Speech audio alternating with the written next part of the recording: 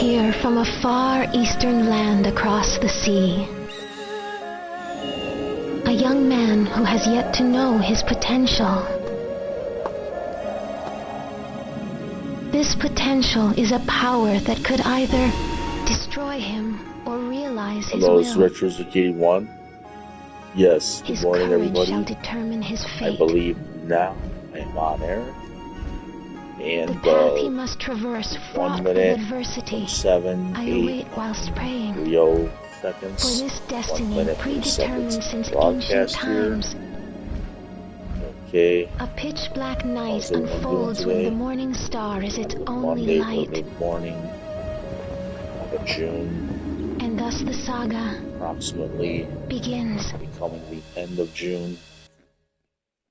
Yeah, I believe it's June 23rd or 2nd. Let me glance at my cell phone here. 22nd. Okay, Monday, June 22nd. That's the month. That's the day. 2026. Alright, so I've got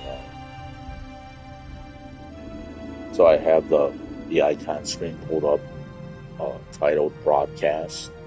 It says currently I have 0 watchers, and currently I have 2 minutes 30 seconds here now. Broadcast, and then it confirms that I'm on air.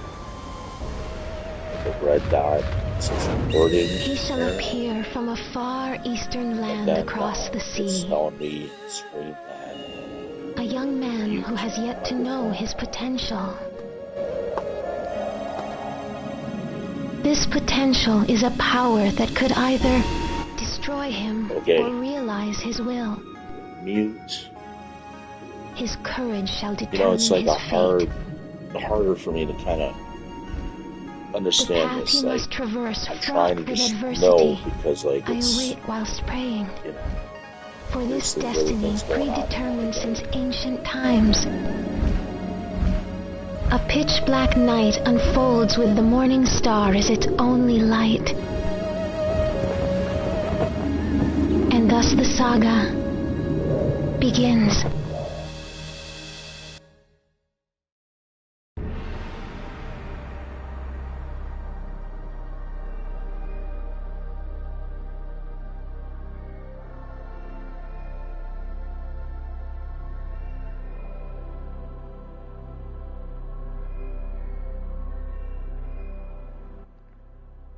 Okay, so there's an option. It's like, it's always like kind of confusing for me, and I want to really be certain that I'm like on air, because I know I'm on air, but like what's so confusing about this sometimes is like this microphone.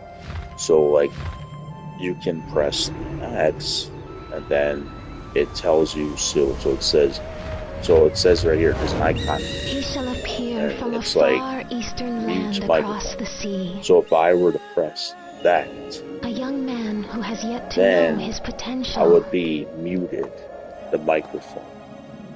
This and then that is could a power only that mean could either that they could destroy not hear him my or broadcast realize the other his ends, for all the other people around the world his courage that are shall determine his viewing fate. my broadcast later after it is posted and broadcast. The path he must traverse, fraught So with just adversity. really trying to understand this, because praying. like if I For do the whole broadcast predetermined and then it's ancient muted the whole times, time, then it's like I said all this information that I know what's going on with my life and podcast, and nobody gets to hear it.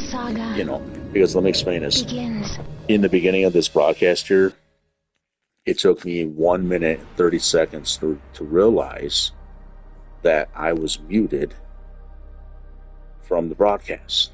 You see, so I've had times like this, in my experience, like where I'm broadcasting this whole broadcast, and it might take hours. I talk for hours sometimes on this broadcast, and I've got a lot of shit to say, so it's a lot of information.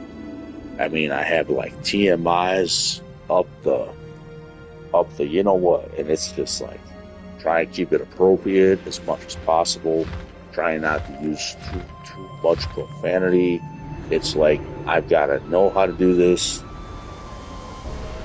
You know, it's like, man, so I'm thinking about all the laws, you know, all the laws and the appropriate, you know, don't want to say nothing, get too angry, but it's like all these things, emotions mixed in with knowing that I have to be appropriate, because it's the right thing to do, to broadcast your feelings self-appropriately, legally, and be like crazy. I'm the path he must on the internet, and you know, it's like, yeah, I have all this going on that I know about, and it's like living with this knowledge.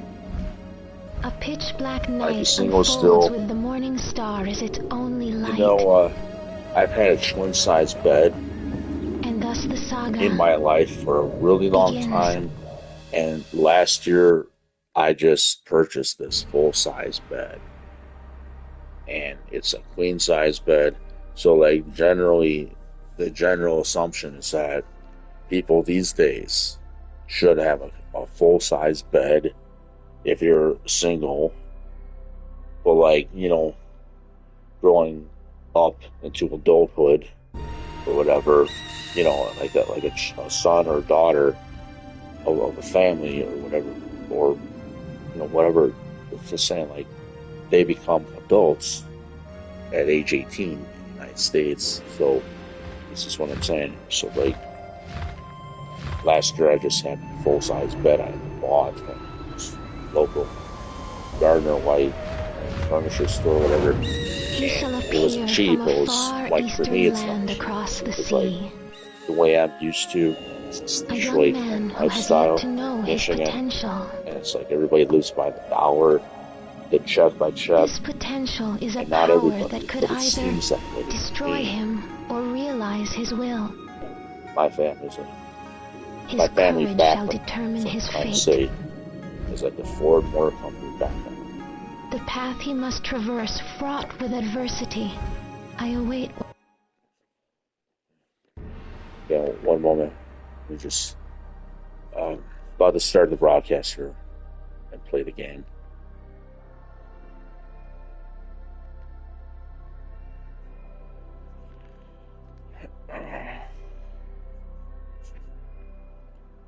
Okay, so like, you know, it just kind of makes me a little bit uneasy, you know, to think like, oh, I'm doing the broadcast. Is it broadcasted? See, I want to be sure I am broadcasting and people can actually hear me. If it's muted, it's like the whole thing is for nothing. And like, why did I do this for the broadcast? Spend my time. See, I can't just utilize my time. He shall appear from a far eastern I need like a sports psychologist. So I've done my research, and I would need like for mental health concerns. You know, if I would need therapy, it's like I'm just the kind of therapist I need. At times, a lot of times, it's a sports psychologist. I looked up online mental health therapist for martial arts. I googled that, and they're needing sports psychologists because I remember having this talent for Shenmue. Let me just make sure. Okay, so and thus the saga begins.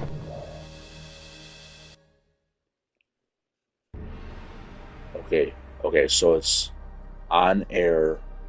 Is it muted?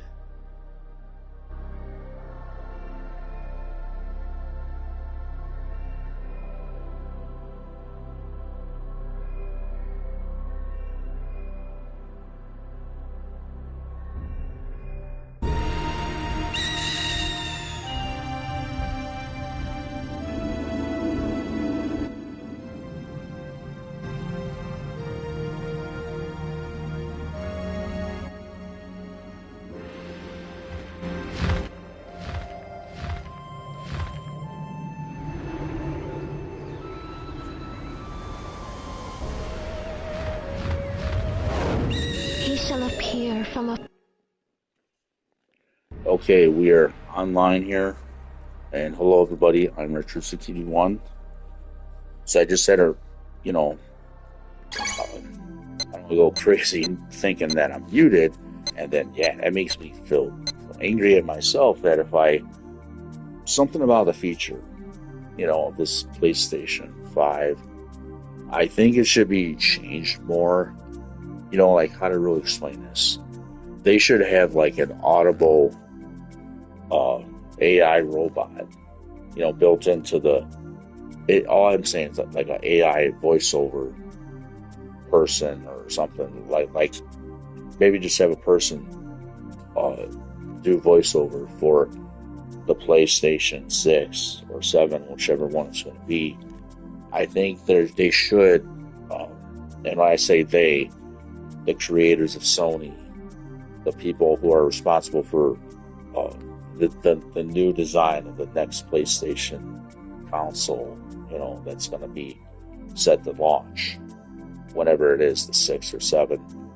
I really believe that, if I were making this system, designing it for the next Sony system, they really should, in my personal opinion, when they're broadcasting, and when people are able to select the features of broadcasting on your PlayStation, the next generation, they need to make it more professional.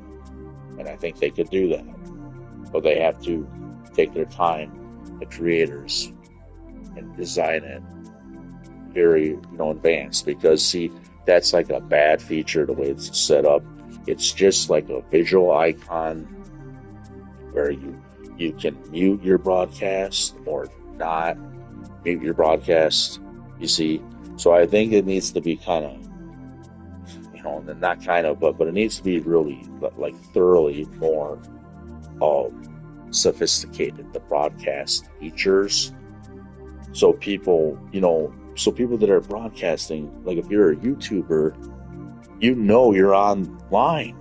I mean, like, if I don't know I'm online and I do this whole broadcast, I forget that, like, oh, I didn't select the unmute option. So, if I'm muted already from the previous broadcast I was doing, maybe I just see, like, maybe I just want people to watch me play Tekken, and I'm playing as this guy that, I selected Jin, but you can make Jin look like Danny Trehan from Paper Tigers with no shirt on. You can select that option. I mean, this is the way people thought I would look. It's like, see, Jin is like a sexy looking guy, and in a lot of ways, I looked just like that guy with no shirt on in 1995.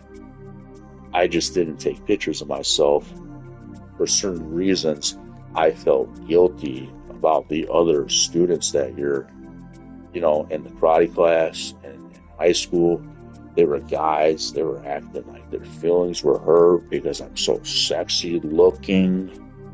I mean, I remember other guys that were teenagers, and they're sad, they're jealous, they're angry. All these girls were like horny looking for me, Like, did I just smell eggs in some girl's mouth when she kept sighing and fixing her hair next to me? Yeah. It's like, well, they just had omelets, right? No, they're just horny as hell to bang the hell out of my cock, right? Because I don't know what to do about them. It's like, wow, these girls are so horny for me in junior high, and wow, smell the what is it? The estrogen? Is that eggs I smell? And is that fish? What is that? Yeah, I've smelled some of that sometimes in school. And girls that would want to walk with me, and always, girls were crazy about me sometimes. Junior high, strong junior high, or that private school. And, I'm like practicing martial arts. I'm studying martial arts. And I'm studying religions. So I'm being spiritual. So I'm not just having sexual relations with girls. I would spend time with girls sometimes because I wanted to comfort them and settle them down a little, but I wouldn't like concentrate on putting my penis inside all these women because it's like, wow, there's too many of them. And then they're going to not want to settle down anyway. So I don't know what to do about them. And then I'm not going to settle down myself. If they get addicted to these girls, they're going to.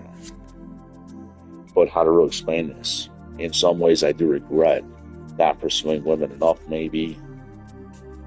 I wish I could just, have relations with all of them and love them all because I don't want them to have problems and hate me later in life. And I'm really sorry to some of these women in my history that I just didn't know what to do about them. And baby, I'm so damn sorry. I'm like kicking myself every day of my life now. But what I did,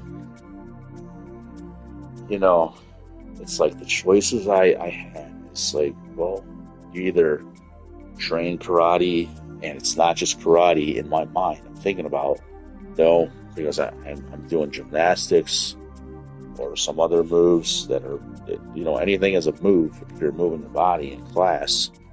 But some of these moves are coming out of my body, and they're spiritual that year. They might be from other martial arts styles. Start the game here. See what's going on here. So, if they're from other martial arts styles, they still would make the game of Shenmue or Tekken. And this is no lie. So these dons that I train with, and I'll say it again, I train with them. So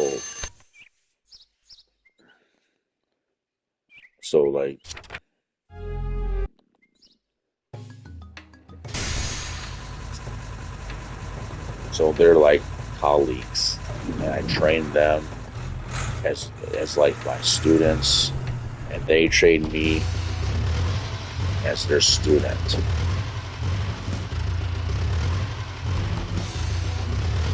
Good morning, everyone. Morning. Time for a daily warm-up race. You all do your best now. Yeah. Like always, 3 laps to the finish. Everybody ready? Yeah. On your mark. Almost time to go.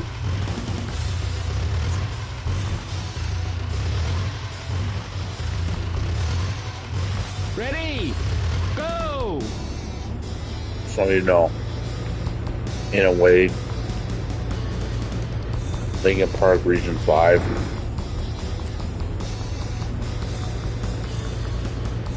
should really be more aware of this kind of situation. Police authorities, Lincoln Park, they should be more aware of the situation. And I've got this problem over time, with the police. They need to know. I explain this. I had this problem over time with police. Now, this is previous. To really validate, verify the real experiences with the police in the park. It's not that I have a problem with them now, really, but, now when I did try to communicate with them, so I called them. It was about a few years ago. And I remember even one of the officers' names or last name, whatever, but it's like, you don't want to repeat that information. You don't want to just say their last name or identity or whatever it is. You don't want to talk about that, about certain police. But see, they're not familiar with me or whatever, but they're what they will understand more carefully if they are familiar with me. It's like a misrepresentation, maybe in some ways, about me, but they're not. See, that's because they don't really know me the way some people might know me at the time or whatever. But in any regard, there's times nowadays I do contact the police station, the dispatch, in Riverview, please, this community here. Now, this is because I'm not getting the justice that I deserve as an American citizen. I'm not getting civil rights acknowledged as American here. It's really wrong.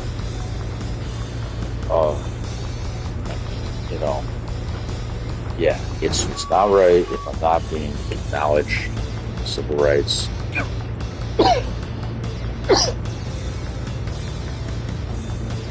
Yeah, so like what I did for Shenmue and Sega is not to be denied. I mean, it's like, these are creative works that made Shenmue. Now, this is the problem with people. Finish! And let me just explain my situation with the kind of people I've been dealing with still today. Oh man, so close, you almost had it. Here's your prize. Thanks. It's time for work. Let's get cracking. Takes two, baby, me and you. Gotcha. Today you gotta move cargo between warehouses. Gotcha. First take a crate from here over to warehouse number 8 and unload it there. Yes. Then take a crate from warehouse number 8 to warehouse number 18. You know where that is, right? I take this to warehouse number 8. Then I take number 8 cargo to warehouse number 18. Yep. But careful you don't get mixed up. The code is written on the map. I got it. It takes two, baby. It takes two, baby. Like me. We're not gonna talk about Shenmue. Like me and you. But we don't want you to feel like you are something new. It's not about you. Just another different me and you. You're not Shenmue. That's what it's like for me. Okay, let's see. I can place this box. Orders great. Being the word box. Suppose I shouldn't leave these crates out here. Oh, the wrong one. Okay. So what it's like for me, and let me just carefully explain this here. Yeah, that was Fox 2 News. I've even tried to be on Fox 2 News recently. And this is something about my history and myself that I'm trying to get some help for this because it's making me angry a lot.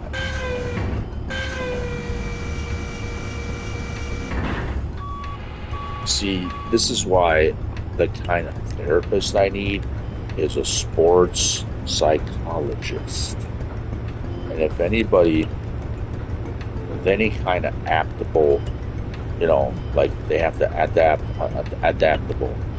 adaptable education capabilities, meaning that if people have the capability, they have the potential to adapt to my situation. It's like they can understand what it's like for me, like like when I say adaptable education, it's like people, I'm saying like that I'm trying to make understand. My point here is that they should know that my situation, or what my, people that I'm trying to make understand that I can't get through. This is like overall, an overview and overall of what it's like for me if I can't get the help I need, whether it's some medical help or something. I don't just need a regular therapist, and I don't need medication. It doesn't seem that way really, but maybe I do in a way. But if I've been taking this crap for so many years, I don't know. Like, for all I know is that, as long as my heart keeps beating, as long as my brain keeps functioning, I guess I'm alive, not dead. and I've taken the psychotropic medication for a lot of years. Now, this is probably why, I'll explain this. If I'm with a girl, I might as well move to Asia, because then, people see, this is my problem too. And this is why, another way, when I have this broadcast, my broadcast, what I have to really talk about is like it goes into another direction sometimes, and I've got to talk about something different, or there's just so many things I can talk about myself that teach people about my life and what I'm like. And I'm not like a bad guy, but I do realize I'm different. I am different. Now, I never would have taken this medication. I think, really, gotta be honest here. I don't want to blame the head instructor. It's just, he does understand that I'm different than you, and I do too. So in 1995, I had this real phenomenal, impressive, it's like this martial arts gift. It's naturally experienced. I'm experiencing this gift naturally. And like, how to really explain that? I am working out in the basement 3-4 days a week, maybe 5 days a week sometimes, 2-3 days a week. It's just, I go to the basement. I'm living in Belvedere, Michigan, and going to the basement. It's not like a dirty basement or nothing, but I'm working out there. It's not a completely finished basement, whatever. So I have a bench press. It's set up there, and this is when this is like going back when I did not have a car accident in 2005. So I'm in the year 1995. Okay, so I'm age 14. Okay, hitting puberty really hard too. So that's another thing going. The puberty I'm hitting, it's like the first time hitting puberty, and my race is got Spanish blood in me a lot. Maybe some Asian blood that I'm not aware of. A lot of Mexican blood. Because, like people from Mexico or whatever, they're other nationalities sometimes too. And I just don't know. Like when I say there's potential for other Asian nationality, that could be one reason, but there could be another reason. There's people in my history, they say I'm Hawaiian. You're Hawaiian, right? It wouldn't surprise me or shock me if I'm also Hawaiian, or if that's my full race is Hawaiian. It wouldn't shock me if I'm 100% Hawaiian.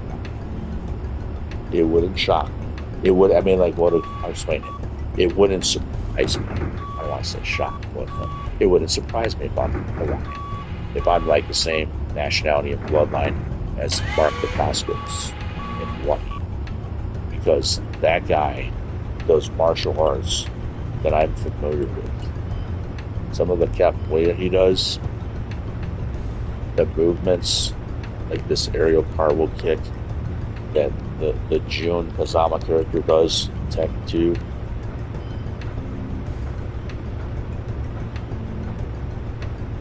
I don't remember anyone teaching me that before I did it, but I just did it in class. Is that from playing the arcade? Lunchtime, eh?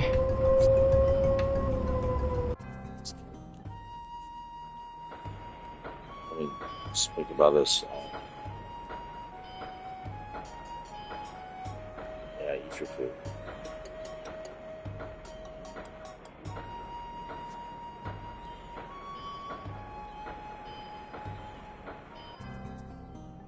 Okay, so in 1995, I remember playing Tekken 2.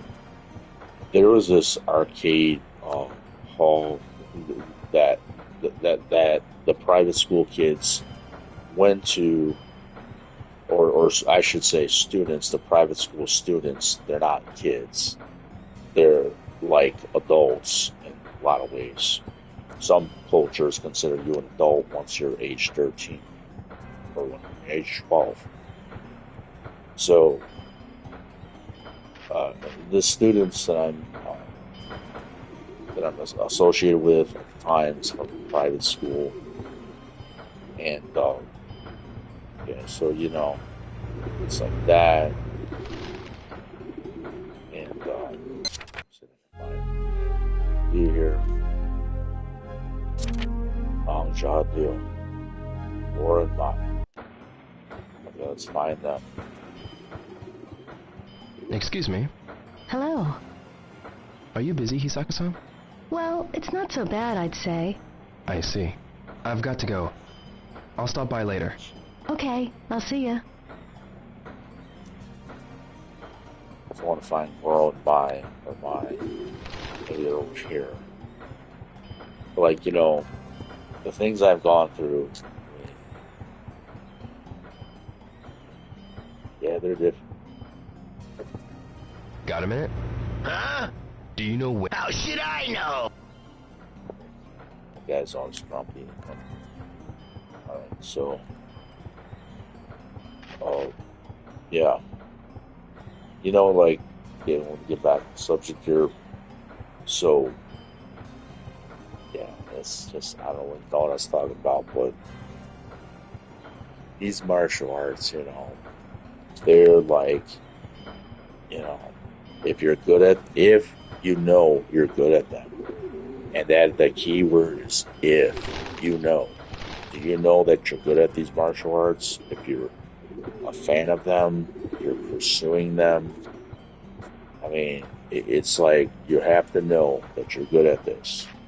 And then once you know you're good at this, it's like, this is how this is in the world, I guess. Even back then in the 90s. Once you know you're good at these martial arts, now this is the location I'm at, in Detroit or regional areas here. So I should not have been living here all these years. And really, honestly, this is like an expensive hobby to pursue. You've got to have the type of parents, the type of family that would support this kind of a, hobby. You're good at this. You've got to have parents that are supportive of this kind of a talent. I never had that in my whole life. Now, nobody told me anything about my family, parents, or whatever, but I don't like to even speak of my parents. At times, it's just, I don't, but I do. Now, this is another thing going on with me. The family I'm living with, they don't think the way I think. So that has always been a problem for me my whole life. And because they don't think the way I think about these martial arts, about being sexy looking, about the way I think about, in a way I kind of have an ego. I have an ego. I have like a pride thing going in my history, about my history, knowing about the way I was that year, and knowing about talent for these martial arts and the physical body that I was, living in as being this Hazuki guy. It's different. It's made me really different. To have this talent is like, in a way, it's a kind of peak performance gift or talent.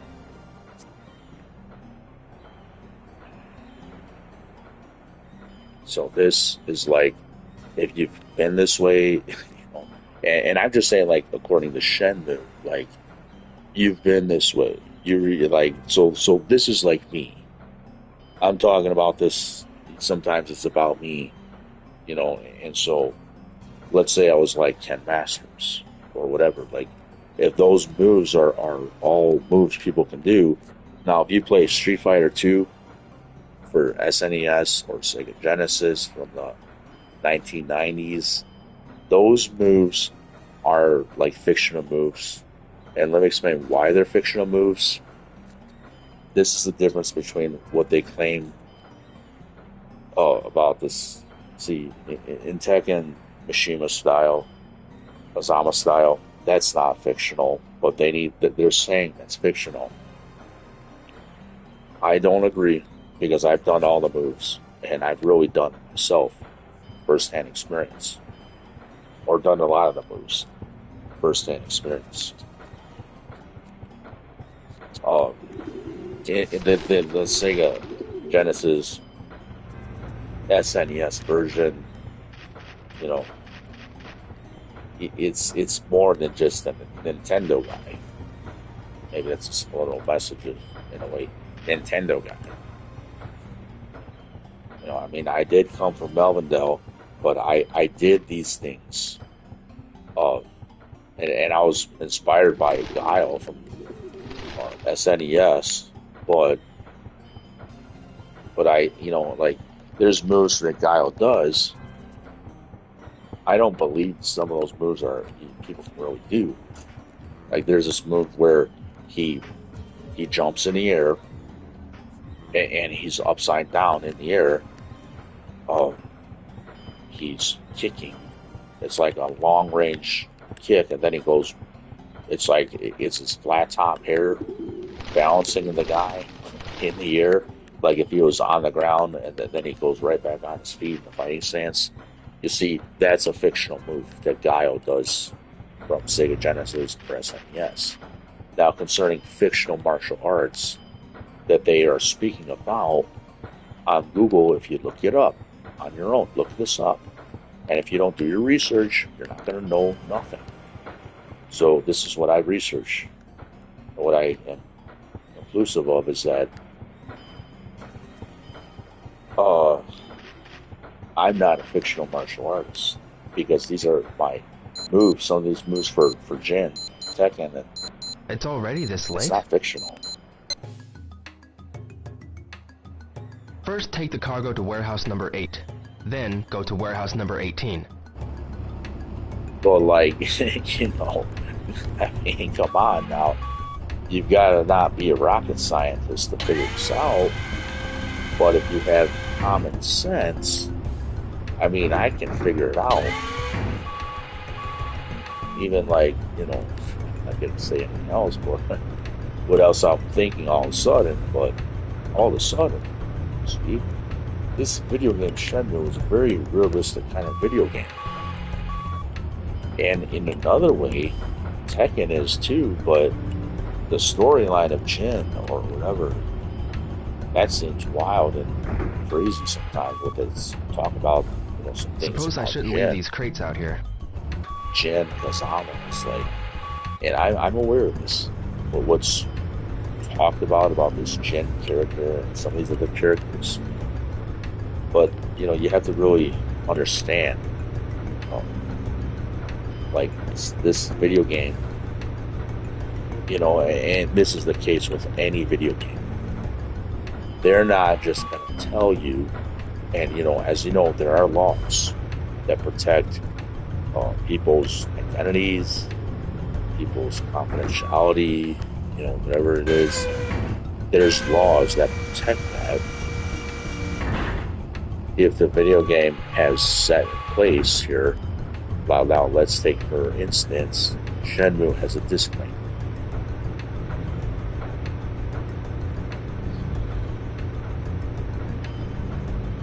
Yes, so Shenmue has a disclaimer. Now, there's things that I don't agree with, even concerning the disclaimer a lot. But this is because I have a very unique situation and history about my martial arts teachers that I've been involved with. I mean, there's even moves I explain it. I've done in a ninjutsu class. And nowadays, I don't know what became of a ninjutsu teacher. This guy from, you know, around here. He's living around here. I don't know where he's at anymore. It's Venezuelan teacher, Roberto Jimenez. And maybe I shouldn't even repeat his name, but it's like, I don't know what happened to him. Maybe he went missing somewhere. I don't know for sure what happened to this guy at times. So if I have some kind of a, idea or whatever, maybe I don't have an idea. I have no idea. But it's like, I just don't know. Nobody talks about it, so I don't know. I don't know. And it's like, well, I should shut up. But it's just different. It's weird. Sometimes,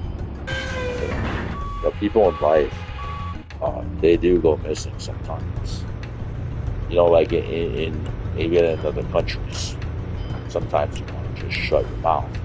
And like in Japan, I remember watching some YouTube video online, and there's people in Japan that just go missing.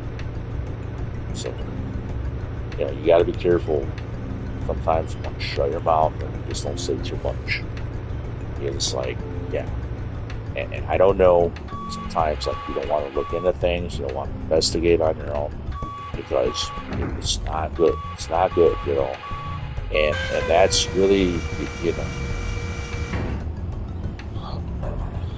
how to explain it. There's a lot of different people in the world, and if you remember somebody, then okay, you remember somebody.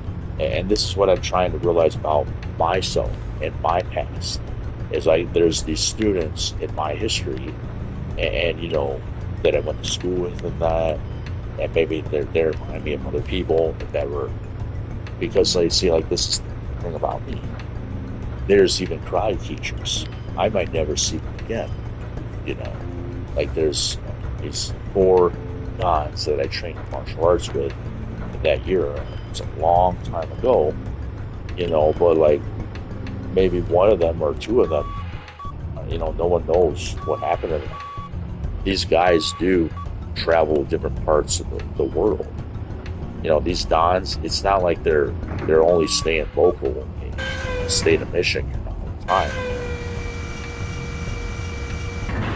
See, this kind of profession I'm a part of, us dons, and when I'm officially registered as a black belt, they travel the world. They don't just stay in one state, in one city all their lives. No. And this was always supposed to be the kind of life that I was supposed to have. I was supposed to travel the world my whole life as this martial arts sensation for what I am that year. It's 1995. It's like I'm living in that, because I don't know what I'm going to do with my life a lot of times, because this is what I'm good at.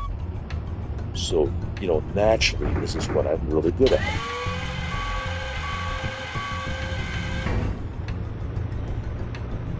And if I'm naturally good at the martial arts, and I said the martial arts, this is what I'm about. And then I do video games, I play these games, fighting video games. Go figure. This is what I'm about. It's he was different that year, was talented. These are my moves. I finally realized on my own, I didn't have to play it with a girlfriend. That was not really a real relationship.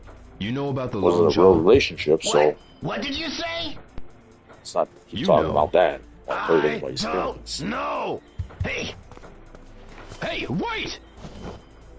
A lot of times I love people. I love these girls, even though they hurt my feelings. I want to forgive them. I want to be loving to them, even knowing it didn't feel good to be rejected.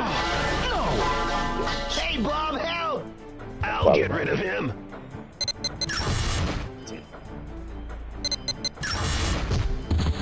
Where? Well, idiot! You crazy! Good ball. Hey, Pedro! You need help?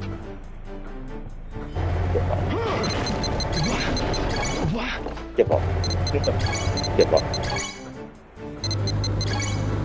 And a line for you, boy. See, this is the way this is the way I run in gym class at times. I'll probably have to do this again, but that's okay.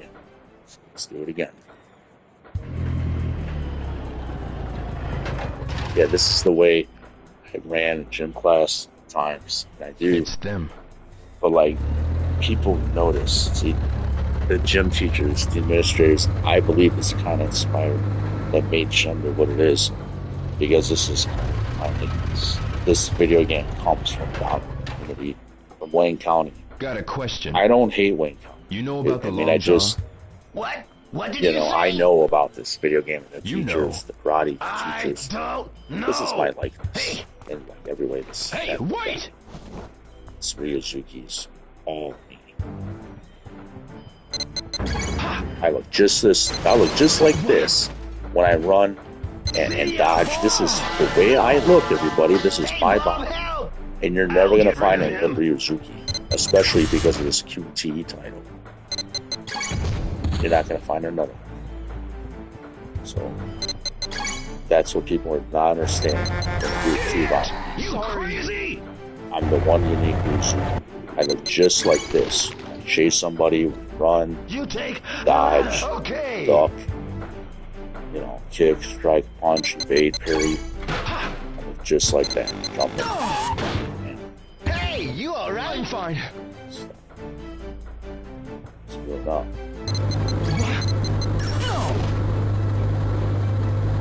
See ya, boy. I really have a chance to do this.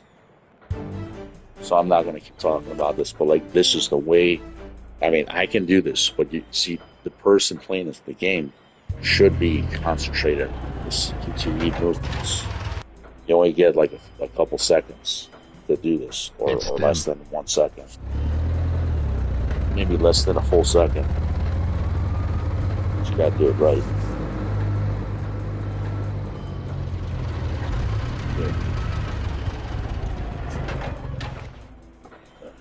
Got a question. 6 You o'clock know in the about the morning. long jaw? What? What did you say? You know. I don't know. Hey, Hey, wait!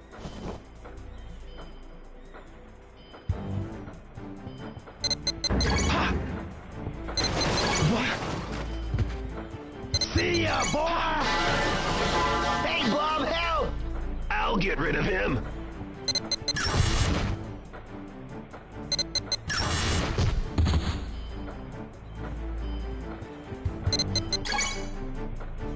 Idiot! You crazy?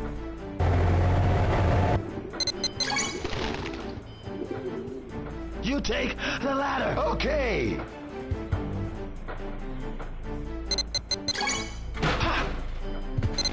Watch it, idiot! No!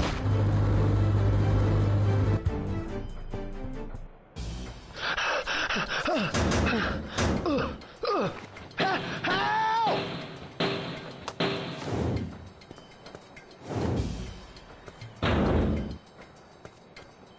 When's the long jaw? I don't know. I'll break your arm! Stop! I ain't lying. Only the Mad Angel's boss knows. Who is the boss? It's Terry. Terry? Please, don't tell no one. I told you.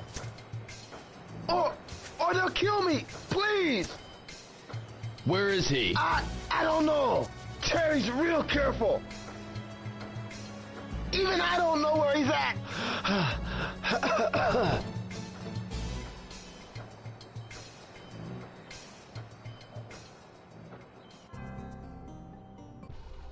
Got your pay. Here. Thank you. No, wait. Yes? Someone came to see you earlier. Really? Yes, a young man in a suit. He asked me to give this to you. Thanks.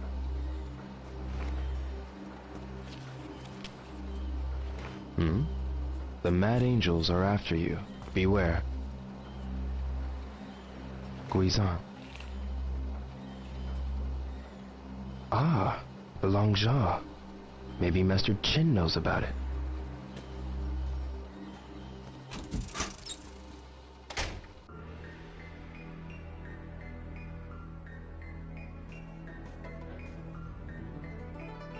Hazuki. Master Chin, is Landi coming for the Longjaw? Why do you know about Longjaw? I got it out of the Mad Angels. So, is Landi coming? Landi has nothing to do with the Longjaw. Only the lowest Chiyo Men members are involved. But Terry and his gang have arranged transport for Landi to a ship. He's acting as a guide for Landi, so as to ingratiate himself with the Chiyo men. Terry and his gang already know about you. And that you're trying to stop the Longjaw. The items we deal in are expensive. Paintings, calligraphy, antiques, gems. Terry's gang deals in contraband. The next big shipment is drugs. If they get established, our market will be destroyed. If our trade route is disturbed, it will cause trouble for us in China. So, now you see. Go home before you get hurt. I can't do that. Someone as young as you should not be involved. Tell me when the Longjaw is. I cannot tell you. But if you can be patient and listen to my counsel, no harm will come to you. Father! As written in the letter to his father, I'm bound by my promise to Zhu Yuanda. I will hear no more of this today. Very well. I'll back off for now. Your father would not have wanted you to throw your life away so senselessly.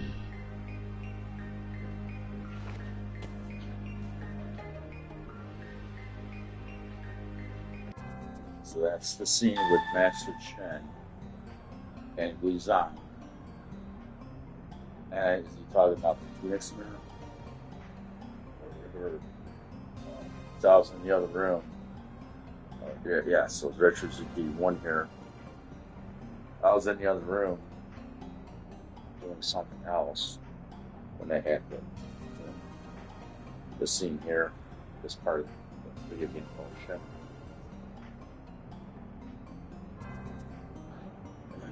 Right, so, like,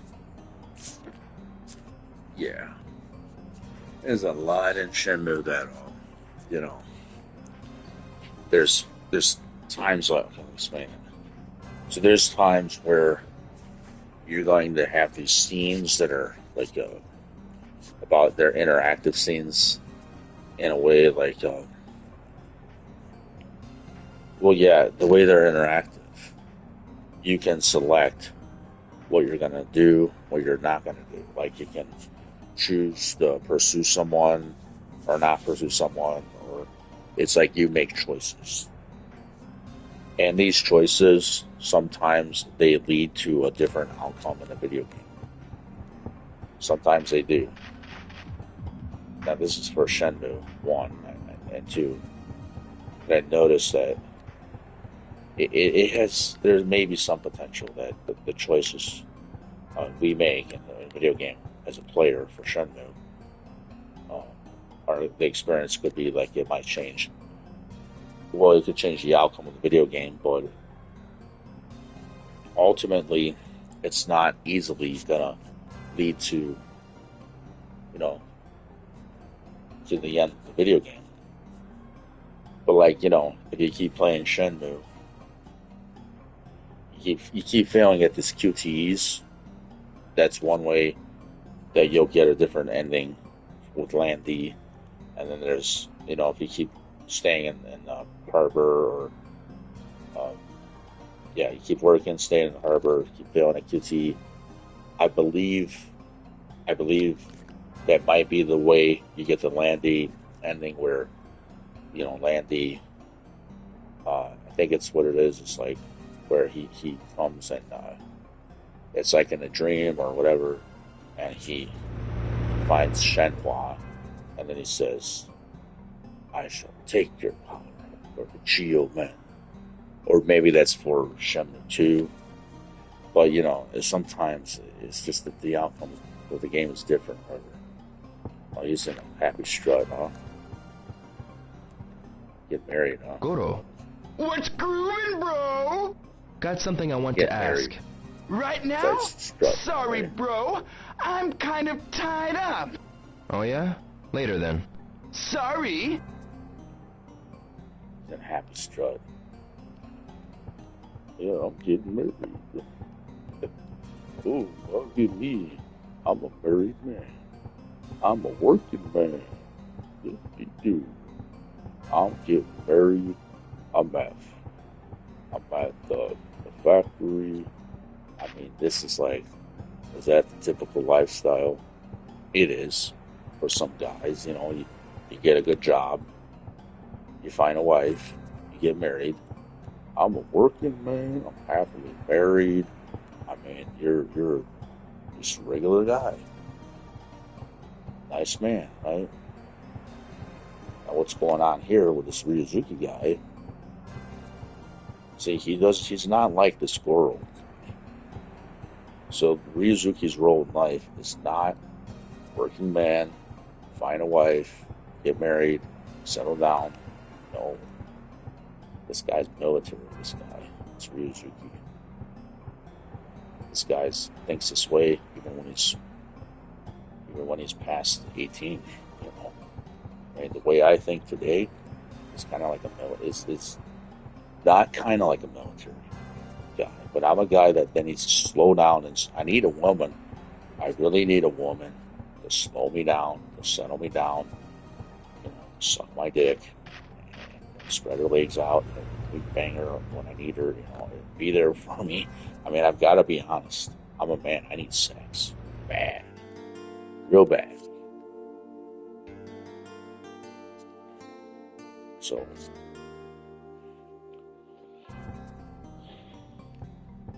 sometimes it might be the right kind of woman, you know, like, and see, look at how happy this guy is. I mean, people have needs, men have needs like this a lot, and this guy looks like he's getting his needs met all the time, huh? Look at that. He's already in bed swimming with that Mai. You swimming with Mai right now? Yeah. He's banging her right now. I mean, I don't know what I'm going to say because I might as well talk a little vulgar, little, you know, the way I'm talking. It's not going to be approved by maybe some, if there's, I don't think I get how to explain it. I don't think I get elderly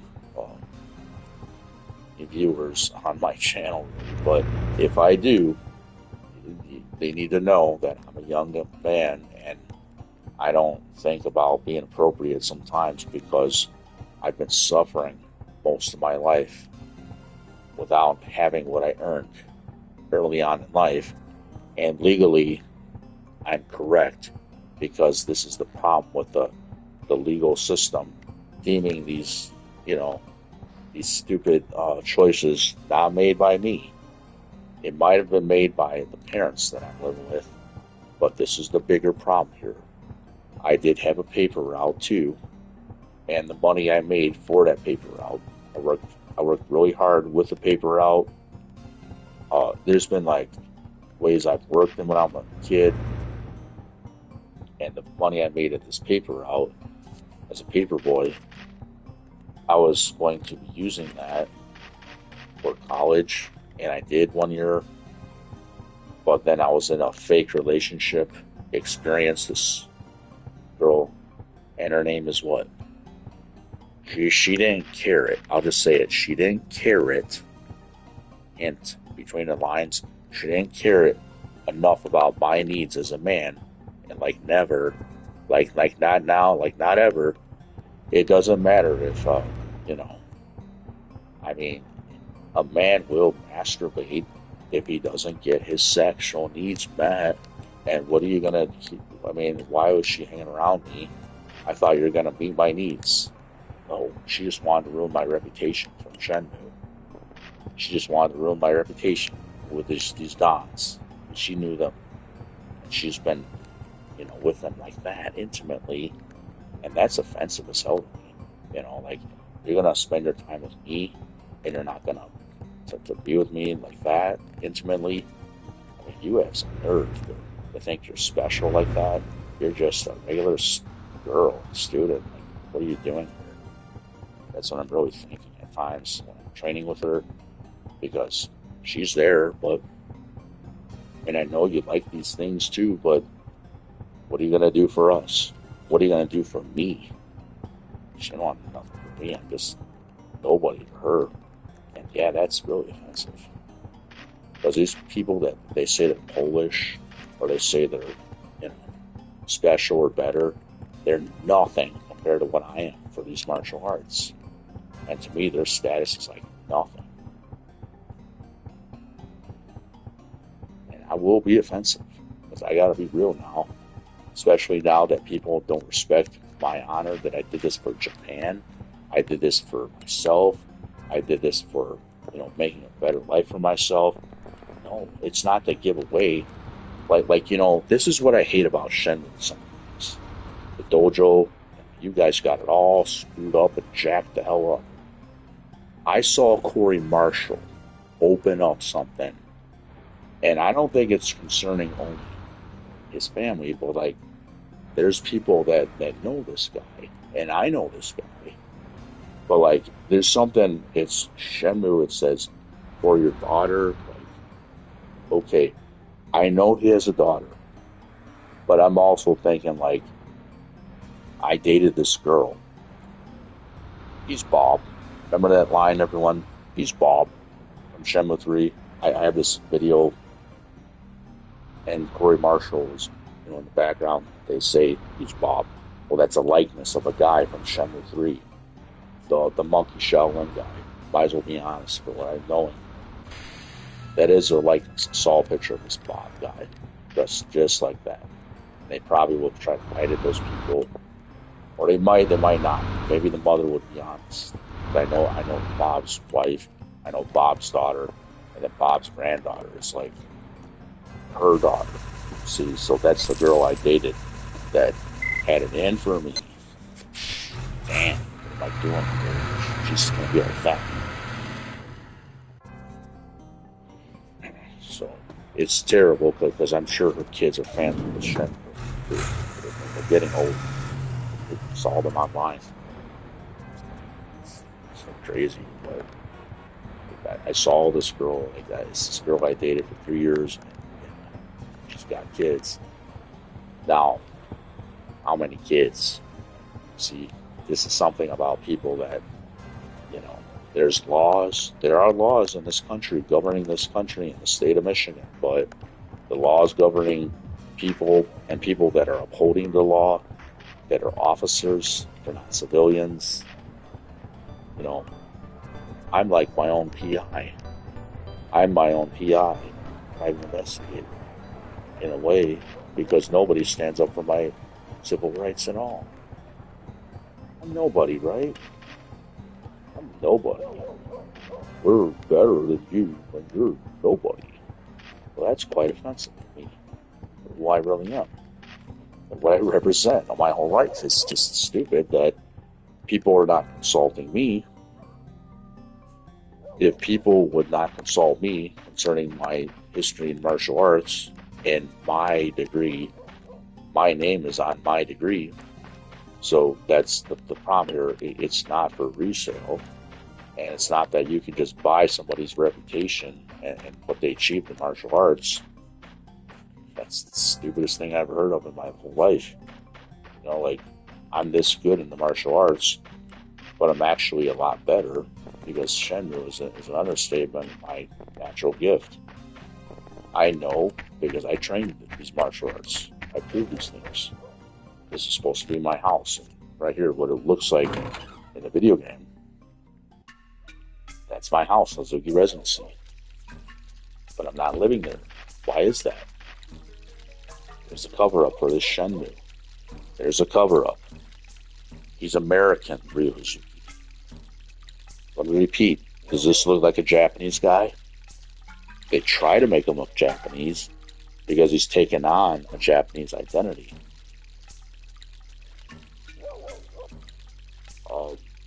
See, this is what I don't like to really talk about at times, but like I'm talking about this in a way because I think I should.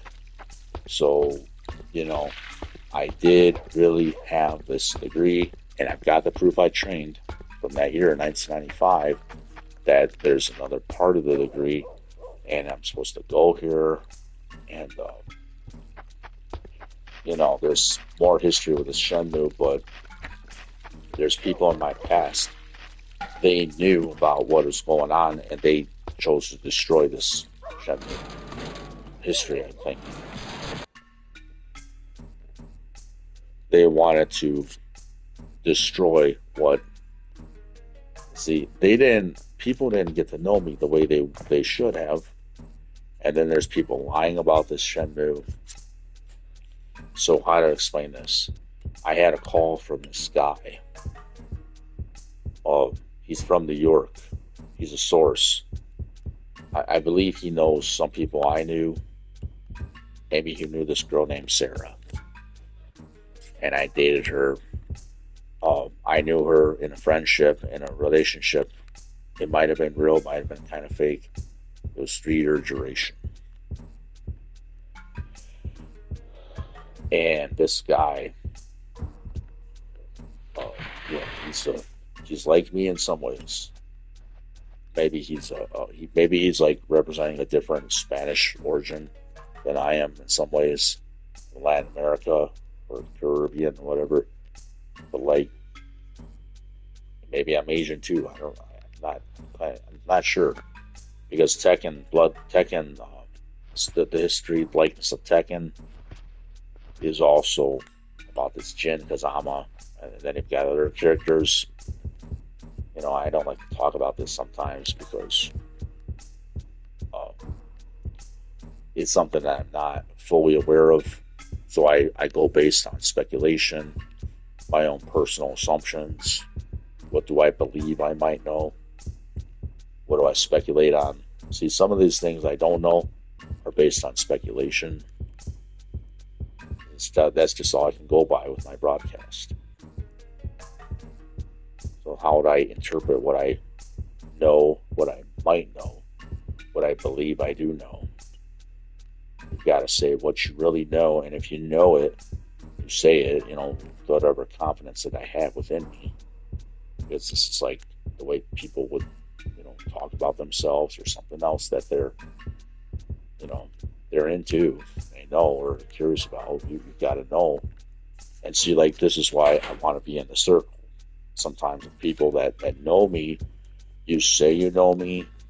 Now, if you say you know me, you had better really know me.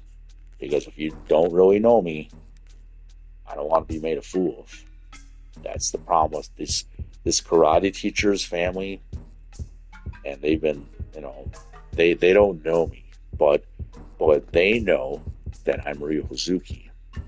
And they know that. See, this is the problem with this Raymond Savoy's family, this scooping kids, the law firm.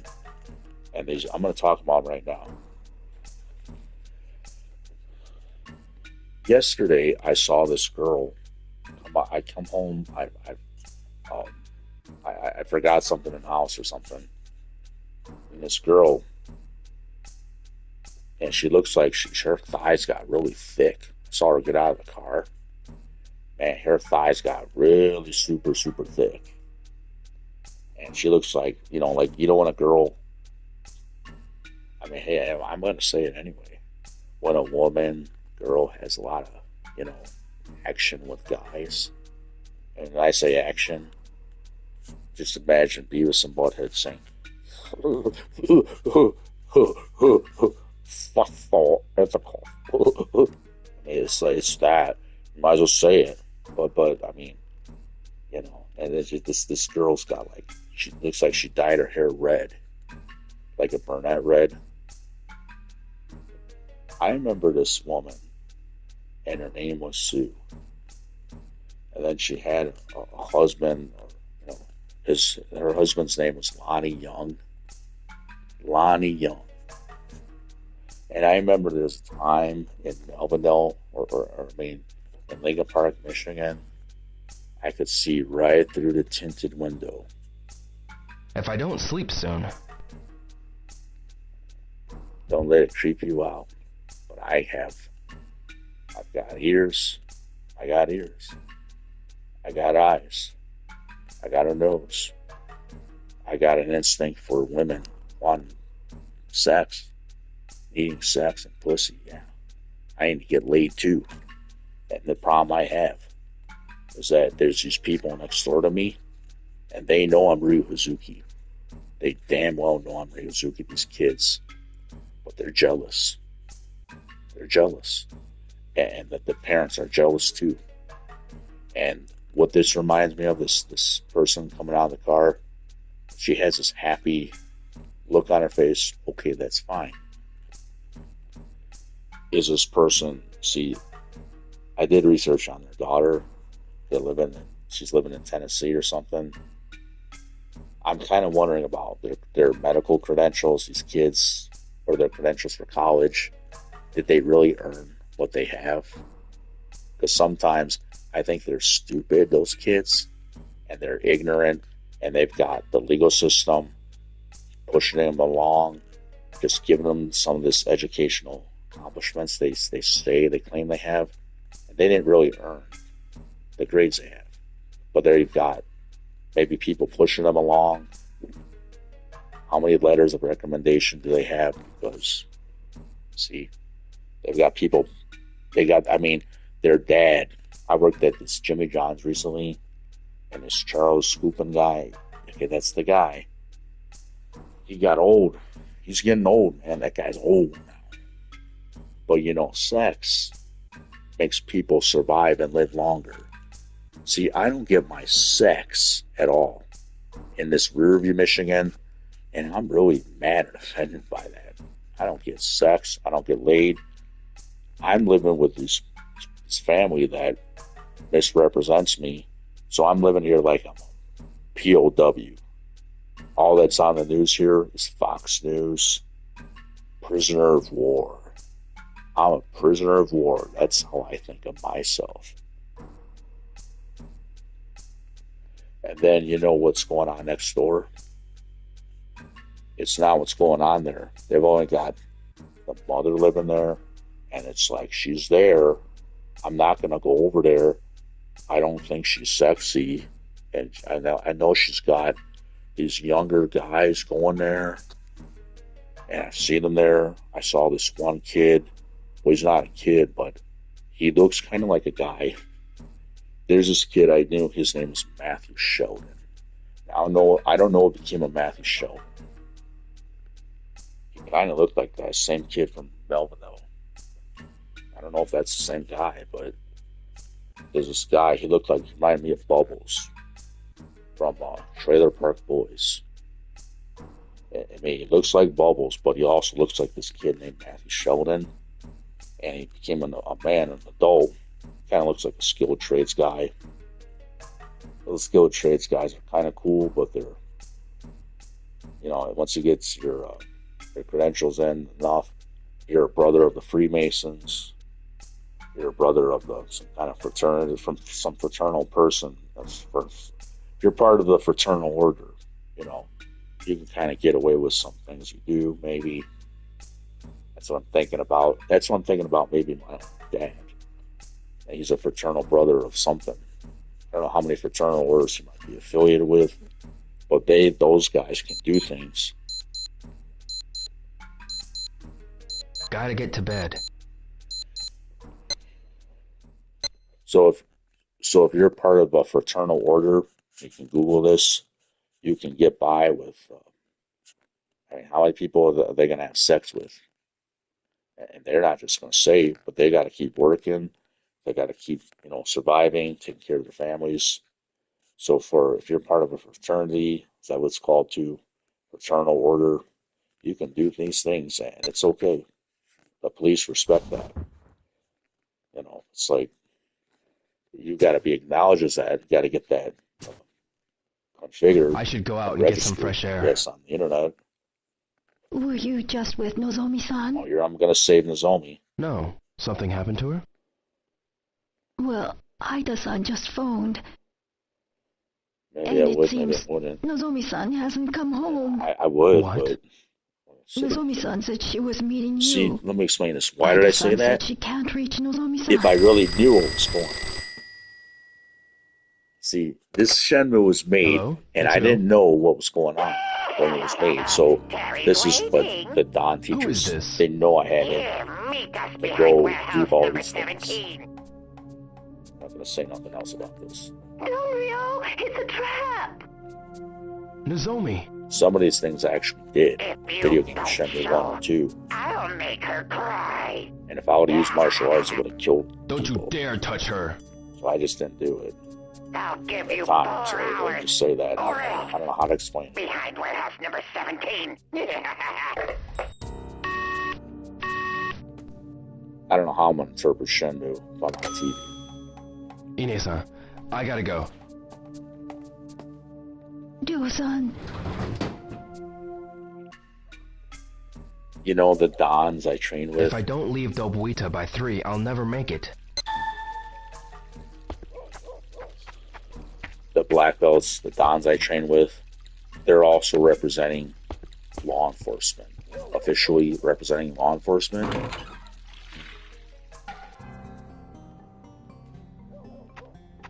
So if they're representing law enforcement, these Dons that I train with, they can deem who they're gonna take down. And if they have to take someone down, by force, you know what it's like for police when they have to take somebody down by force? The people being taken down, they could be killed in that process. So when I'm at Strong Junior High Middle School, there's been many instances, make a choice. I don't just get into this, talk about this. So let's just leave it there for now. Or leave it there.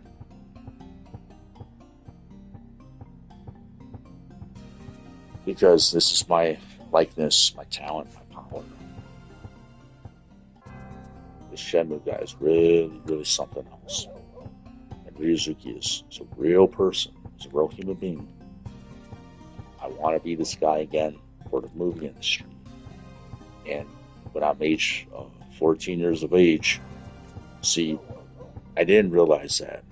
These martial arts movie actors, now sometimes they do become part of the military.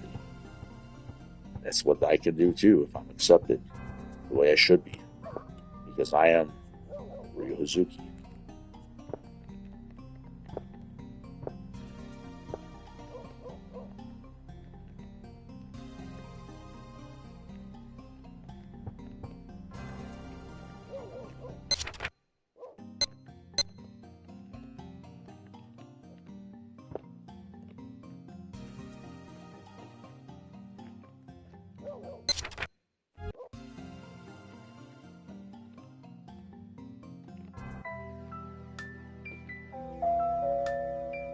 Yes, who is it?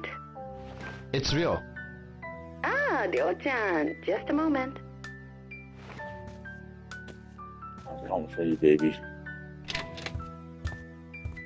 Hey, Ryo. What's up? I need a favor. Oh, sure. Come on in. Can't. I'm in a hurry. Can I use your motorcycle? My motorcycle? Sure. Cash. Thanks. See, it's the rage. It's the warrior. Don't drive too fast. I won't. Later. The guy that wants to, that he knows. It's not just that he wants to be the hero.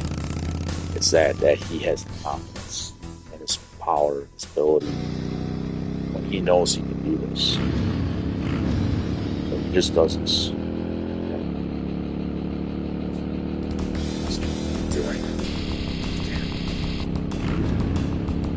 That turn. I have a recliner on my chair. I used to having this in my youth, but I don't want to be a cosmonaut. Like, how to explain that? I'm needing my training. They're denying me still Region 5. It's not a good thing. So I'm not mental. I'm not mental. No. I can get on a motorcycle. I used to ride around this neighborhood here on a moped. The reason I don't get on the street with a moped because it's not an accident with those. They only go 25 miles an hour at top speed. Or 30 miles an hour sometimes. I had an e-bike, moped, and I rode on those. Now, the difference between that and like a Softail, like this is a Virago. I'm trying to get one. I don't just say all that information, but I am Hazuki and I can do this. Now, I can't get my own house, so if I had my royalties, I'd have a motorcycle right away. That looks just like this. My house, I can do this. Now, how to explain this? It's not that I want to offend my neighbors, because they have actually these neighbors probably have a lot of power to give me that. That's my biggest problem here. I earned this, so I don't know what I'm going to do with myself if I'm not respected. I'll never make it. See, I'll never make it. I'm not respected the right way. Yes, who is it? It's Ryo. Ah, Ryo-chan. It's Ryo. Just a moment. It's Ryo. Hey, Ryo. What's up? I need a favor. I need a favor. favor. Sure. Come on in. Can't. I'm in a hurry. Can I use your motorcycle? Can I use your motorcycle? My motorcycle? Sure. Cash. Thanks.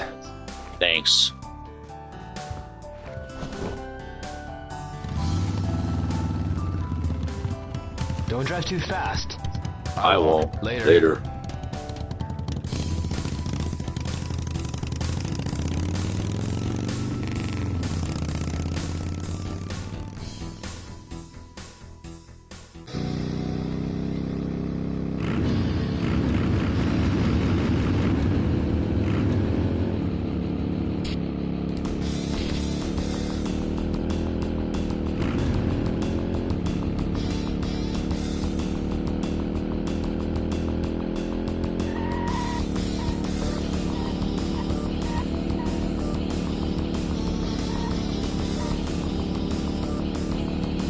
There's a theme song for this.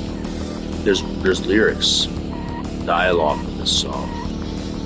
For the song that this has, this motorcycle song, this theme.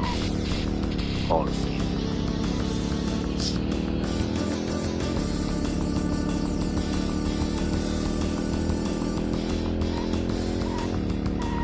I bought decal stickers times trying to emulate and make a helmet that looks just like that. Okay, I can do this. I do all these moves, these are all my moves, and you know, I believe and I know I can be this guy. I can be this guy in New York, I can be this guy in Japan, Tokyo, wherever kind of call it prefecture, in Coastal Harbor. I can learn Japanese, I can do all these things, I know I can do it. It's just that I've got to have the right source, and people will contact me. I mean, I'm ready to make peace with my neighbors. You know, I'm ready to make peace with them. I know how to explain it. I know I'm not well behaved here, but that's because I'm not supposed to be living here. I'm supposed to be in Japan since 1999 when I moved here. I moved here in 1999, at least on the Sega Dreamcast. I should have been in Korea or Japan by that time. No way, I'll never make it. Yeah, concentrate on what I'm doing. Learn these controls better. Yes, who is it? It's Ryo. Ah, Ryo-chan. Just a moment.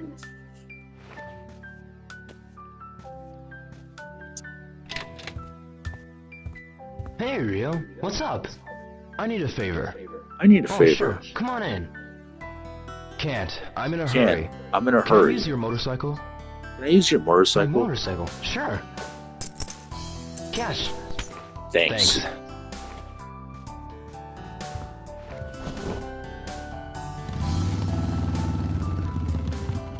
Don't drive too fast.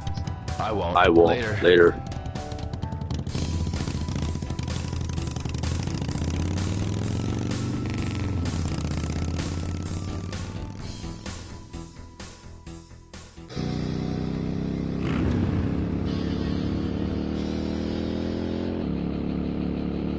So the way to what past this, you don't want to move around too much with this joystick.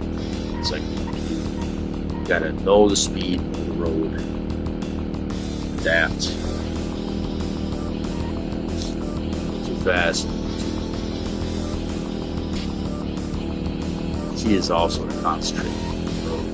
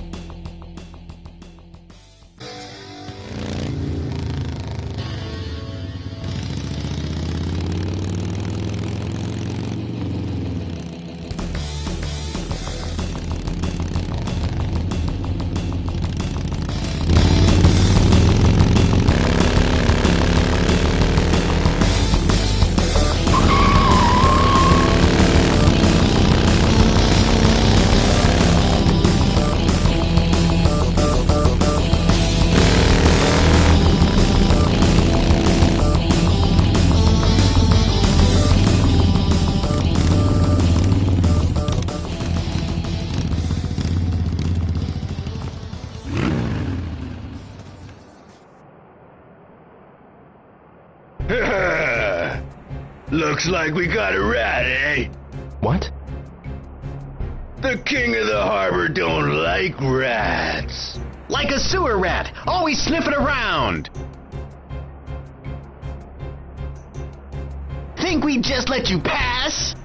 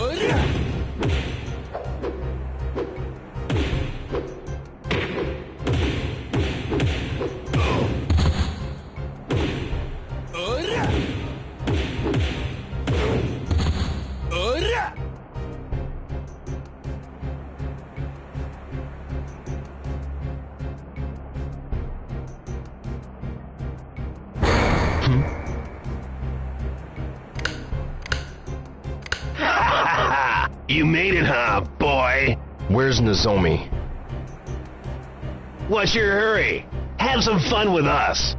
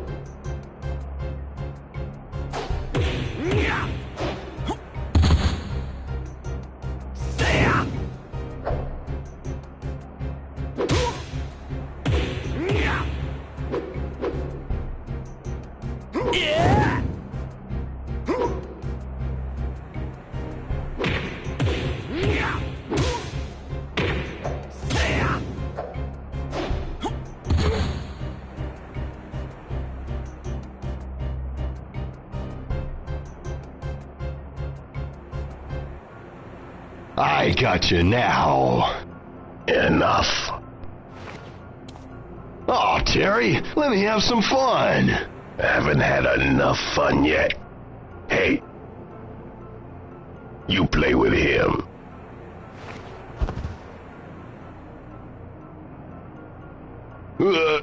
That's okay. I'm cool. Oh, no, Ryo! Nozomi. Are you alright? Yes, I'm sorry, It's okay. It's all my fault. Yeah, it's all your fault. So you're Terry. You're the tough little schoolboy, huh? Hear you messed up some of my boys pretty good. If I let you go, schoolboy, it sets a bad example.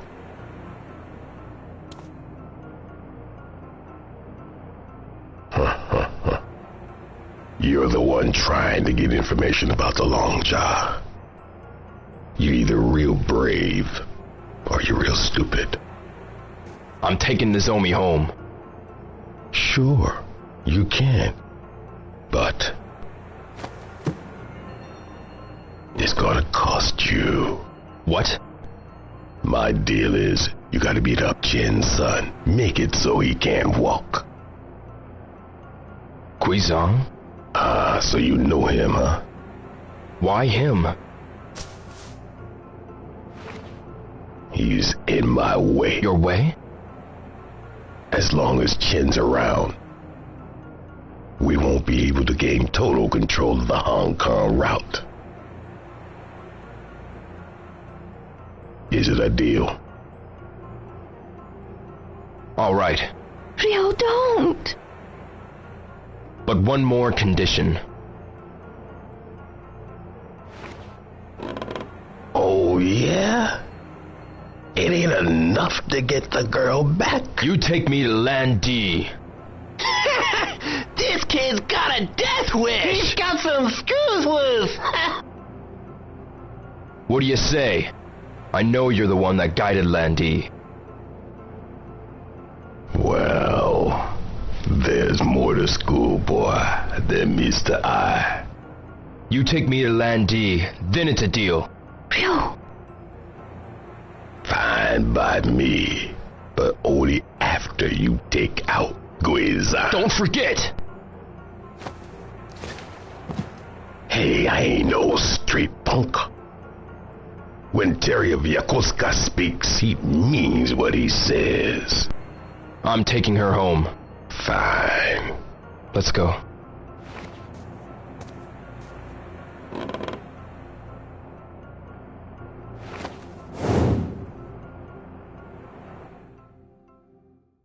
Thanks for saving me. But I won't let this go.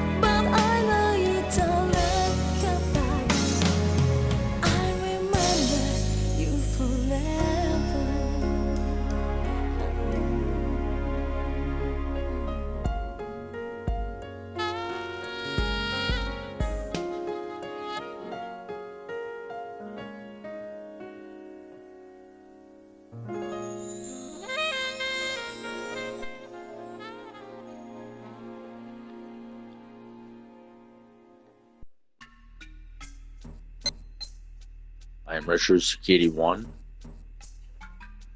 Yes, so stay away for a while. So, can I? Okay, so all right. So how to explain this? I did the motorcycle scene here. So this broadcast here is going to be different. Now it's supposed to have the theme talked about Shenmue 3 and the enhanced version. Oh, I guess I forgot about that. I forgot the title. So, sometimes when I broadcast, it might be a good idea that I write down with ink and paper what the title of the broadcast is, so I know what theme to concentrate on while I'm broadcasting. Because at times, the things I've been through with not knowing my situation, with these, being distant from these martial art instructors that made me this Ryozuki. I made myself this Ryozuki on my own because I'm the founder of the Hazuki style. I proved an armbar, and it's called Monkey Roll Drop. In the Kenjito Master video for Shenmue 2, there's a part where Ryozuki is so it's like if you watch Kenjito Master, that's the YouTube channel Kenjito Master, and there's a video where it says Shenmue moves 1 and 2 set, but it's okay. So Ryozuki's fighting this guy. He's like a biker looking guy. He's got sunglasses. You can imagine, okay. I think his name is Greg in Shenmue 2. But Okay, so what happens here is Ryuzu gets his fighting stance, and it's like a replay of my history. Imagine Greg is the karate dan teacher with a navy blue, red stripe belt, black belt, dan, and the dans tell me to do an armbar. I'm not sure of how to do the armbar and what fighting stance, but what I'm proving here in my history is that I just do it like Nike. You could say that, or like Reebok, get everything all back, get the talent all back. So these clothing name brands like Nike, just do it. Reebok, get it all back. The rebound, get your talent back. Get everything back you lost in your sports talent, your ability, whatever it is in life, money, power, something you lost, get it all back. All day I dream about sports. It's Adidas. I don't really think that's a good one for Shenmue, for Ryuzuki to wear Adidas. I really don't. I know they're making him wear in Shenmue 3, he's wearing Adidas. Well, does Ryuzuki play sports that are American, or like maybe does he play cricket, or like some kind of European sport, or maybe it's one from India or somewhere? They play cricket there, right? Cricket is what? It's not baseball. See what they play in Japan. They like to play American sports too, especially baseball. Now, let me tell the Japanese about myself.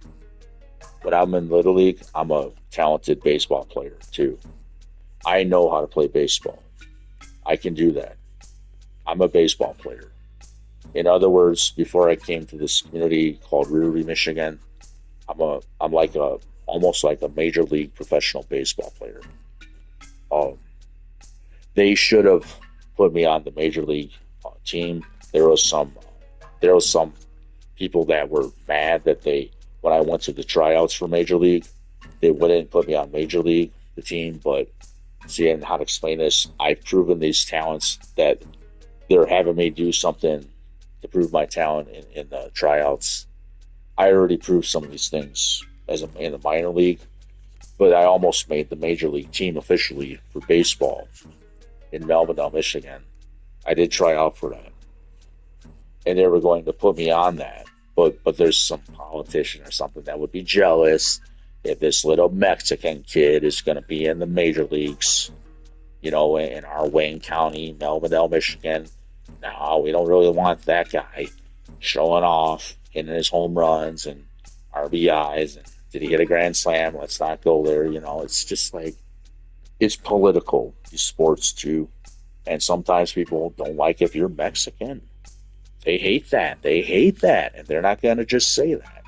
But that's the world that never changes. In America, especially in America. We have to really try to keep moving on from racism, from discrimination, because this is what makes our country have a lot of problems. Society, people getting along with each other, accepting one another's differences. Maybe my skin looks different than somebody else's skin tone. This is always the problem in Michigan, Wayne County here. It's like, I might look good, but that's why I shouldn't be living here. It's like, there's a lot of people in Wayne County. Detroit is mostly like it's still like a historical city. This Detroit, Michigan. So most of the people there are they're white or black. There's not much of this in between nationality, unless you go more towards Dearborn or East Dearborn. Some parts of Detroit have people that are in between white or black colored skin. So, I might be the color of coffee beans or whatever, whatever. I'm just saying, not gonna go there. I know I'm a cool guy. I feel like I'm a cool guy, so I have the confidence that I'm a really cool, awesome guy. I'm Hazuki. So I have confidence in myself that I'm a cool guy every day of my life here. I don't think I'm a dork. I don't think I'm an insecure nerd. I don't think I'm like a guy that doesn't have good skin tone. I don't think I'm a guy that's not sexy to white women. Let me explain it. I don't think I'm a man that's not sexy to white women. I think I'm really sexy to white women, but I think around here I've been denied for what I am in my history, because when I'm this physically sexy, iconic looking hero, martial arts hero at age 14, I'm different. So I have to speak up for myself. If nobody else talks about me being somebody on the internet, I can't just take that. I keep staying here and taking that. I mean, how old do I have to be before I get to Hollywood one day? Like I'm still pursuing that same dream because everybody just in my history here, they don't want to say what they know about you. We know you're karate teachers. We're trying to take this away from you even still today, Mr. Salazar. And that's so screwed up. And that's like discrimination. That's like the most evil thing to do to a martial arts student that has battled with bullies harassing him in school, people that making fun of my clothes at times, people bother me, like harassing me about girls and stuff and laughing at me. This is what the problem I had in Melvindale. Then even in reviews, like I don't want to have problems with bullies here. I mean, like if I have somebody coming up to me and bullying me, I might be murdering them. And then let's hope the police don't take their side because I'm a Mexican guy. See, this is like the problem I have. I know I'm Latino. I know I'm Spanish. I'm not from Riverview. No, I'm from Southwest Detroit. My family, mi familia is from there. Okay, I can speak Spanish or not, but I know what it's like to kind of, you should know to speak Spanglish over there somewhat. Use a little Spanish in your conversations so people know you're like them. You're like family. You're not like, but over there, it's like how I talk sometimes. Because I don't want people to think that I'm like a gangster. I don't want people thinking I'm gonna rob a store, something. It's just the way it is there. You want people to think they're like family. So that's why we speak Spanish in Mexican town more. With other people, like with businesses you go to, speak a little Spanish in conversational times. When you have conversation with somebody in the market, use Spanish. It's not to try to say, oh, I'm sexy because I'm speaking Spanish. Oh, no, that's what people might think in other parts of Wayne County. You see, I'm living like I'm in Southwest Detroit in my mind sometimes. I grew up there for different parts of my life. I have family there. So that's why I use Spanish in conversational occasions. And just so people that are not Latino, you're non-Latino, you're non-Spanish, you don't understand me, that's why I'm that way too. Because I choose to be that way. Maybe some people I'm living with don't think like that, but I do. Because I've lived around those kind of people. My grandparents, or my family or whatever, other members, it's like I'm their son. They're going to call me mijo. They're going to call me, whatever they're going to call me. And say different things in Spanish that are that culture. So that's my background. And that's why I don't say I'm a white person usually. But sometimes I just like to say nowadays I'm American. I don't even want to say that I'm Mexican or Spanish, these days, because sometimes I'm hated. So that's just the culture. That's the way I am. And so I'm going to say I'm American. I don't even want to say Spanish or Mexican. Just say I'm American. I'm a white person. You're Mexican. You're Spanish. I don't want to say that I'm anything. I mean, I'm black. I'm like that guy, that mouse that wants to get away and not die. See, that's the problem. When you're special like that, what am I going to say? See, so that's why. This is why I don't want to just stay where I'm living here. It's bad, really bad if I stay in Wayne County, Ruby, Michigan. It's better if there's people here that have connections to Hollywood. I get the hell out of here because it's bad for me to stay here. Where I'm from, where I've grown up, I've seen people, how to explain it, some of these bully guys, well, they're not bully guys. I witnessed an Arabic guy getting choked really bad by a Mexican count member. He's like from Turkey. I'm never not to say that. But like I witnessed one of these guys. He's like okay, I'll explain it real briefly. He's a likeness for a character from Shenmue. But I witnessed somebody also getting, choked or something. But like this guy's not always my friend. Maybe at times he was picking on me, I thought. And I just want to try to kind of play it down because he might have some power connection with this Shenmue, but I don't even know if he's around or alive now. But I mean, people have, in school and that, when you're around kids of other nationalities, it's more diverse, you're not, if you're not like in this parts of the community, the community is what community? I'm talking about like downriver. So, yeah. I knew this guy, his name was Mr. Ash, and he was, so he's the semi-football coach for the Downriver Raiders. I knew him quite well. And he's like this guy that would pull people out of cars and beat them up if they had to or whatever. He's I've heard stories that he's been kind of wild at times to deal with people that are like criminals, bad people. And he gets really angry at people that break laws and people that need to be dealt with. But I mean, I heard these stories about this guy, but I knew him, and he seems like he's that way. He takes the initiative right away. That's, okay, so I don't want to say no more. I'm going to offend people maybe, but this is the problem with me.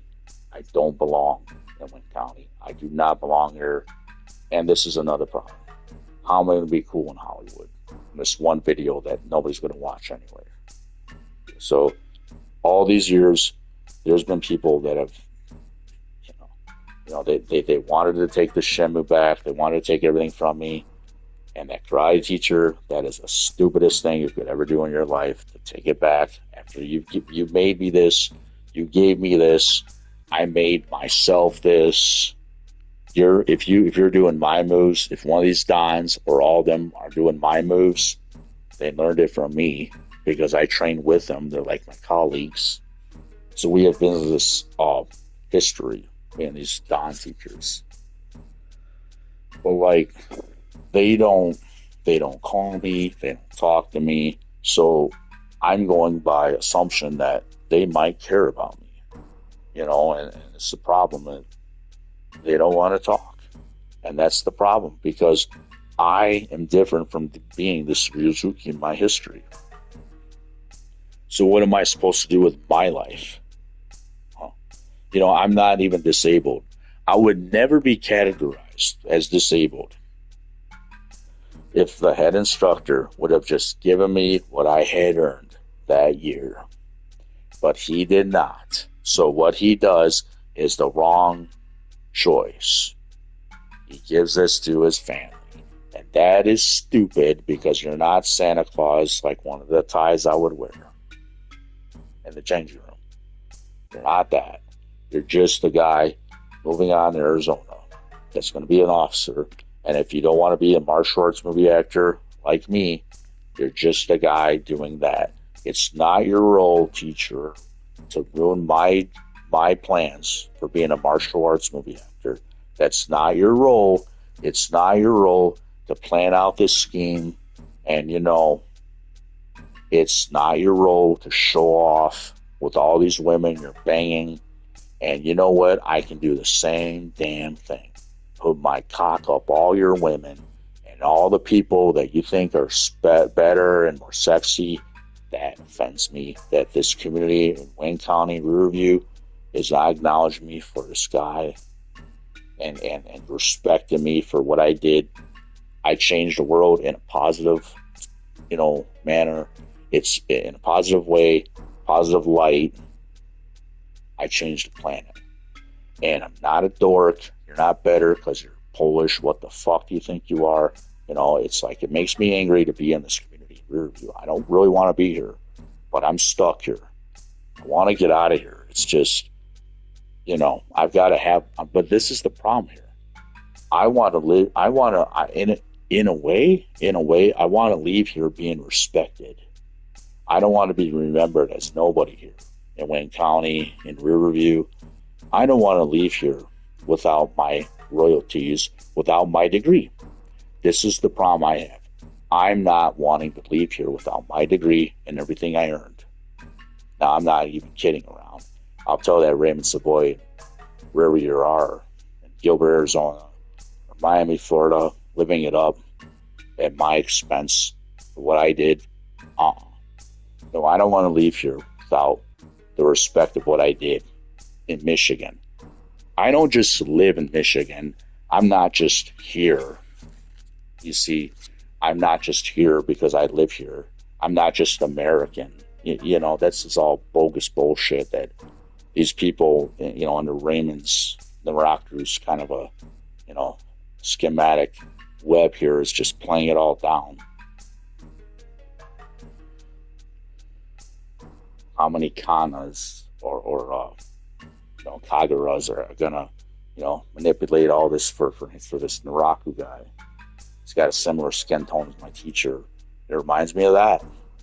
Ibai Yasha, the half demon, the dog demon. Well, that's another thing going on. I'm like a dog, right? Wolves have like a structural way about them. They have the alpha wolf, the omega wolf. They got how many other ranks in their wolf packs? Now dogs don't really have that. So I must be the dog demon. These guys, remember these British bulldogs I had? I remember they startled these Don teachers that wanted to meet my family. They came, my parents came, to the dojang, and they wanted to show them how good your student is. And this is another problem. Maybe they're not all understanding what's going on with my talent being special. The bulldogs would stand up in the car like jack-in-the-boxes and go off like crazy. Blah, blah, blah, blah, blah. I know how they are, but they're just dogs. See, I'm not supposed to be like just a dog. And I'm not really saying I'm a wolf in a wolf pack, but I am saying that, I have I have a leadership way about me in a strong way. I really do have a strong leadership way about me, but I don't have people respecting me for being like a leader. I'm a powerful leadership teacher. I'm a teacher too. I'm a teacher. I'm a chef. I'm a special person. I'm a martial arts expert. I'm a spiritual person, and I can do all these things. Just to have the credentials from college. Well, it's a piece of paper that states credentials on it, yeah. But this piece of paper that represented the credentials, for Ryu Hazuki, I'm certified in what I did. I proved these things. I created these things. This is my likeness. I'm not even acknowledged or credited for this. The day Mr. and Mrs. Yu Suzuki came to Strong Junior High Middle School in Melville, Michigan, I'm going to say it for real. I had no idea who Yu Suzuki was. And I'm going to say this right now, because Mr. Suzuki is not messaging me back. Okay, that's not going to work. And I'll tell him on television, I do apologize for what happened that day. But I'm going to say it right now. So, Mr. and Mrs. Yu Suzuki, and I saw a woman looking just like his wife. I saw a YouTube video where Yu Suzuki has his wife in it. I forget which one it was. but I do remember seeing this person. Okay, I can describe the physical features maybe later if I have to of both these people. Yeah, so Yu Suzuki did come to Strong Junior High Middle School when it was called Strong Junior High Middle School. Okay, I was not properly informed that this video game creator designer, Mr. Yu Suzuki, was going to borrow the suede jacket, size 38, from my locker that day. So I was not properly informed. And now, who informed me about it? Barely. A lunch lady, looking like not a respected employee of the staff. She informed me kind of, but still I'm not really aware that this is going on. There's a special video game artist. There's a video game creator or something. Yu Suzuki. So this is the guy, Virtual Fighter. Let me explain it right now.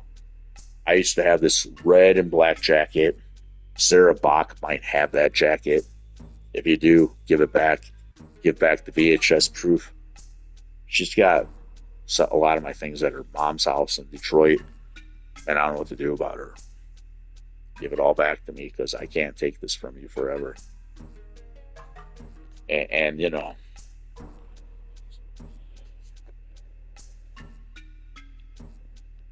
some things that they need to just give it all back, probably, because this whole relationship with me and Sarah was like a mistake. That was a mistake. If I didn't know Sarah in the year 2002, well, you know what was going to happen, everybody? Just after I did Hapkido training from summertime 2001 to the middle of 2002, I had a year contract signing of Hapkido training. The Grandmaster's dead nowadays. He passed away a while ago. But okay, so what was going to happen in the year 2002? Even after this stupid tournament with this guy named Antonio, whatever. Okay, it's funny. It's funny. I think they made shoes looking like Ryuzuki, kind of a likeness, Reebok. It's kind of funny to me. But it's like, why are they making these shoes and they got these red tips on there? But I, in a way, lost a lot of this talent in the martial arts. Like almost all the talent was completely gone from me. In the year 2002, I had literally none of this Shenmue talent in me at all. My roundhouse kicks are gone even, and everything. The roundhouse kicks I'm doing is what they teach in Taekwondo, in a way, kind of. So I'm nothing like this guy. But the opponent is and it doesn't matter. I don't care who wins or loses. I don't care. It doesn't matter. But he's stepping on the feet. He's boxing. All these kind of crappy things happen in tournaments that. Okay, it's not that I want to make this guy. I don't know, he might be a deceased person in the morgue somewhere. I don't even know.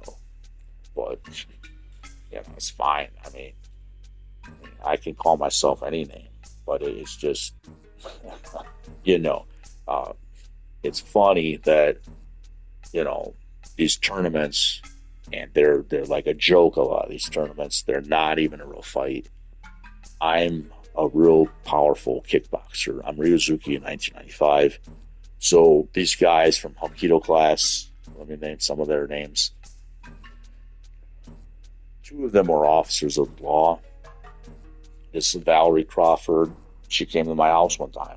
She wouldn't tell me her identity, but I know that's her. She was dressed in rear-view police clothing, right? Because they came in rear-view police cars. That was Valerie Crawford. And then it's Officer Brent. That's the guy I trained Hapkido with. I will say what I know. And it's Officer Rowe. I trained ninjutsu with him. I've seen him here a few times. But I train with these same officers. I know who they are. Might as well be honest anyway. I mean, I don't know if they're going to help me or not, but they should. You know, so some of these guys and people that are representing the law, they have the same names, but some of them maybe they take on a different name. You know, I don't know. Who knows really? Because they have to protect their identities. I can understand. And maybe all these officers, some of them are dead.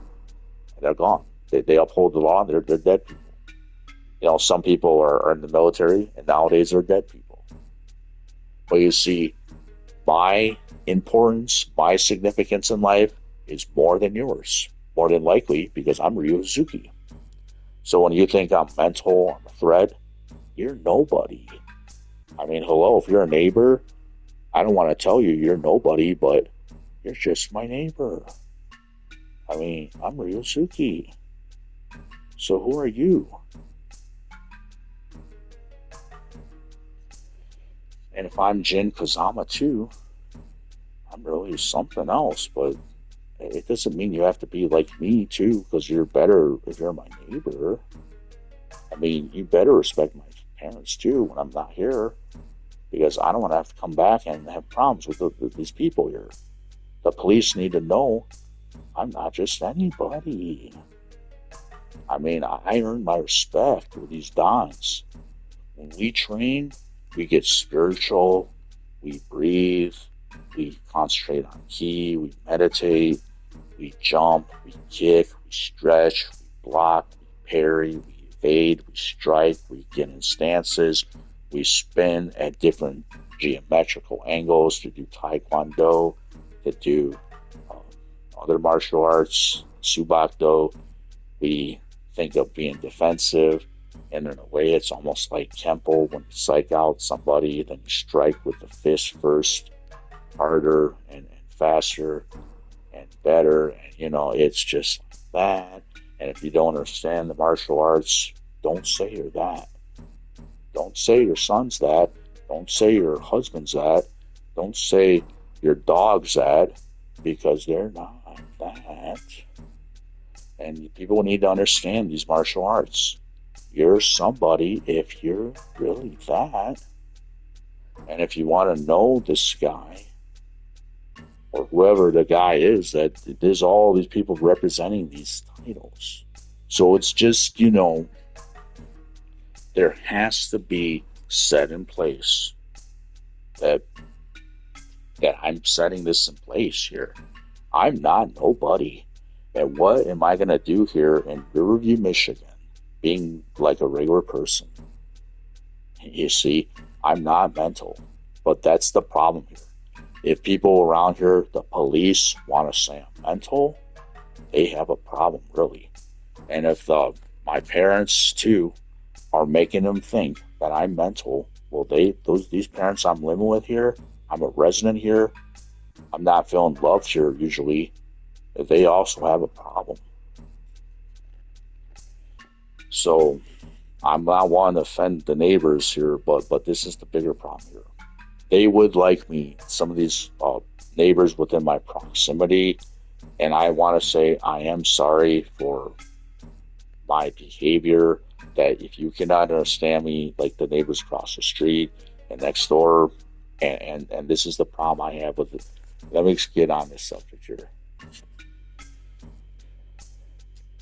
I don't know people like these days that this is how I understand myself, even when I moved into Riverview, Michigan in the year 1999.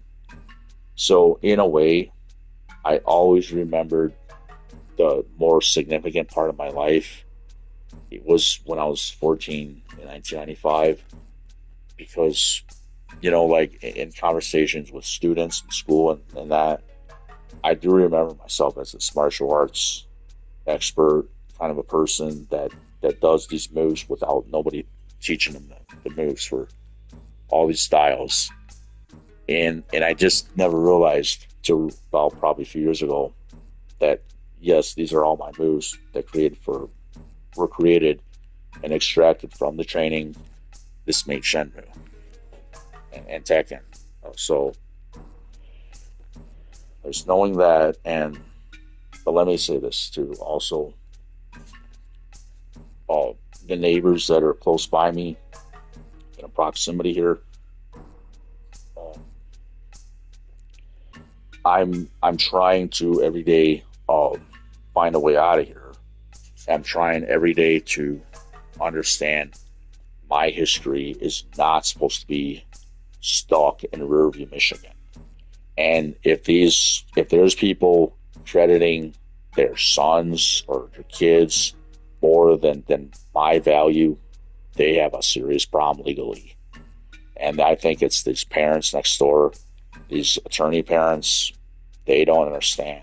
I don't think I'm nobody. And there's going to be a legal problem one day with the Scoopins. They're going to see me in court. I'm going to have to take a lot from them. Or something's going to happen with them. They're not going to take this from me. I'm going to tell you guys, if I have to go up to your face, you're not going to represent yourselves as Shenmue forever, because I know what I am. And I'll talk to the police right to their face. I'll get in your face if I have to, but I don't want to. But I will say, and be a man, you're not. But you say you are, and you're not a credible chief of police. It's John Allen. I got to talk to you right to your face. You don't want to email me back? You're not a good cop. You better know who I am in this community. And you better respect me, everybody, because I'm not taking this crap from nobody. That goes for every officer in the Department of Review.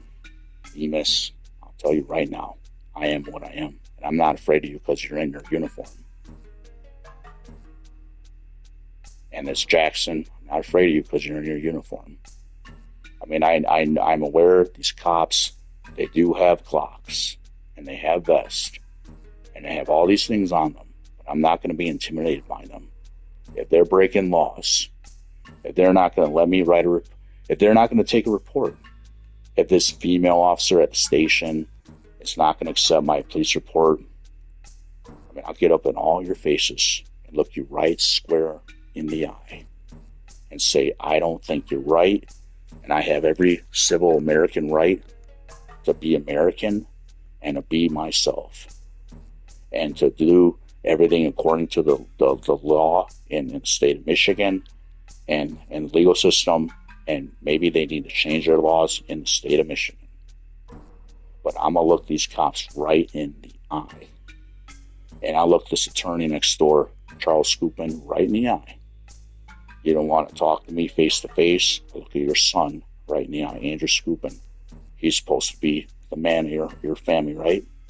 Look you right in the eye, and I'll tell you, I am Hazuki, the real one. And I don't know if they're using this kid's likeness for this statue they currently have, this skull. Was this numbskull? That reminded me of Skull Candy likeness.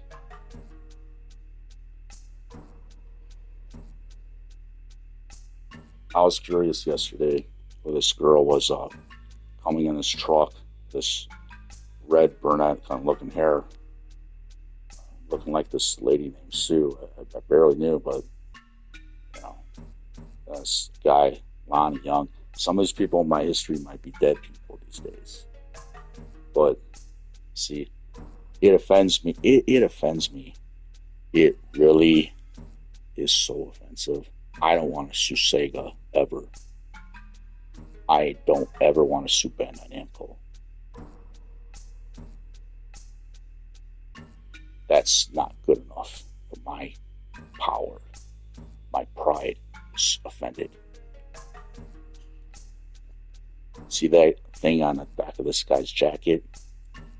The milliseconds that I can remember just walking step by step. 3 back, 4 forward, 2 back, 3 forward, 10 back, 11 forward, whatever the hell it takes, and 1 more forward and back and forth. I'm a teacher too. I just know these things. And you know what? When that guy struck me in the back, teacher, all those times, let me explain this to these Scoopins. You know, your cousin tested me that time I know that's the likeness from martial law. I remember Raymond doing some weird hand motion, and they made laugh at me. Even Samuel might laugh at me. That is the likeness to me of martial law, but I don't want to just, how do I explain that? It's like I know that because I can remember what he's doing. He wanted everybody to leave the bathroom that day, changing room. He said, just leave. And he's like, stay there, homie. He said, okay. He said, he's like, I'm going to test you. And then he does this weird thing, and they use that in this martial law introductory. It's funny to me.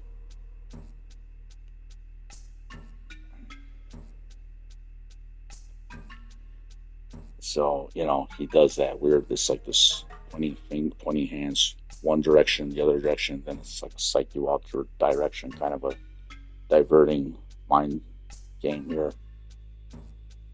And then he puts this powerful chokehold in my throat. And I'm age 14, and Raymond Savoy did do this. So he's choking me like that, powerful choke. And he's demanding to know. He's saying, who are you? Who are you? Who the fuck are you, assholes? He's saying that. He's saying, well, which gang member sent you in here, asshole? And you know what? I'm not like the people from this community. I'm from where they, on the likes of Detroit. There's people like me, but we're not bad people. But the people around here, you're Polish people. You need to understand. Where I'm from, my dad might live in here, might act nice to some people here, but they might like receiving their fat checks, like the ones they get. I've noticed there's a donation kind of thing going where I was working last year for Wolfpack Enterprises, Jimmy John's.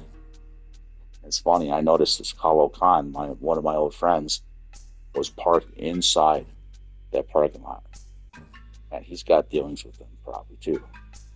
So Kalo already knows Scoopins, I'm assuming. And he knows Savoys and all that. See, these guys, I asked them that, and they don't want to tell me they already know Sarah Bach. They're lying. Because I know there's history of this Mrs. Cunningham, and then she goes, she lets some of these girls go down to Woodhaven School District. See, this is the thing that started in the bathrooms. This sexual orgies in the bathrooms. So is this Sarah girl going? This is what she's doing, I believe. She's going down to Woodhaven School District. She's calming down these guys. Got to give them orgies, bathrooms. This is what they don't talk about in these school districts here. Now, I'm not really taught by my family or whatever that's appropriate, that's okay to do that. So I don't just have sex in bathrooms with girls.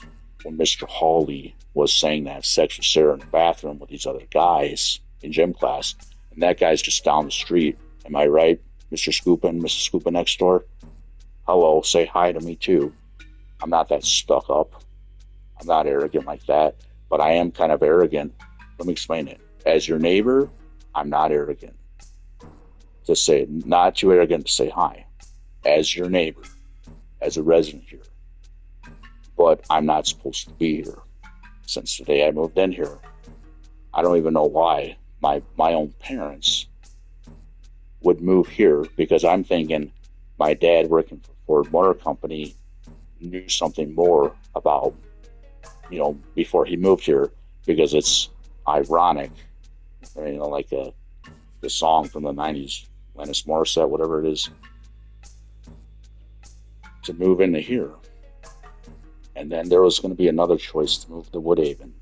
So they were saying at times briefly that, we should have moved to Woodhaven maybe, but now who's going to be there?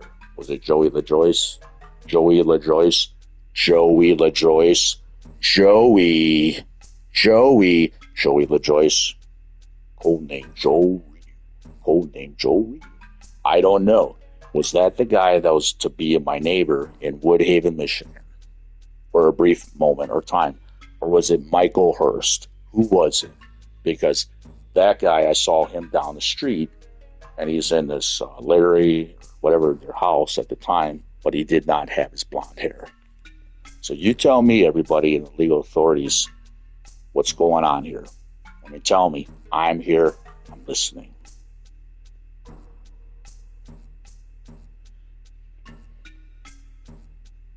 I saw his kids. They were riding around big wheels or something. Mr. Hurst had kids, it looked like, at the time. But I noticed those kids were, I think I noticed them too on the internet a long time ago. And I saw Mr. Hurst without blonde hair on the internet. I looked him up at one time. He had a Facebook. I don't see him online anymore, but he did not have his blonde hair. I would like to believe these teachers are not dead people nowadays. Some of them. Where are they at now? Some of them, one of them, two of them. I honestly don't really know everything.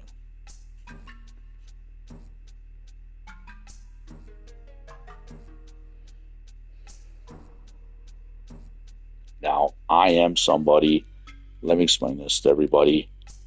The education system in Riverview, who's the most powerful people here when I moved here? I never got to know the neighbors next door. Now, if I had known them the way my brother, Rudy Salazar in Dearborn nowadays, knows the Scoopins at the time, if I had known them like that and been sweet on their daughters too at the time to bring over wine and my artwork and whatever else, put on a little show, maybe put on a strip show over there too for someone there, I don't know. But I remember he went over there when I first was moving in here.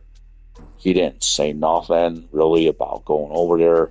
It's like I vaguely in and out between the lines know some things going on with my family, and let me explain too. I don't hate my brother for not telling me what he's doing, but it's up to a man to make his own decisions, to live his own life. I understand that. And I understand, hey, and those girls were young then. They were young then, but they're, I don't know what to say, but we're all young, we're all get old, whatever it is. People in Riverview, this is the problem here. I moved here, they know I'm suffering a long time ago. It's like people wanted to take that full degree from me, and that's my problem legally with these people here in Riverview somewhat. But I mean, I don't want to offend people, but damn it, what am I going to do here?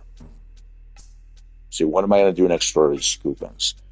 They got these VR trooper looking lights on their house, and what am I going to do about this?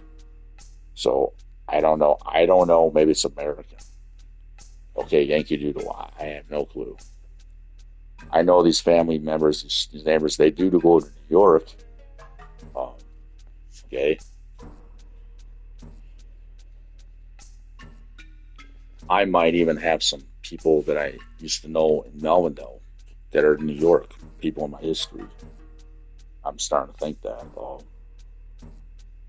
So, I know people that are special, cool, but I guess until I put my dicks into some girls that could be my local neighbors, they're not going to respect me, right?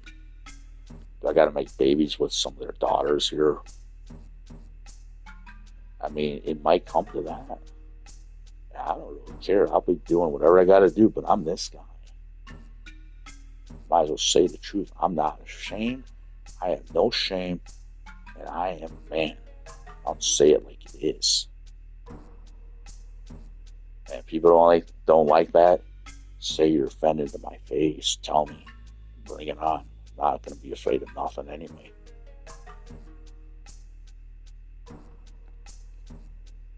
Now, the girl that I was hanging around, she has autism. So I want to say this real carefully. The Scoopin' children, they're like children to me.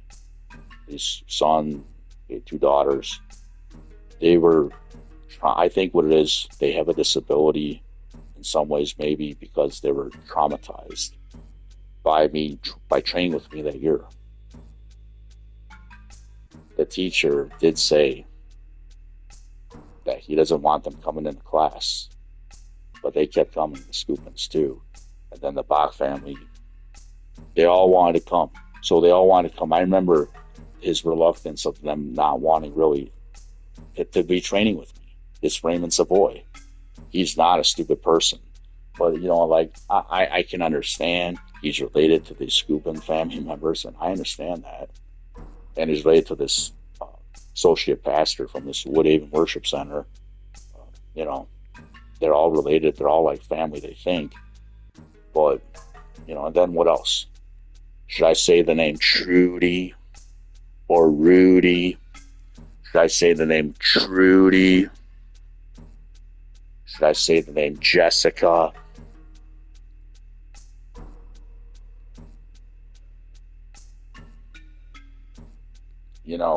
Was it eBay, Etsy, or is it Alibaba that I ordered from about, I think it's about a few weeks ago.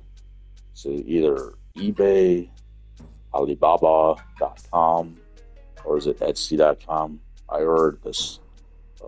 So I ordered these Shenmue posters, Shenmue bandana from too. It's pretty cool stuff I ordered, but I'm Ryuzuki, so I like to buy these kind of things anyway. Next time I want to get on Temu, I'm probably going to try Alibaba at some point. So what is my gross income? Nothing. No, I'm not supposed to be on SSI. So I was supposed to work. Probably for a Team U or something, right? I mean, I am this guy, literally Ryuzuki. A lot of the ideas, they're unpatented ideas, but they're conveyed through different people that I know. Even the ones that create Shenmue 3, it's a likeness from Bethesda, Oblivion, was it Elder Scrolls? You know how Ryuzuki can find herbs, this and that, pick up herbs, turn them in the shop. That was actually like my idea. Now, in history here with my family or some friends that were brought over from a family member or whatever, there's people that they would play these video games called Elder Scrolls. So I thought maybe we can go further into making the Shenmue more 3D, three-dimensional and realistic. I don't want to set it back to being two-dimensional, 2.5, I mean to say. Because if you meet this halfway, it's not enough. You can't just go 2.5 and then where's all Ryuzuki's moves? Because this is what made Shenmue special. I did it. I made it special because I created the game anyway. This is all my idea for a three-dimensional video game, Japanese-oriented. That's an unpatented idea that's conveyed to the teacher's family. And then there's more. There's my talent that was extracted that year. So I'm the founder of the Hazuki style, the way I understand it. And the way I understand this is I'm doing the moves still today. And the way I understand this, I can become this Ryuzuki, flatten out my stomach. I'm seeking a fitness trainer. Preferably 21,000 female, young, 18 and up fitness trainers. Not above 25. Ha ha ha ha ha ha ha ha. See, I know that's kind of funny.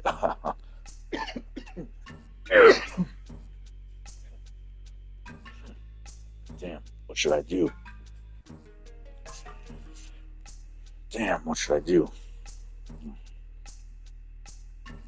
Concentrate.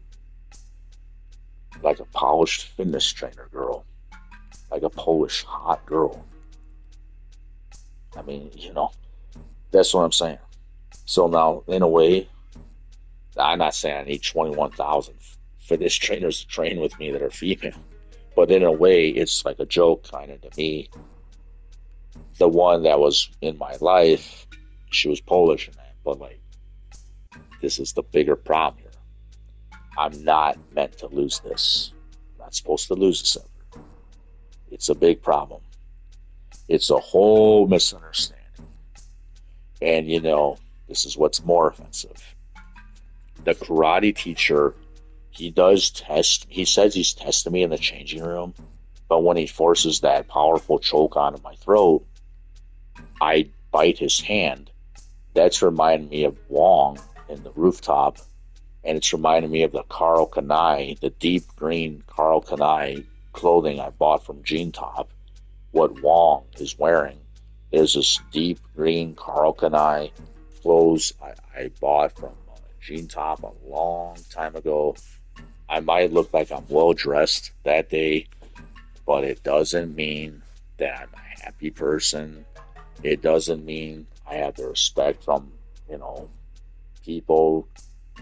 Girls don't understand me. No, I'm like this horny kid, horny guy. I'm misguided. I'm not taught Catholic. You know, there's all these things, problems going on with me. I'm not taught these things. You know, girls, they like me, they're attracted to me. I'm not taught to know how to talk to girls. People that are Catholic, you know all these things, right? Because you believe in the Catholic order, and structure is an order that they believe in. That's one reason I like Catholicism. I like to learn about that, because the way I'm taught is this kind of faith that I'm not born again unless I have sex. I mean, if I had that, I must feel like I'm, you know, like that.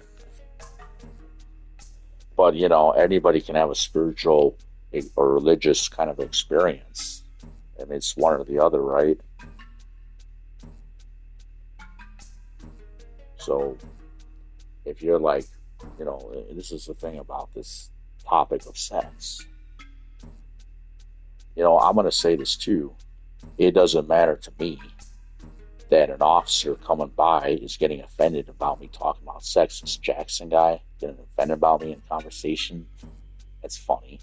But I mean, I don't care if kid. This is the problem with society. Let me explain this really well. Society needs to really understand this.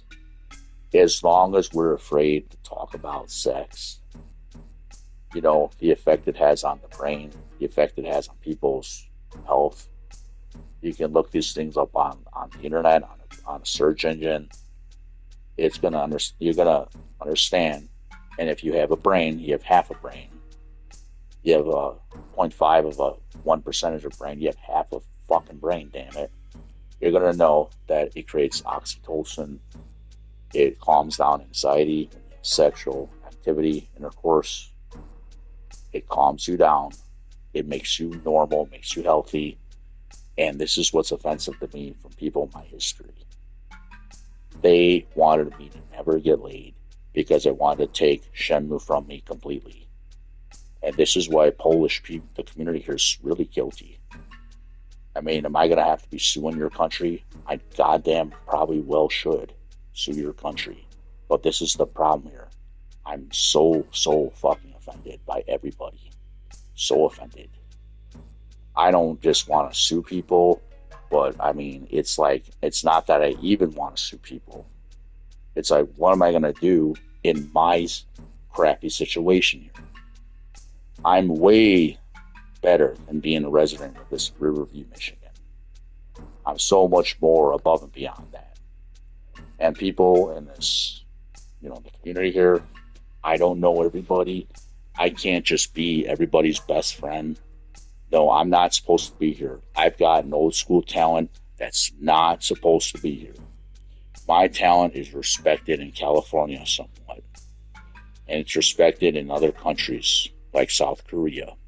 It's not good for an American guy of a foreign cultural descent like in America, how to explain it? I'm American, but California used to be Mexico. I'm American, but Arizona used to be Mexico. I'm American, but Nevada, parts of it or all of it, used to be Mexico. I'm American, but Wyoming, parts of it or all of it, used to be Mexico. I'm American, but parts of Texas or all of Texas used to be Mexico before the Mexican-American War. You see, so I have history with America because I am American. Am I Central American, Latin American? Am I North American? Am I Native American? Am I Indian? You see, all these different titles, we all come from something, but I do identify myself too. Like most Latinos around the country, we're American. So I'm the Libre Initiative. The Libre del Initiative. Initiative. He doesn't take initiative. No, I do take initiative. I'm a Libre Initiative. He doesn't take initiative. And that's funny how that started, because let me tell you why that started. This is why that started. Because historically, I'm everything that's represented as significant and revolutionary. I created the Hazuki style. I'm Ryuzuki. So in class, I would raise my hand every time the head instructor, the teacher, wanted somebody to give a demonstration. Participate in a demonstration because they're giving it. If you participate, if you raise your hand, if you're bold enough to volunteer and raise your hand, the teacher's saying, okay, this is how we do the one-step sparring. This is there in Ilban.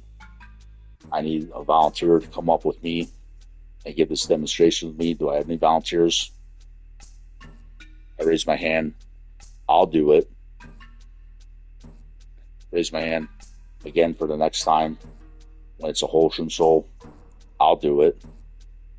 Because sometimes the students are not perfecting the technique, like say if it's for like a wholesome soul. Sometimes at the time we might have more younger people. Nowadays it's more children in the class. See, like years ago back then it was more adults, teenagers at times. But these days, when I was training there, I don't even know what's going on there. Region 5 now, they have a lot of children there. And for me to do these things in class, I need to be wearing a Don black belt. So, and let me explain this too. If I am using profanity on my broadcast, I am never represented correctly since I earned my degree. I earned my degree, and that degree is not non-existent. I have the proof of that degree from an identification that year that I trained that year. So in a way, I have my degree. I have the proof that I trained in 1995. I will always have my degree. So all these other people that are lying about me and saying I'm not Ryuzuki, I'm not Jin Kazama, the Hazuki residency is not my house, they're saying all that. They're saying that I don't have royalties. They're saying that I don't have intellectual property. I'm not the owner of that rightfully. They're saying he's nobody. Look at our son. Oh, he's better. Oh, look at us. We're better. No. I'm not supposed to live around here where people are just jealous of me because of my skin tone. That's the whole problem. I cannot get to know people if that's what it is. Because, see, this is what it's become. My own family, they preemptively, initially, to my educated knowledge here, they knew what I was getting into when they moved here to Riverview, Michigan. Now, it doesn't matter that I like the house here and I wanted to move into this house. I saw those houses, in other states, or not what I'm saying. But like, whatever it is. But like, I know that, you know, they should not have moved to this Riverview, Michigan, because there's neighbors and people here. They already know my karate teacher. Now, their kids next door, these scooping kids, they did not tell me who they were. And why am I staring at you, Andrew, or your family? Why am I'm not staring at you. But it's like, I'm looking at people a certain way. It's nothing to do with anything different, like of culture or whatever, but it's to do with, it's like this. I thought I remembered these kids somewhat. In my mind, I'm not really clear on this. So like, I thought I knew these people somehow. I'm thinking, who are they? Who are they? They just seem like they know me already, maybe, and they look kind of familiar. They really do. But I'm not understanding who are they. And that's the whole problem with Shenmue and my life still being stuck in Riverview, Michigan. So, you know, this is why, like, you know, when I first came to Riverview, I noticed, now I'm in the lunchroom, but I did notice some people, and I thought I could recognize one of their daughters, but I don't know where I knew them from. Now, let me explain this here. I thought they were the neighbors. Maybe that's why I sat next door to them. Like, that's why I sat with her and friend John and those other people. There was this kid named Alexis Rodriguez. At the time, he was a kid. He became a man. So I don't know where he's at now, Alexis Rodriguez. He was a manager at Panera Bread. Alexis, I want him to be a witness in court, believing he's still alive somewhere. He tells me this. He tells me that, you know, and this is the problem. He knows I just had a 3-year relationship with this girl, Sarah. So let me explain this here. This might have been right after I had my car accident in 2005, but it might have been just before I had the car accident.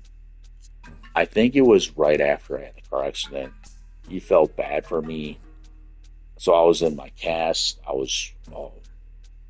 had a cast, but you know, like the cast was on my left wrist. My left wrist was broken from what happened. And I had to jump out of my car going 50 miles an hour or 45 or something.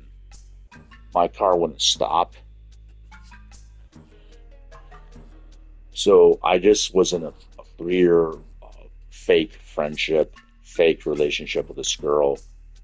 I mean, we kissed, we hugged, we cuddled, but she was like leading me on.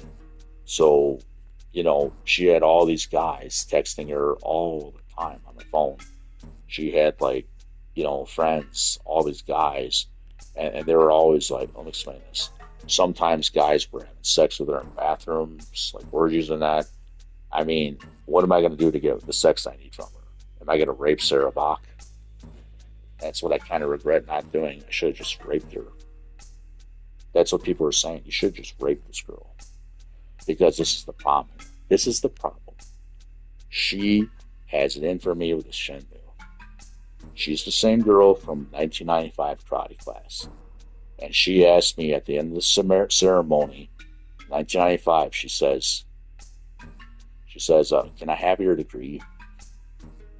And she's standing right next to this Raymond Savoy guy. She says, Ryan. She didn't say Ryan. She says, can I have your degree? She's putting her hands on her face at times, acting like Macaulay Culkin's from Home Alone. When I'm doing these 3-kick strings, they're very effective in the martial arts system if you're doing them correctly, if you have power doing them too, power and speed. Of course, you got to be accurate at doing them, but they are really effective moves and taking down multiple opponents. That's what the Hazuki style is all about. It's like a Kempo kind of mindset too, of taking down in Taekwondo, Kempo kind of a mindset of taking down multiple opponents. But it's not only Kempo. It's like all these other martial arts, combined. But this is an American fighting style in another way, too. So this is me. I did this. And then...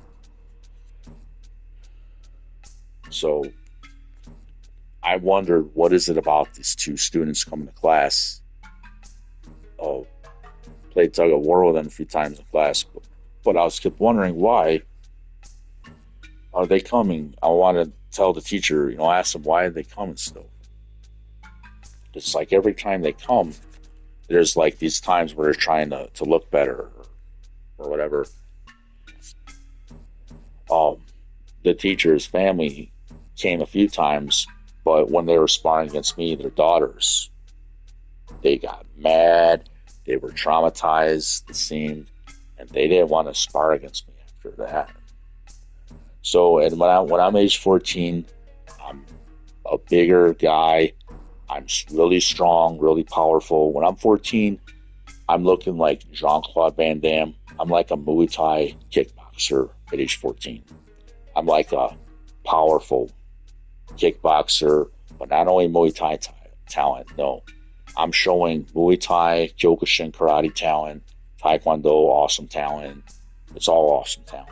And I'm showing Subakdo, Tangsudo talent. I'm showing boxing talent, any martial art that's powerful striking art. I'm showing that talent. Judo is, once you can understand judo, how to do the moves, it's like you can do it. And that's something about me too. I can learn judo even nowadays. I mean, I could do judo like nothing, but I have to be around people that know judo. Because Rizuki does do some judo in this, Hazuki system, it looks like. I might have done that too in class, but I don't even remember doing it sometimes, but I can do it, and then this, now, the monkey roll drop. This is what happened. I'm facing the Dan, so they say to put him in an arm bar. I run up to him, I run up the side of him, around the side and the back of him. I put this Dan teacher right into the armbar. I felt guilty afterwards because I didn't know what to do. So go around him like he's a tree. But it reminds me of Long Bak. In the beginning, they're running up the tree. But I don't know if there's any connection there or whatever. If there's a connection there, well, why? I'm just saying. Why would there be? Why would there be? See, I don't know everything. Like, I run up the Dan, and then I'm putting him in the armbar. Nobody taught me this, but they're saying to do it, and I did it. And then, okay, I wait for him to tap out. He taps out. Submission. Okay, I proved the armbar. So this is another reason why this is my own jiu. So this is what I did. And this is like what I did for Shenmue. It's not just the Hazuki style. There's a lot of unpatented ideas that started with me, but then other people, I conveyed this information with other people. It's not really that I want to claim everything about this Shenmue, but I don't get nothing for this today, and I'm not acknowledged for this at all today or whatever. It's like the only acknowledgement I'm getting for this is what I put on mine, on my YouTube channel.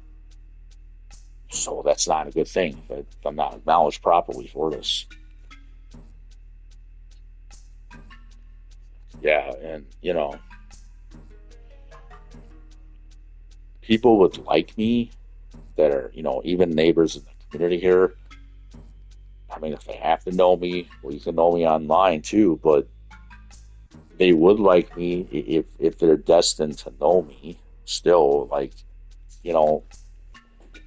this is the thing about me. I'm this. What you're looking at right here on the screen, Ryuzuki, I'm this.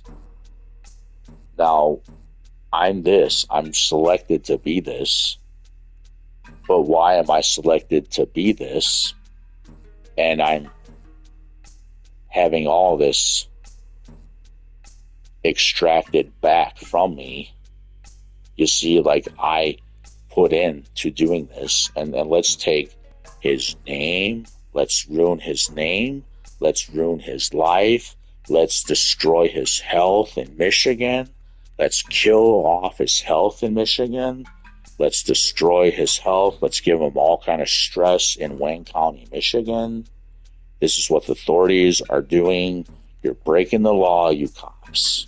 And if you keep standing up for these scoop ends, you're enforcing crime. I want to tell the police right here in Riverview, straight to your ears, straight to your face, if you don't follow my way, you're only enhancing criminal activity in your state of Michigan. In the country of the United States of America, if you don't agree with me, you're enforcing more crime. The scoop-ins are criminals, the way they're acting, John Allen. And if you're not agreeing with me here, you're helping to break laws. You're helping to make more crime be available in Michigan. Tell that to the chief of police right now. If you're not siding with me, if you're not valuing me, like the teacher doesn't value that degree, I don't value Raymond's words about not valuing the degree, and this is why. I'm the one that is selected to be Ryozuki, but this is another thing going on. I'm the guy that thought of the unpatented idea to make video games and use my fight choreography. If you like my moves, use this. So this all started with me. All this money that went to Poland, everybody, more than likely, a lot of money that was made from my ideas. Bandai Namco, Jin Kazama is a big one. Why is Poland now officially in Tekken? See what I'm saying? Poland has a big role in this Tekken 8. And that's another truth about my likeness. The memories I have from this tournament that was not orchestrated the right way. That tournament in 2022, Silverado Cup, whatever it is, that's not me with my training. I'm not even Ryozuki that year. I'm not Ryozuki when I face the opponent. The opponent's well trained. You know, he's well trained. He's a taller guy.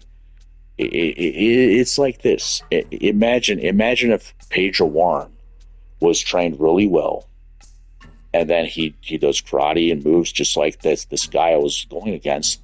He's copying moves from Heihachi in Tekken 7, jumping, spinning with a kick like that. Heihachi does that move. He did that move. He does Kazuya Mishima's moves in that tournament. He's doing jumping, flying moves in that tournament. I know what he's doing because I went up against him, but this is the problem here. This guy that I'm going up against, you know, do you even know me? Do you know who I am? Do you know how I am to Japan? I mean, this guy, I don't even know his name. Should I call him Shingo? Because it's like, I feel like Frank Dukes. I feel like Frank Dukes. Maybe that opponent's name is Shingo, right? Because it's like, remember when Frank Dukes gets mad at Sensei Tanaka? He says, "How come you coach him but not me?"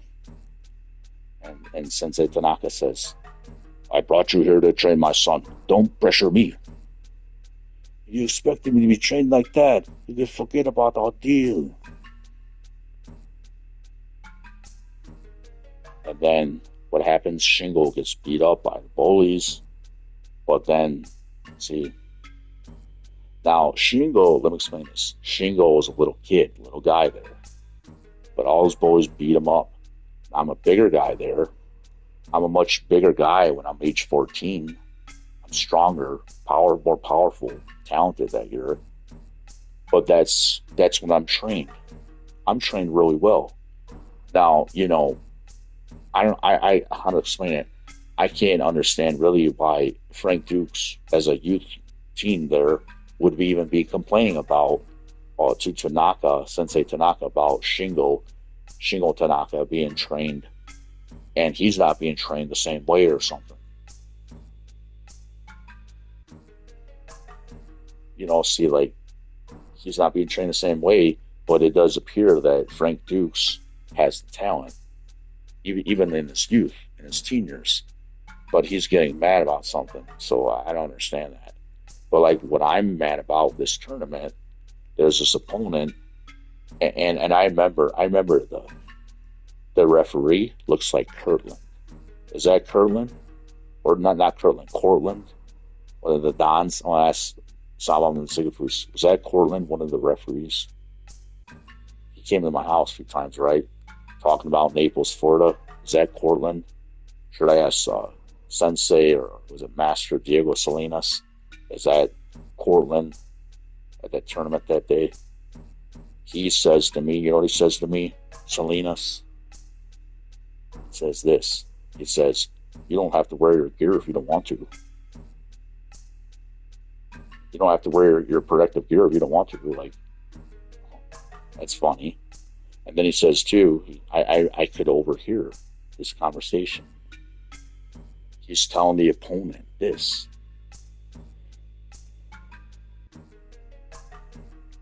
He says, go for the shoulder.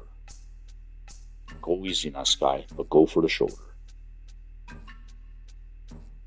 And then there's a time on the speaker where there's something said at Severa's tournament about me having a disability, it seemed.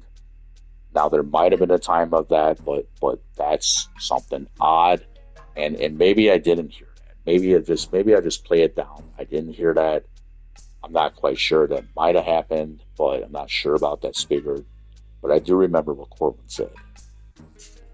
If that was in fact Cortland, it looked just like Cortland at the tournament. Silverado tournament. Now, Cortland, I'll explain this. Okay. This is what it's like to me. This family next door, this is a law firm. Okay. Now, I don't even know. I don't know if this is Zick, Z-I-C-K, Zick law firm, is affiliated with this Sabam Michael Sikafus. I called him and left him a message to call me back. Zick law firm, okay.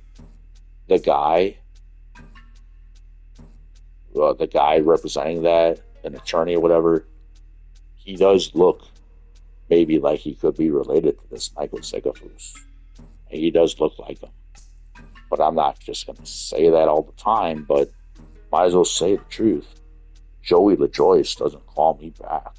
I mean, thanks for calling me back from Health Alliance fan, Joey LaJoyce. I've tried to contact you how many times? And I'm waiting for you guys to man up and do something right.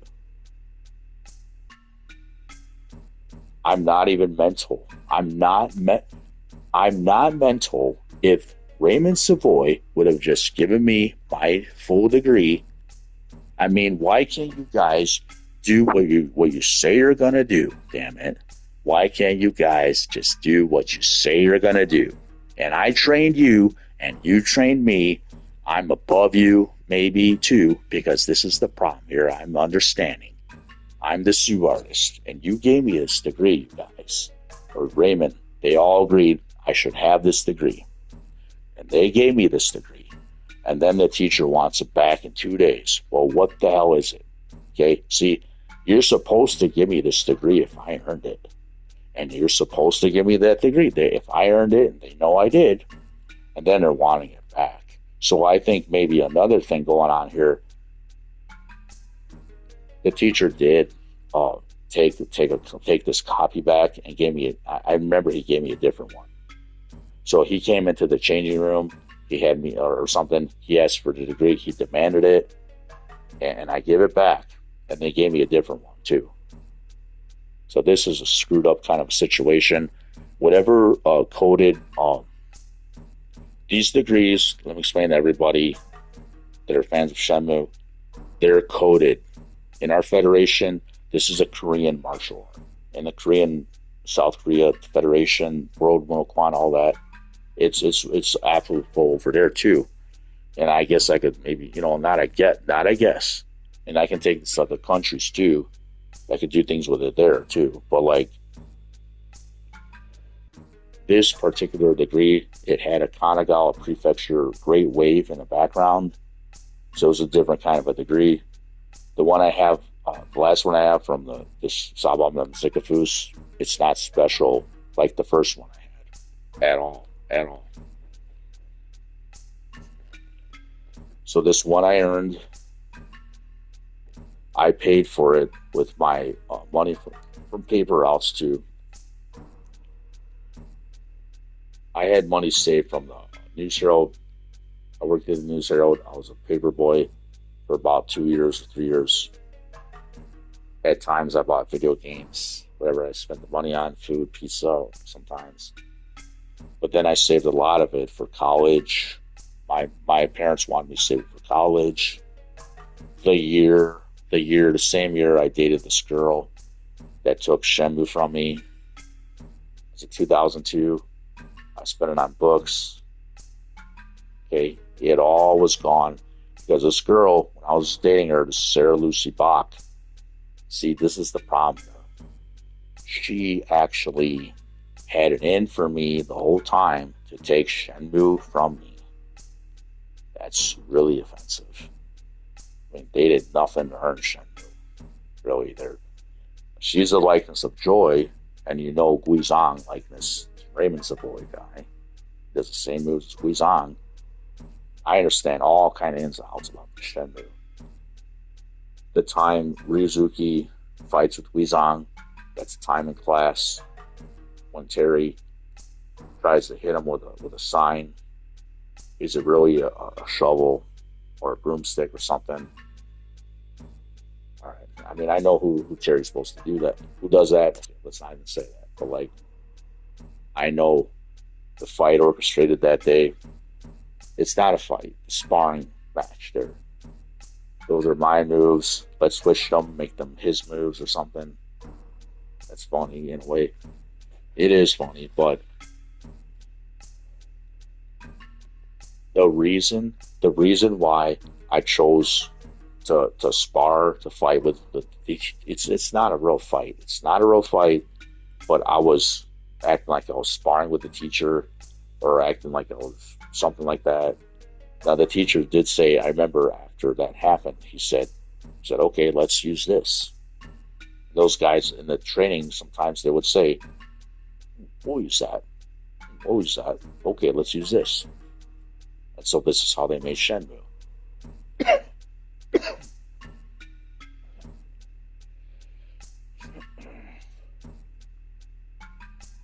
So, this was, I believe, these ideas were sold in Japan or something like, this is what helped make Shenmue the project. They're not just going to say this. Because you see, how was Shenmue created? This is what I know is what they are not saying about Shenmue. So, in a way, I remember this. Now, let me carefully explain why did I pick this. In a way, it's like an altercation with a karate teacher. In a way, it's like I chose to pick a physical altercation with the teacher because he's teaching class at the time. So he took his own time out from class to spar with me, at my discretion. He chose to spar with me. He respects me like a don. That's one reason. But now this is the reason why I have behind me choosing to choose like a time to spar with him in class. It's not a physical altercation, but it might be depicted like that from the teacher in a way too. So this is why I chose to behave like this that day.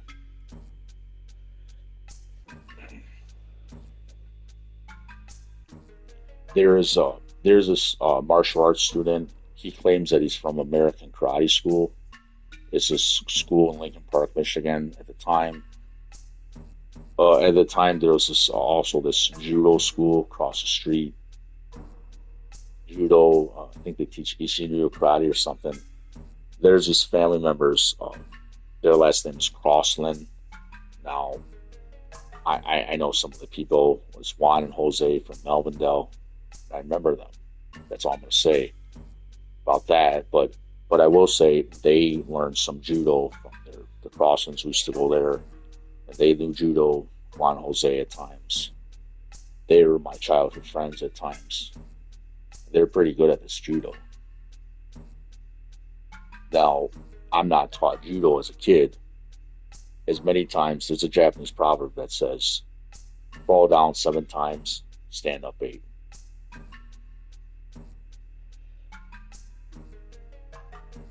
So, all right, so there's that. But anyway, back on the subject here, the reason why I chose to spar, and maybe Raymond, Josan M. Savoy took it like I'm trying to pick a physical altercation with the teacher that day.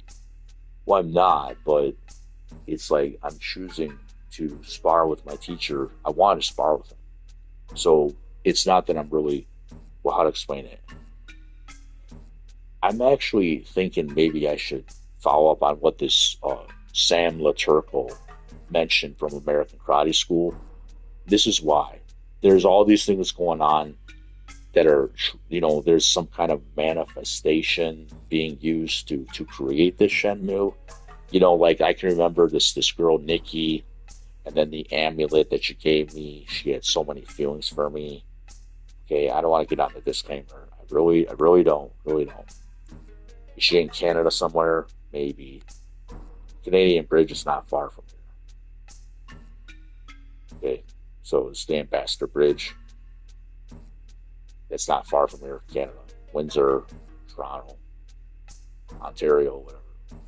It's not far. All right, let me explain this. Continue on. All right, so Sam Laturco and I, sometimes we did have conversations. We talked in our class at times, but he's also a karate martial arts practitioner, so he's a dan. He tells me he's a dan. I say the same thing. Okay, but like the reason I say I'm a dan, there's something spiritual about me that I just know I'm this way, and I didn't even know I had this talent in me. But naturally, I'm a dan too. Naturally, I'm just something about me is different. I don't even know that I'm a black belt, but I'm telling even maybe people that didn't understand me, 2 years ago, I tell them I'm a dan too.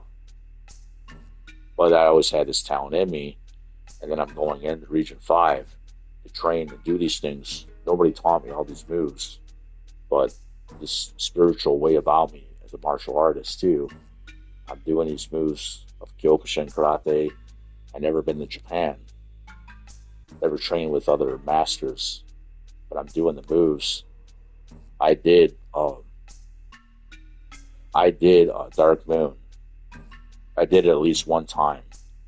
Maybe not with the right falling aspect, but I did Dark Moon. I remember that I actually did Dark Moon. That's also known as scissors kick or whatever. It's a Kyokushin move. And I do another one that they use for Jin or Kazuya Mishima in Tekken games. Created my own kip up. It's a long range kip up. They use that in the Tekken band and Namco likeness. What else is there going on here? There's that. Just say that for now. But okay. So back on subject now. I'm just gonna follow through with this here and say it.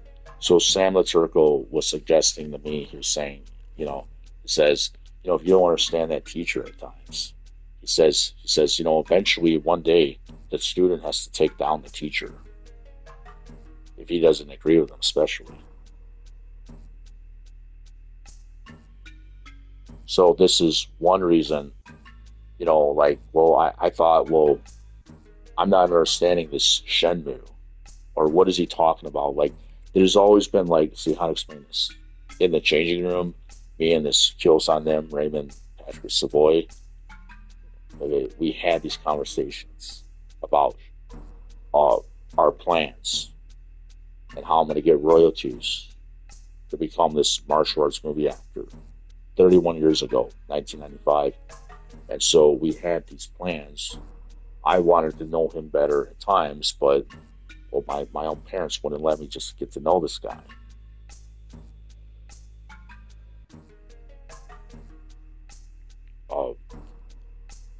Maybe sometimes these teachers were kind of gay.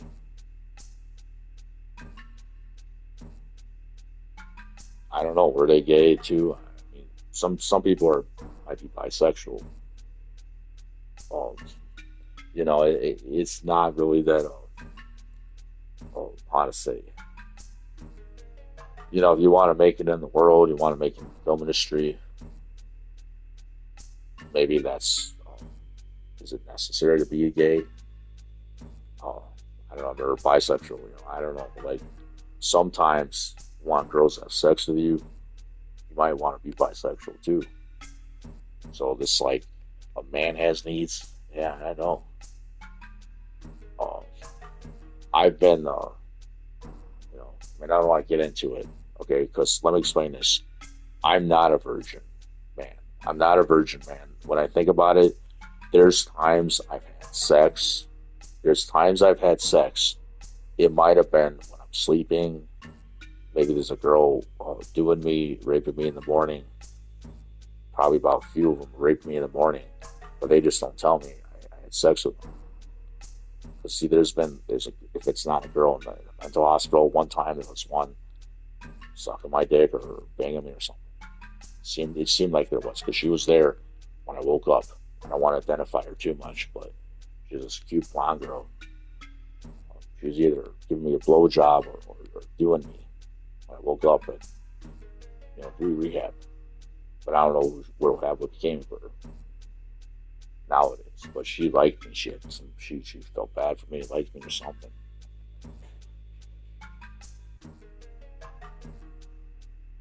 And then there's this girl, Sarah. She did that to me too. In the morning sometimes. Gave me a couple times or something. I remember blowjob. I don't know. But I mean, people do. If they want to get with you like that when you're sleeping, they will. So it's that. Maybe it was one time. Okay, but I remember some things vaguely about this. When I'm a child, okay, I think I had sex a few times, but it's like, this is the problem. Whenever I'm having sex with a girl or woman, I'm not aware of it. Fully aware of it. That's the problem. It's like a vague thing going on. It's like a weird situation I have living the way I'm living here. I need to be living, if I'm going to live with people, I need to live with the kind of people that are going to allow me to have sex. And not think there's anything wrong with having sex, even before marriage or after marriage. Let me tell why. It doesn't matter what any religious context of any religion will say, that it's for marriage, that it's blah blah, it's against our beliefs or something. This is the problem with that. Science demands, and let me explain. Science proves that a man and a woman, they have the needs for the opposite gender. They need sex. If they don't get it, they're going to have so many problems.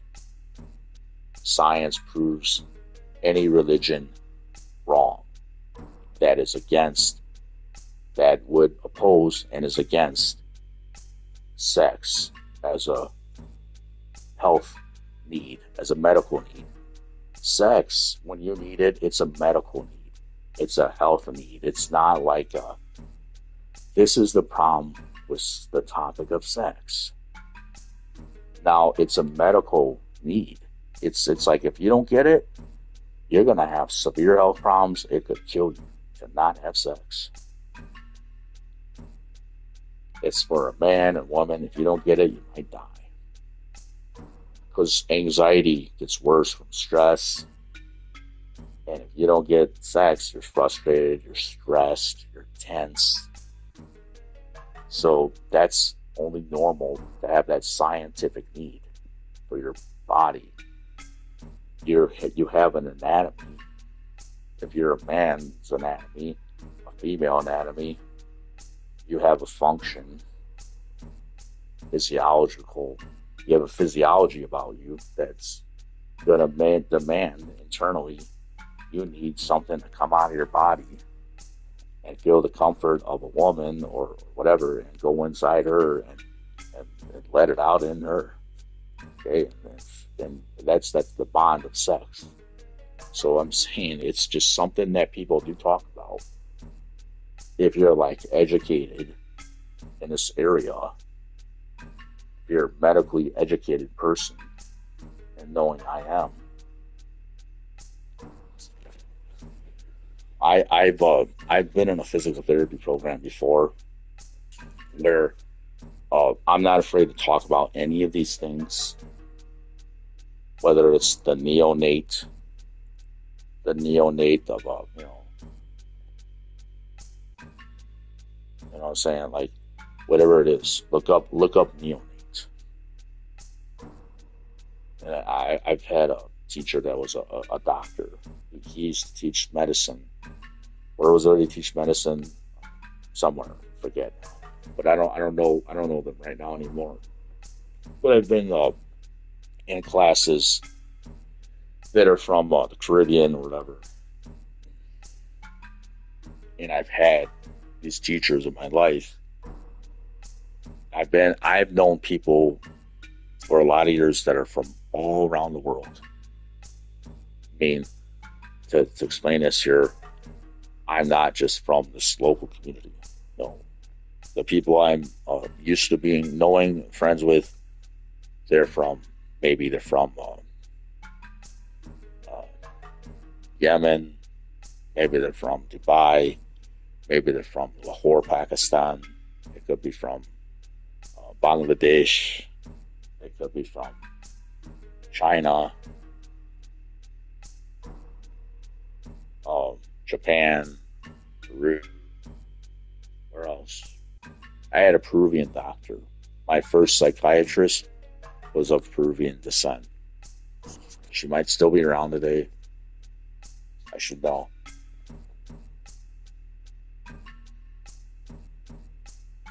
So all these people I know, we have a very diverse city called Detroit here.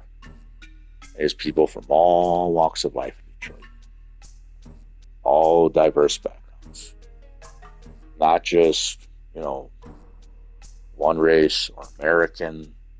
See, when you say you're American, you potentially could be representing countries that are different countries, or one nation that is not, meaning you're a Caucasian or whatever. But if I was Caucasian, more than likely I'm Slavic, or more likely than Slavic, I'm European. But you're American. So there's like a way to understand genetics,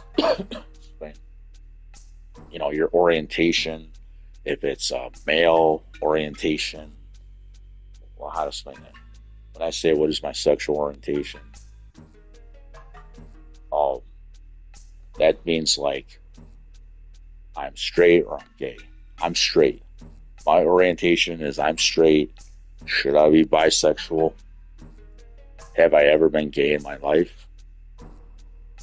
See, I don't just say everything that I really am, because I don't. But that's what I'm saying. Everything about me is different. And we're all different, yeah. But, it's not that maybe I want to always be like a certain way, and I'm forced to be a way, but I don't have the freedom to be the way I want to be because I don't have my degree. My degree is supposed to be in my name because it is in my name. I have the identification card that goes with it. And just because this Raymond Patrick Savoy is related to Charles Scoopin, the attorney, he does have a PI number. What is it called? Not PI. He has a certain number. All these attorneys have these numbers, so he has a number. It's active. Look them up. He's still an attorney today. I think I wrote it down somewhere. That's an attorney. Now, it doesn't mean that every single attorney, lawyer at law, he has an active law firm. So at the time, and I've done research on this Charles Scoopin, he has his name. He's an attorney at the time, 1995. I haven't found evidence, unless I missed it or something, that he has his own law firm he's representing in 1995. But I did find on YouTube that he's got a video with this Joe Lucas guy, and his law firm's been open from is it 97 or 98? I mean, I don't want to be waiting for Sarah for 3 more hours at Frederick's shop in the Fairlane Mall. I don't want to wait there forever. I'm waiting for you to come back, honey. And you know what? I'm dating the girl that day, and I guess someone's really horny, huh? Guess you better go to the strip club. That's what they do around here. Okay. Now, if she's at this, what is it? What do I remember about her? She didn't just tell me everything. This Sebastian, not Sebastian. What's the guy's name? It's not Sebastian. The guy. Man, it's that place on Warren Avenue, at the end of the avenue, Warren Avenue and Telegraph Road. What is it called? Man, I forget. It's like this whole. Oh gosh, I cannot remember the name. Was he the same guy that used to own Three Brothers Restaurant? Is that the same owner? I remember him I saw this guy. I think maybe one time when I was a kid, because my mom used to work at this.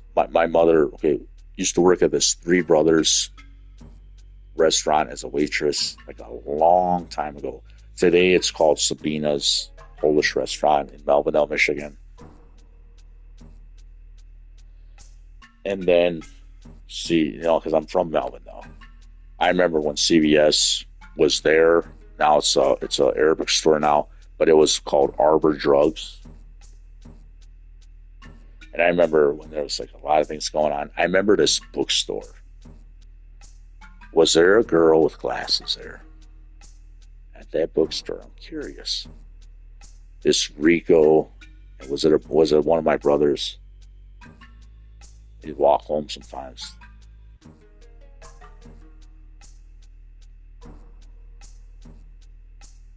But yeah, it's there's this girl with glasses kind of following me around at times. Who is she? Play a harp again. I'm gonna have to harp on this now, or try to stop harping. Eventually, come to conclude my broadcast soon. This is funny because people remember things again and again and again sometimes. But that's my problem. I'm not belonging in this community. If I'm living this way, I know I can do this for Shenmue. This has to be presented to maybe the Japanese emperor. And I'm not kidding here. Because I should be respected in Japan for this Shenmue. I did this for Japan, for the honors of Japan. I did this to honor Japan. I didn't just do this to only honor myself, but it is to honor myself. It's my degree. But I also have done this for Japan.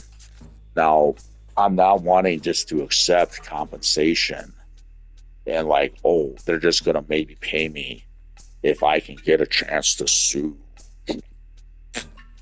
Not really. I mean, I don't know how arrogant some neighbors around me are in my proximity. If your daughter's going in your house with a really thick-looking body, okay, great. Maybe I should call Alfonso Herrera. Does he know something more? I'm from a fraternal order. Should I talk to Alfonso Herrera? Alfonso Herrera. That sounds like a sexy name, huh? What if my name was Alfonso Herrera? Mi nombre es Alfonso Herrera. Mi nombre es Alfonso Herrera. Mi nombre es Maite Perdón.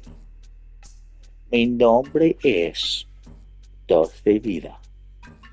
Mi nombre es Anashi. I mean, these are sexy names, right? Should I be a bad kid like Esteban? I mean, it doesn't really mean that, because if I'm a full race, that's the only way I'm real Hazuki. Are we gonna eat me like a burrito, amigo?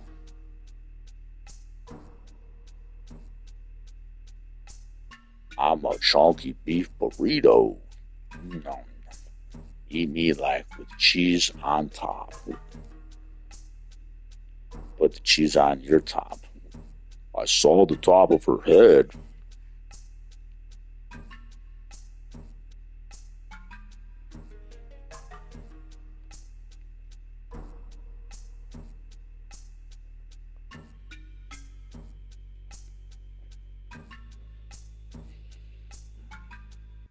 So I thought I was in the circle. You know, according to one of my friends, they know someone that's in the circle. She's writing to Sasha Mitchell at times. And you know, I feel kind of bad for her sometimes that she's still stuck in Bulgaria. You know, I think of her a lot. She's a nice girl. But, you know, like, it's just, the problem is, like, you know, well, she's there. You know, it's always, like, the American dream for everyone to come here if they can get here. But, like, it's not that everybody can have that opportunity that's in other countries just to be in America. Now, you know, in this kind of a context, too, I understand, you know, that there's celebrities, they're martial art movie actors, and they have their own lives they have to live. You know, I definitely understand that completely. Like, they're special people, these martial art movie actor guys. There's a lot of them named out there. Some of them are, like, you know, considered more, maybe they're more considered like to be old school kind of guys, but they're not as maybe expensive as the next guy. That the next guy after, maybe 10, 15 years later, they're still having a talent resembling old school. You know, but like, but they're the next 10 or 15 years later, but they're still having the talent of old school martial arts. 10 or 15 years later, they're the next martial artist, the next Karate Kid, whatever. You know, they're the next one. There's another one. There's another one coming. So 10 or 15 years later down the road in time, you know, then if you go the longer road back, like the Kickboxer 2, there's I remember some of the characters in the movie, you know, like, but I go even further back than that too. My talent is actually, you know, inspired from watching Jean-Claude Van Damme a lot. This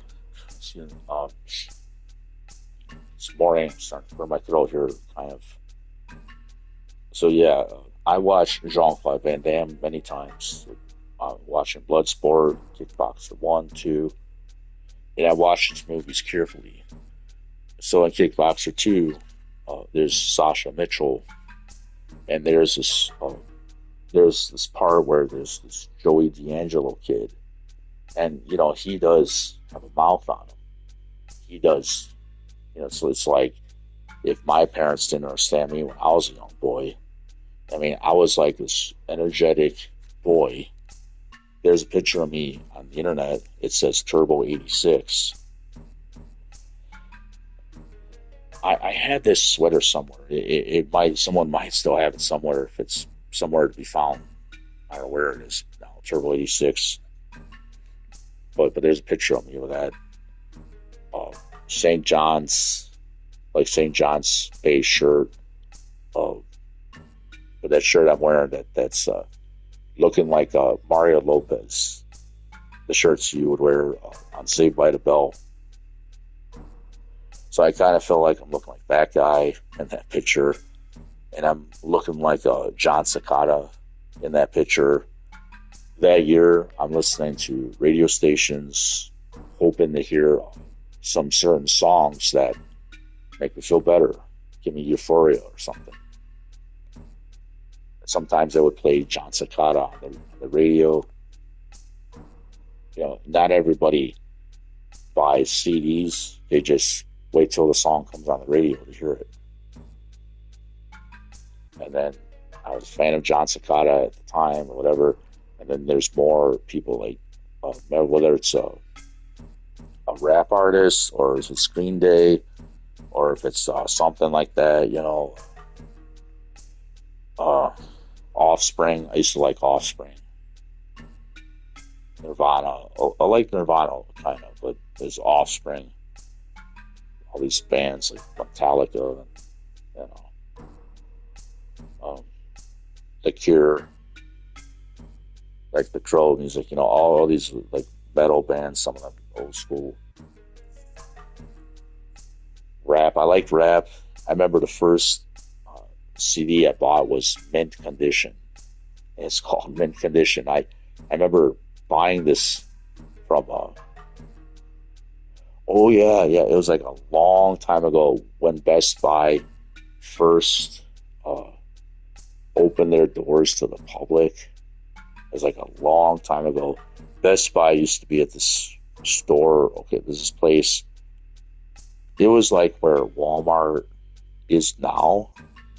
And then they used to be Children's Palace. Then it became Best Buy in our community here. Before all that, my parents bought these 2 suede jackets. One for me, one for my brother. If they're still available out there, they're out there somewhere. I don't know where the suede jackets are. I don't want nothing to happen to anything, like how to explain it, that anything that really represents Shenmue the way it's supposed to be represented.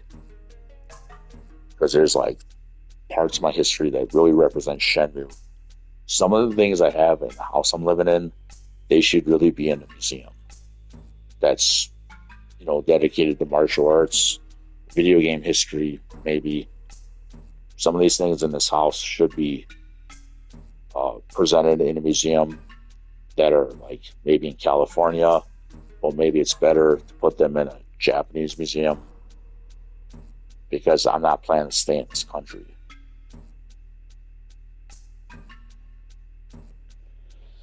So, when I do speak of these things, it's because I'm planning still, even today, to be a martial arts movie actor. I think I can do that. Even still today. But I've got to have what I earned in my history. I think I should have some of that at least. It doesn't, let me explain this here. It doesn't necessarily mean I have to have, even in the higher millions of dollars right now. I know what I did is expensive. To me, it's like, I'm thinking, maybe it did hit the range of trillionaire range of wealth. Because to my knowledge, Poland is involved with Shenmue, and Poland is involved with my history too. I did date this girl, and she was like my best friend at times and a good friend at times. It seemed like it.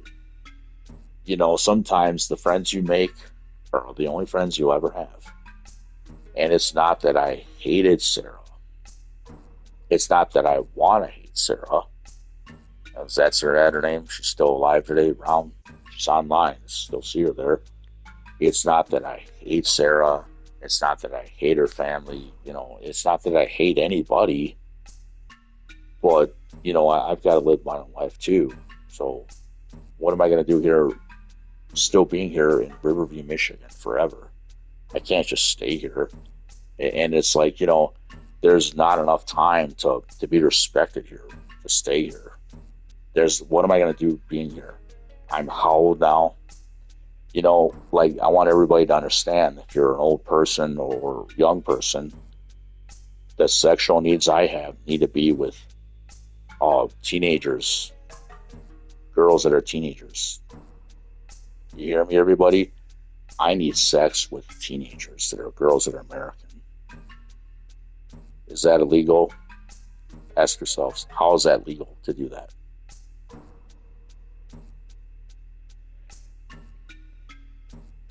Should he call the police on me? Go for it. Do it. If you look up online how that's legal, I need to have sex with girls that are teenagers. I want everybody to realize I'm attracted to teenage girls at McDonald's. They're working there. The girls that are lighter skin tone than me, I want to go all the way with them. Every one of them. You might be 13 and up. But the way I remember myself when I'm age 14,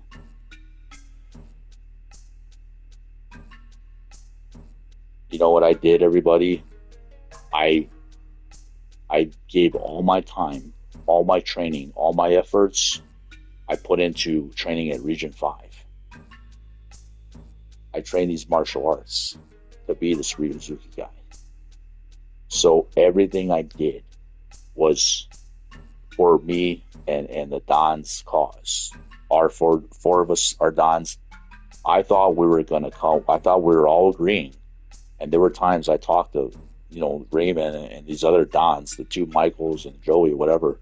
Okay, this is what I thought we had a clear understanding on. But I wish I would have came back to train again in 2002. I was going to do that, but then I chose to date the Sarah Bach girl from 2002 to 2005. That was not a good choice at the time.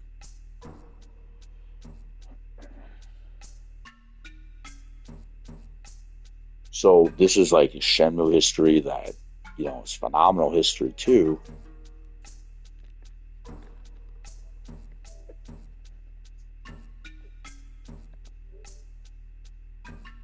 Okay, just making sure the broadcast is still active here. This is really truth about everything I say is true. And, I have to say what's real, what's true. If I don't tell the truth about what I'm talking about, I'm lying. But see, sometimes people might tell a lie. If they do, I'm not saying that I am here, but I can understand, and I can compassionately understand somebody else if they think they have to lie or they want to lie. There's reason, whether it's good or bad, right or wrong, maybe a reason to tell a lie. They might call it a white lie. Like, it's not that bad, okay? But you have to do it because somebody's going to get their feelings hurt. You got to hide secrets. I understand. And you might lie or keep a secret. All right. And maybe that's been a situation a lot with me too. From this, I think actually this girl that I got to know, Sarah, she knew things about me and my family. And their family knew about my father, my parents, or something more. Or they knew about me more. But somebody should have really spoken up. I thought they should, but then they're going to throw at me, well, everybody has to live their own lives. They're going to say that. Everybody's got to live their own lives. But what am I going to do here if they know, and if they do have the VHS proof of my talent, they know I'm this. And what am I going to do being stuck here in Michigan for the rest of my life here?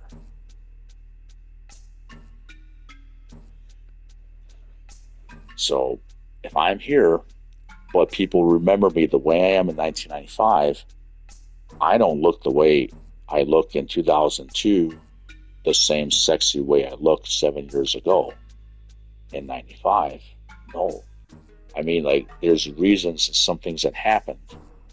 I mean, I remember coming off of there was a colonoscopy I had. There's this some kind of medical nurse professional or something.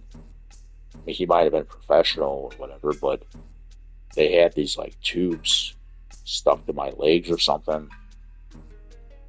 So that to me, okay, what are they taking from my body? I hope that it's reproducing itself again.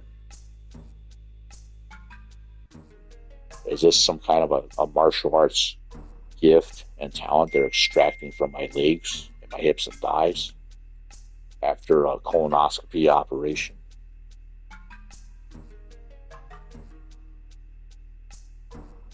See, this is serious. So who's holding this perfect sidekick in the air? These Scott Adkins? I mean, what am I talking about here? Now, that's something I used to do in 1995, and it's not, let me explain this, it's not that I would any way want to make Scott Adkins an enemy of mine, no, but like, you know, this is a serious martial arts gift I have that year, but I'm trying to really understand how do they, and I don't know enough about science yet, or whatever, this might be some kind of a military science that, you know, science knowledge, that experimental knowledge or something that I'm knowing about. See, they might have done experiments or something. Well, they might have they might have like a scientific way. See, science, once it's proven, once something's proven, it's like what, something, you know, it's like it's proof, like it's proved in the lab. You know, I mean, it becomes science. See, science is a study of life, the study of physical, whatever. But I'm not one to say, and believe me, everybody, I like Scott Adkins. I'm a fan of him. Why do I say that too? My mom is British. My dad is Hispanic or Asian too, whatever. I don't even know. Sometimes I wonder what nationality is my dad. But he's from Mexico. He lives American, whatever. Okay, so I'm Hispanic, whatever. What am I? Okay, I mean, maybe I'm Asian too. But I have a cousin. I have a cousin somewhere. He married a Filipino girl. Very nice girl. Very nice family, guys. But people from the Philippines are a lot more like me in some ways. Or people from Hawaii are more like me in some ways. More than people directly from Mexico at times. And this is because I'm not into drug cartel movements or whatever. Two, it's not that everybody from Mexico is only supporting drug cartels. Okay, so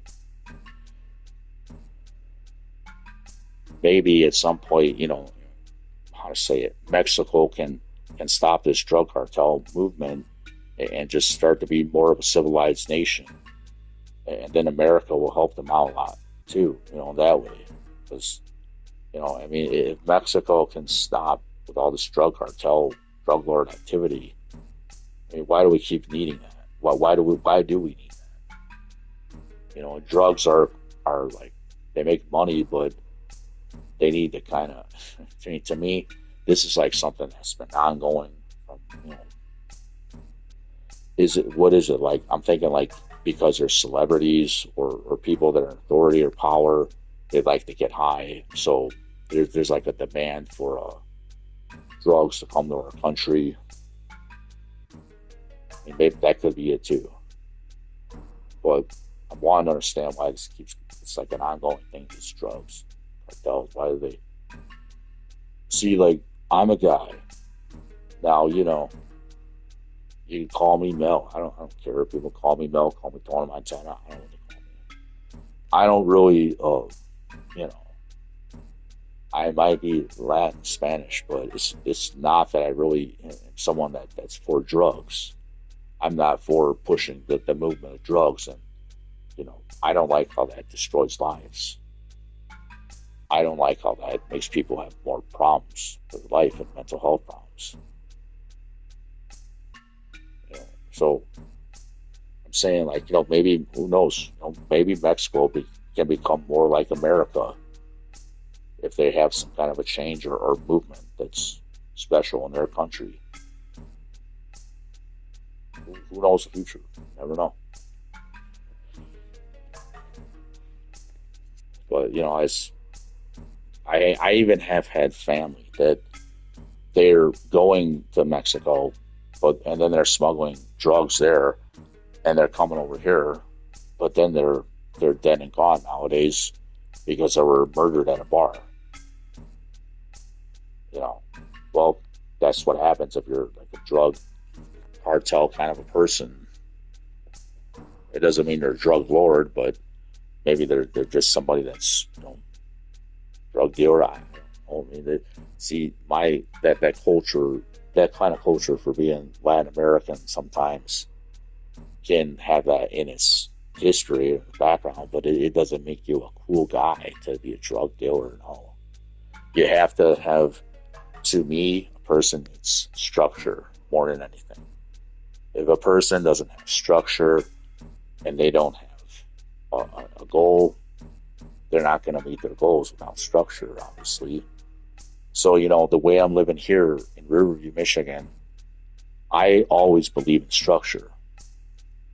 Now, if I'm arguing, there's like a shouting match with the parents in the cars, in public, whatever. This is the problem I want everyone to be aware of too here. My parents are old nowadays. They don't know. They're not really the kind of people that understand structure. They understand working hard, getting check by check every week. And they understand that going to school, education is good. Find a girl that's smart and got something going for them. They believe like that. But I'm not wanting to be a gigolo and shack up with a smart girl, really. My male gigolo, it's funny.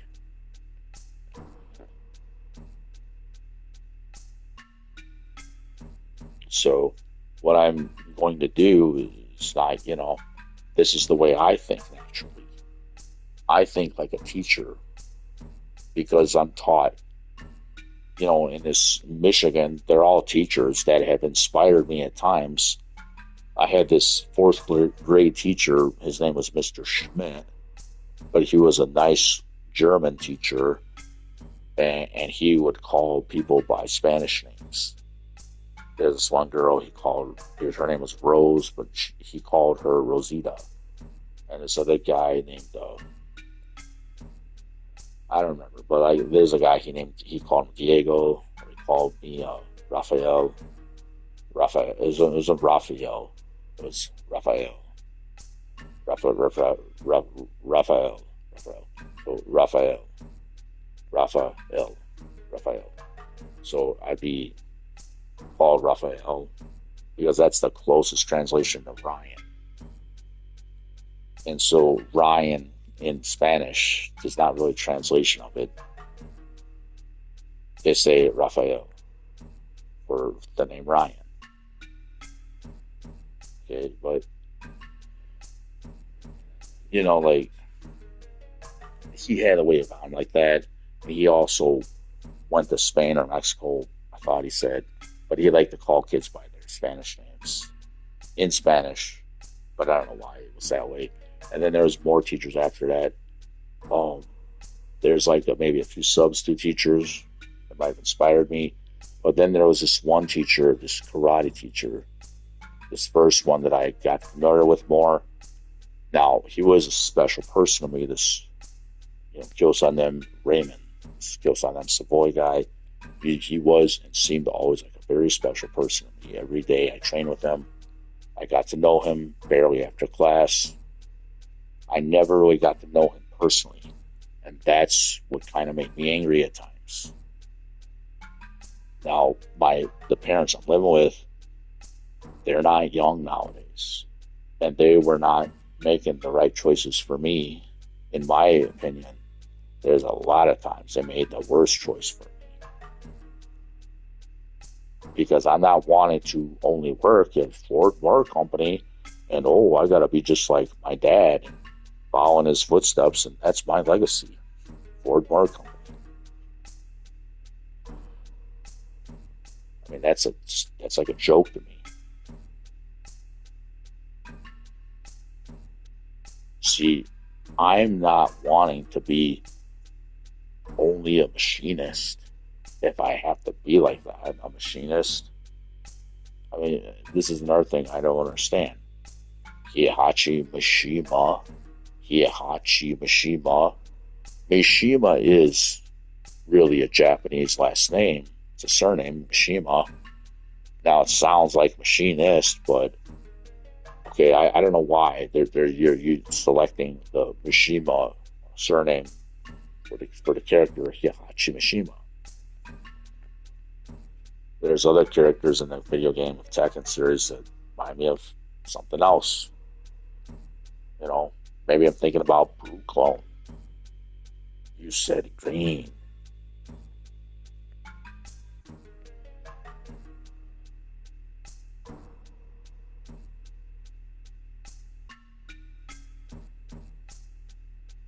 So I don't think, I'm not entitled to a fair trial.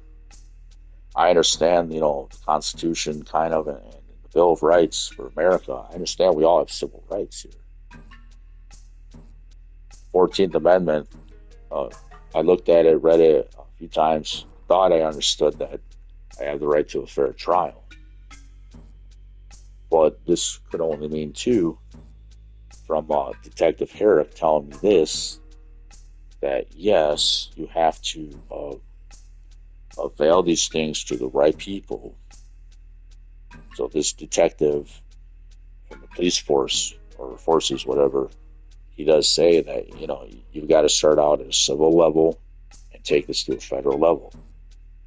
And I'm waiting for that to happen still today. I'm not giving up on living my own life still, even if it goes back to the year 1991. If I can even find that red and black jacket, the jean jacket. It's a jean jacket, and it represents Akira Yuki, the likeness.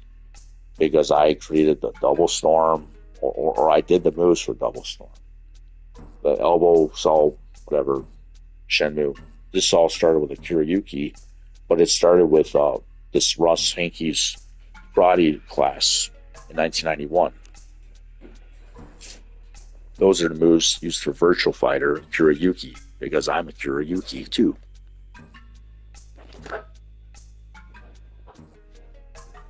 Be right back.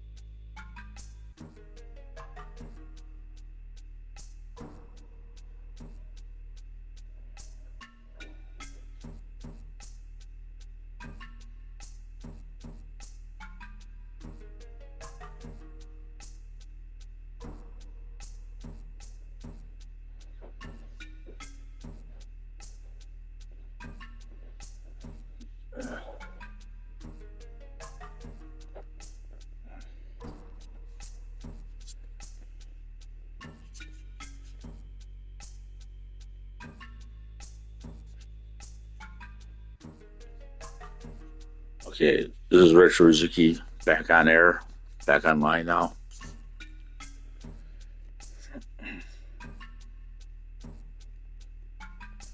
So, the Sakura Yuki, this is where Shenmue started. So they say. And to me, this is, to my knowledge, it started with, this started, because I know it started here anyway. Started in, this is like this Wyandotte and this Lincoln Park, Michigan. These are suburban metro cities from Detroit, Michigan.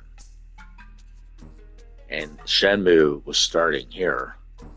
But now I'm not sure how these black belt dons, what did they do exactly?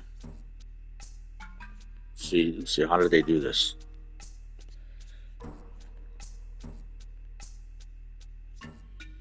Now, did they sell my VHS proof from training, and they use that, and then they use my ideas that are known as that year, 1995. I said these things. They wrote them down, right? They recorded them on a college campus, like a voice recorder, cassette recorder from college, whatever. These are fresh out of high school, fresh out of college grads that are dons, about to move on with their life to greener pastures at the time in 1995. Then we have, Japan involved. This was my idea too. So we've got these ideas being used. There's the 70-man battle. I mentioned that. Thinking about me and my karate teacher at one time. There's a song called Alpha Ray, Alpha Ray, Alpha Ray. It's a gym motivation fitness video. It's got JCVD, Jean-Claude Van Damme from Kickboxer 1 or whatever. This goes Alpha Ray, Alpha Ray, Alpha Ray, Alpha Ray. Alpha, this is something I used to say to my karate teacher. I called him Alpha Ray at times in karate class, after class in the changing room. So Alpha is like if you're the alpha wolf, like in a wolf pack, you're the alpha wolf. You're the leader of their wolf pack. You're the alpha. There's this song of, let me go back here. So the reason I was saying, exchanging words about alpha, omega, this and that, we were talking about at times, because I looked up and I was trying to understand, fatty acids. We were talking about B vitamins, different things that would help people's minds to feel better. See, I read books and different subjects that year too, for mental health, emotional health, whatever. You got to read books, you got to do research. We're talking about omega fatty acids, whether it's from fish, flax oils. See, so the omega, the alpha, it's like alpha lipic acid, whatever. Alpha could mean a lot of things. The alphabet. Thinking about Genesis, Sega Genesis. Thinking about, see, when they say Genesis, what does that mean also in some other religious context?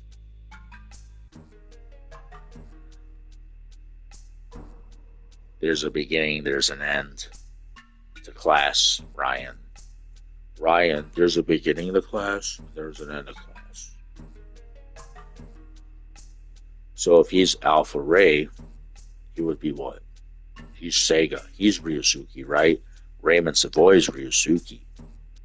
You want to give this all to Raymond Savoy, right, Ryan? Give him everything you can. And I'm just a nice man who I'm a pastor. No, that's not what I was saying. Now, all the things I'm going through in my mind, in my lifetime at the time, I'm wanting to get to know this guy. I mean, there's times I'm grabbing this guy's wrist so he doesn't leave me there to suffer. I mean, I want to really go with this guy sometimes, but it's like in my mind, I'm making him trying to make him think that. But I don't know how to say this or do these things at times. I mean, he's not my brother, he's not my dad or something, so he's not my friend. He's my friend. It seems like I'm trying to make him that, but it's hard to do that. There's an age difference here. I'm 14 years old. He's 22 years old. He's going to his girlfriend at the time, and that's his. Is this nowadays his wife? See, it might be the same person, but he's going to this person after class, and I don't know what's going on, what's going to happen this day or the next day, because there's different times in class. Maybe the dad I'm living with, the father I'm living with here, doesn't like me going to class later in the training. He objects to my mom taking me to martial arts class. Can you imagine that? What that's like? The father is getting angry as hell at the mother that's taking me to karate class, the only one that would do that. This is why I like Scott Adkins. He's British. But not only that, see, let me explain. My mother is almost 100% British. Or she's Scottish too. Or is she more Scottish or British? Kind of confused there.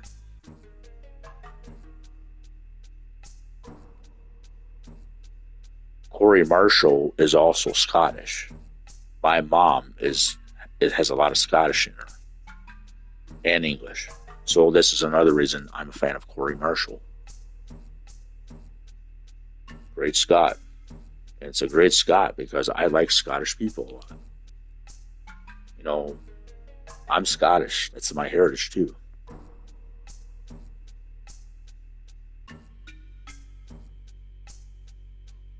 I mean, you can watch Braveheart all day long. And it is in the year 1995. Young Guy, brave courage. What does that mean to me? The Claymore? Okay, it's a Claymore. Those are held by people from Europe. Scotland, too. Sean Connery, I remember when he was around, I think he's deceased nowadays, Sean Connery. He's 100% Scottish.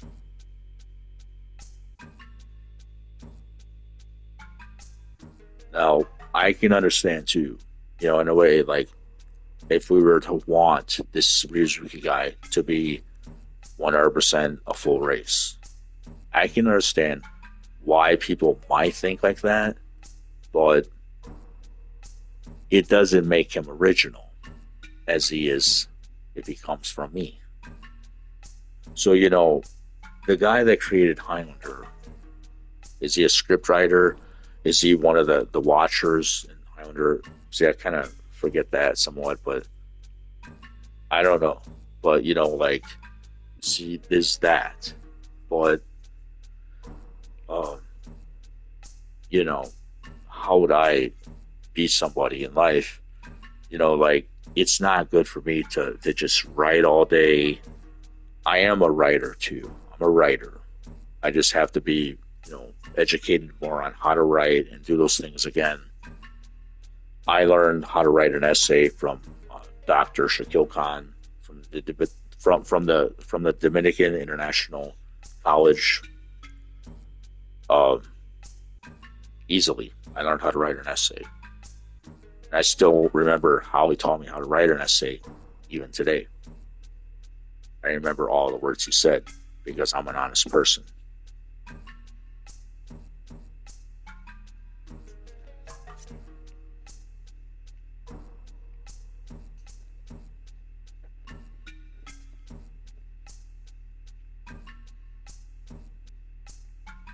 So, yes. So yeah, like, yeah, I'm a fan of Corey Marshall a lot. He's a cool guy. He's a real cool guy. You know. Now, let me follow up on talking about Mr. Corey Marshall here, or Corey Marshall, or Ryu Hazuki. I recently noticed some of his posts he recently has online about his family, and he has such a nice family too. I think his family's nice. They're nice people. Desi Wright Marshall, I think I chat with her a few times. And she's a nice person, good person. Seems like, and what they're good people, but they're categorized as they're official, and I do acknowledge that within the Shenmue group. So they're not like regular people in any state. So this is another reason why I can understand why they're living like near, or are they near Los Angeles, or in Los Angeles County, California. Well, they're special people anyway. They are representing Shenmue officially. And I think Corey Marshall is an excellent voiceover too for the iconic sensation Ryozuki. He's a very good English voiceover actor. I don't believe that they need to change anything, like make Shenmue only about Japanese people. Why would you do that? See, Shenmue is an international sensation in the martial arts. So why would it only be about Japan? Shenmue, a lot of talented people that do these martial arts. Look at these Scott Adkins. He's British. His talent is special, right? He's a big, strong guy. The more he works out, too, he gets stronger and stronger. But he's kind of, in a way, I can see some of my body, my physical features looking like him. Or maybe Hugh Jackman. And I'm not physically having the muscles and shape the same way, but I might have a similar body structure. I have British in me, Scottish in me. I'm Spanish, maybe some Asian. I'm not fully aware. Whatever nationalities are in me, I'm still the manifestation of a human being too. So like the way like Scott Adkins' form, his body. You notice that Jin Kazama looks like he's European more than Asian. See, Asian people, some of them have bigger, broader, stronger bodies and perfect physiques. They do. They might have them. It's rare in a way. That's more of a common trait, the perfect male physique in Europe, in America. Even, see, genetically, people from Asia, their upper bodies are more stronger than their lower bodies. Like it's common that for European people, you're always going to see a European person standing. You notice people in England or other parts of Europe, well, they're Americans too. A lot of them, they came here from where? From Europe. Most of the time, people like this from Europe, they're warriors, they're in the military, they're always standing, right? They eat standing, they cook standing, they go to the bathroom standing. They have these urinals in men's bathrooms in America, standing. In other cultures, they think it's healthier to sit down when you're using the restroom. It don't matter if you're, dropping bombs in the toilet. They might think you should clean yourself from the front and the back and everywhere. It's like more of an Asian custom, or other cultures. It's a better custom to sit down going to the bathroom. There's research that claims it's healthier, but the general assumption and stereotype is like, well, European people, they're always standing.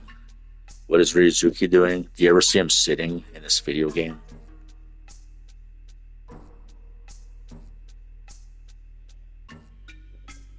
This is like the way I look now. I'm 14 years of age in a lot of ways. The ears of Ryuzuki, those are not my ears. It's kind of funny to me in a way. I don't want to joke too much, but it's like, I know who has those ears.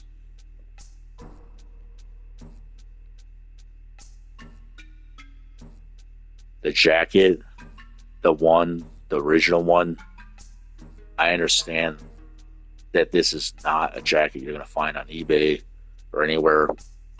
This is the one from Montgomery Ward. The one I had bought. Well, my parents bought it for me and my brother. There were two jackets.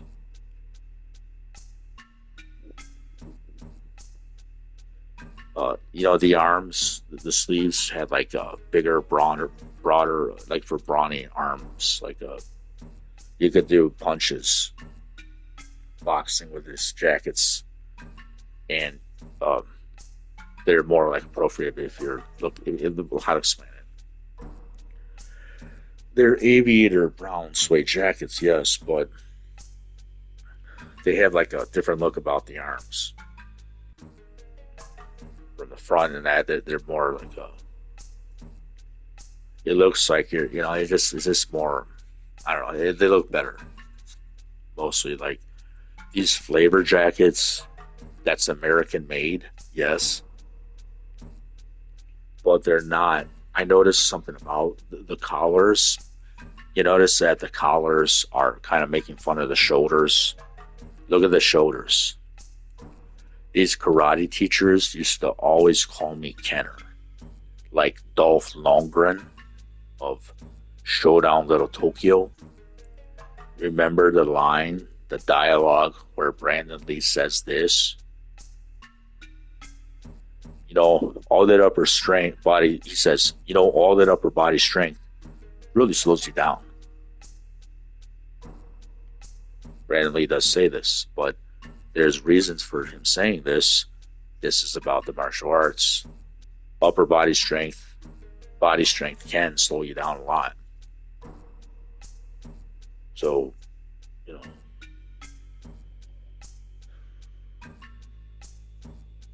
Now, when I did these moves and that, I had strong shoulders too, very strong. In a car accident in 2005, I had an accident. One of the shoulders came out of place. And that's all I'll say about that for now. But to continue on about this more of this, Shenmue, see, when I did have a lot of upper body strength. I had a lot of upper body strength. The karate teachers were always chopping down on my shoulders and my deltoids or whatever. Now, I don't understand why they were doing that too often at times, but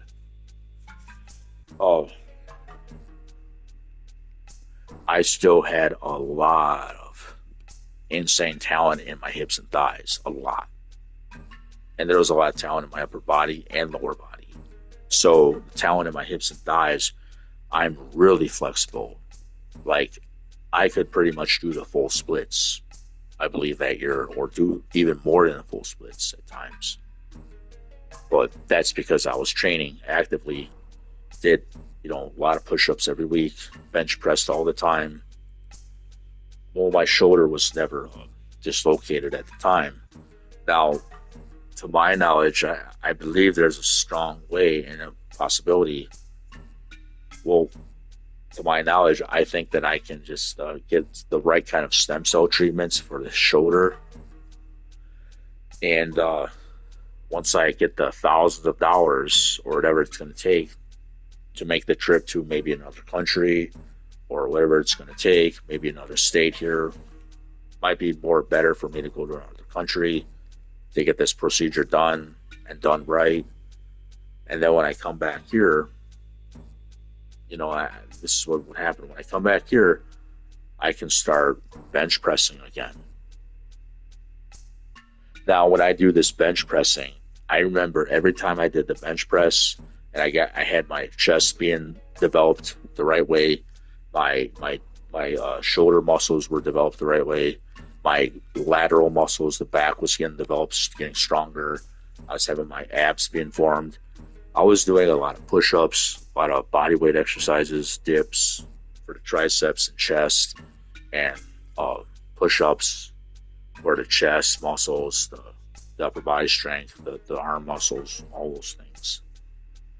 So my body had a much easier time getting into shape at the time. But like, I believe it's not going to be that hard or difficult to do this again. But I've got to have that shoulder surgery. How to explain it? It's not really surgery. It's like a stem cell therapy treatments. I've got to have that done. It's not, how to explain this too. It's not necessarily that I want to be a fighter to prove that I'm better than all these people that screwed me over. They wanted to make me look bad and terrible because I was really sexy and special that year, 1995, in a karate class. I'm not really wanting to get revenge with them, because what good is it going to do to keep this all going, to keep this vengeance, purpose going? They're supposed to be the ones to represent me all this time. So it's not really that I want to be a fighter or a kickboxer, but I was always supposed to be like that. I'm 45 years old today, and I'm being honest too, but see, like, I can be sexy. I can do these things. I can be sexy to women and girls, but you've got to give me a chance. You can't just not give me any chance ever again in life. I mean, I did earn these things. I earned my degree. I proved this talent many times over that year in class. And not just that year, I always had this talent in me. I don't know how to explain this. There needs to be, it's got to start out from a civil level, and people can get through this, but this is like an international, federal, it's like even federal court hearing. This is like an international situation, my YouTube channel, everybody. This is not just a little deal. No, this is a big, big deal to me, because my talent made Shenmue, period. If it wasn't for my talent, there would be no Shenmue. Let me tell the truth. If it was not for my martial arts sensation and talent, there would never be Shenmue ever in existence. I started this. I intend to finish what I started.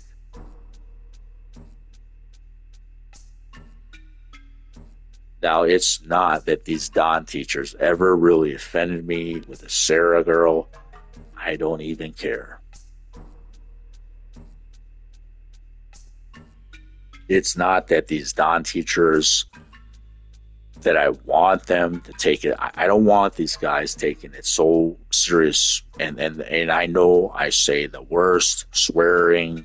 I am the worst the worst kind of cusser. I cuss, I swear. I am sorry if that is seriously offensive, and I know it is. I am sorry. I want to say one time here right now, I am genuinely, authentically, really, really, really sorry to Wayne County and all the people here if I'm going through a tough time financially. I have financial problems that are serious. I have identity theft problems that are serious because of this Shenmue history, maybe starting from that. And I have all these problems here. I've got a court date hearing coming up on June 28th or something, for identity theft issues. I'm sorry to the neighbors that you never got to know me as a nice person, as this perfect kind of a person that I was that year. I am apologizing for that. I'm not taught that what is healthy and the right thing to do.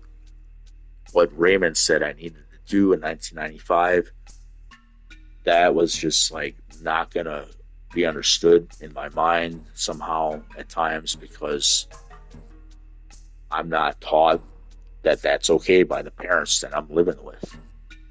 See, this is where the problem is a lot. Now with Mr. Savoy's family, and they were a family, they had kids. If those were my parents, though that's a military guy, and that's a lawyer, if those were my parents, and if I was living with them, if I would have went back to where they're living, I would have been this guy a long time ago. It's just, the problem here is, it's not that I'm mad at my neighbors, Riverview. It's not that I hate them.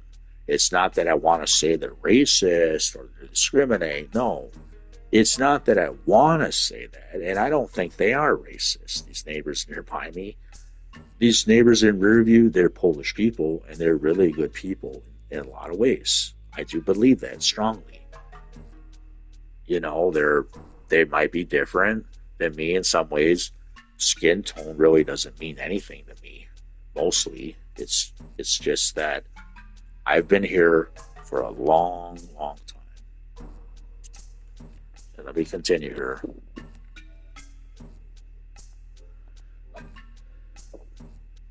I mean, I've been living in Riverview, Michigan for a long time, but I still don't think it's too late for me to be this guy. And I'm knowing that I'm intelligent in my ways. I'm not stupid. I'm not, dumb in my own ways. It's just, I might have been different at Riverview High School. The bigger problem here is that, I don't even know if it would have been working out for me too. Let me explain this just carefully again, or one time here, this is a problem too. I am looking like a foreign person everywhere I go where I'm living here. So maybe it would not have been a good idea to be friends with the neighbors around here. Everybody was after this degree and that, and so this is like a terrible problem in history. I can understand, it's going to make problems in a way, but I've got to live my own life. What am I going to do? Collect royalties all my life for Shenmue? See, me collecting Social Security income, I don't believe really that I was ever disabled to begin with. I don't really believe that. I think if the karate teacher would have did what he was supposed to do, now there may have been people that didn't like what maybe some other students were going through because of my talent being present there. See, this is like another thing that's another subject of jealousy in martial art classes that needs to be thoroughly that's like, this to me needs to be a new subject in the martial arts world a lot, because I'm Ryozuki and I know I am, and Jin, I know I am. Jealousy in martial art classes, and this is all around the world, it has to be dealt with, and people cannot be jealous of another student of anything he has, even if it's not talent. If there's students jealous of another student, maybe they're not even talented, but maybe they're just good looking to the girls or something or whatever. As long as jealousy, envy exists in any classroom, this is any classroom setting really, but I'm wanting to concentrate more on the psychological subject here of jealousy in any martial art class. As long as there's jealous students of another student. Now, my case was because so what I'm going to say finished, there's going to be problems. But my case was as long as students are jealous, and if they're jealous, what they were like for me, there's students, maybe Dons, maybe all the Dons, they felt envy towards me. But I'm Hazuki, and I forgive all those people that were jealous of me. I do forgive them completely. I'm trying to, or how do I say it? I want to forgive them. So in a way, it's like I forgive them, but I've got to live my own life here. I mean, I never knew this degree was taken from me. When I found it lost in my room, I didn't even know when it was lost exactly. I think I came back from a Florida vacation one of those years, and it wasn't in one of my dressers or cabinets. It wasn't there. The degree was gone. I don't know which year that was.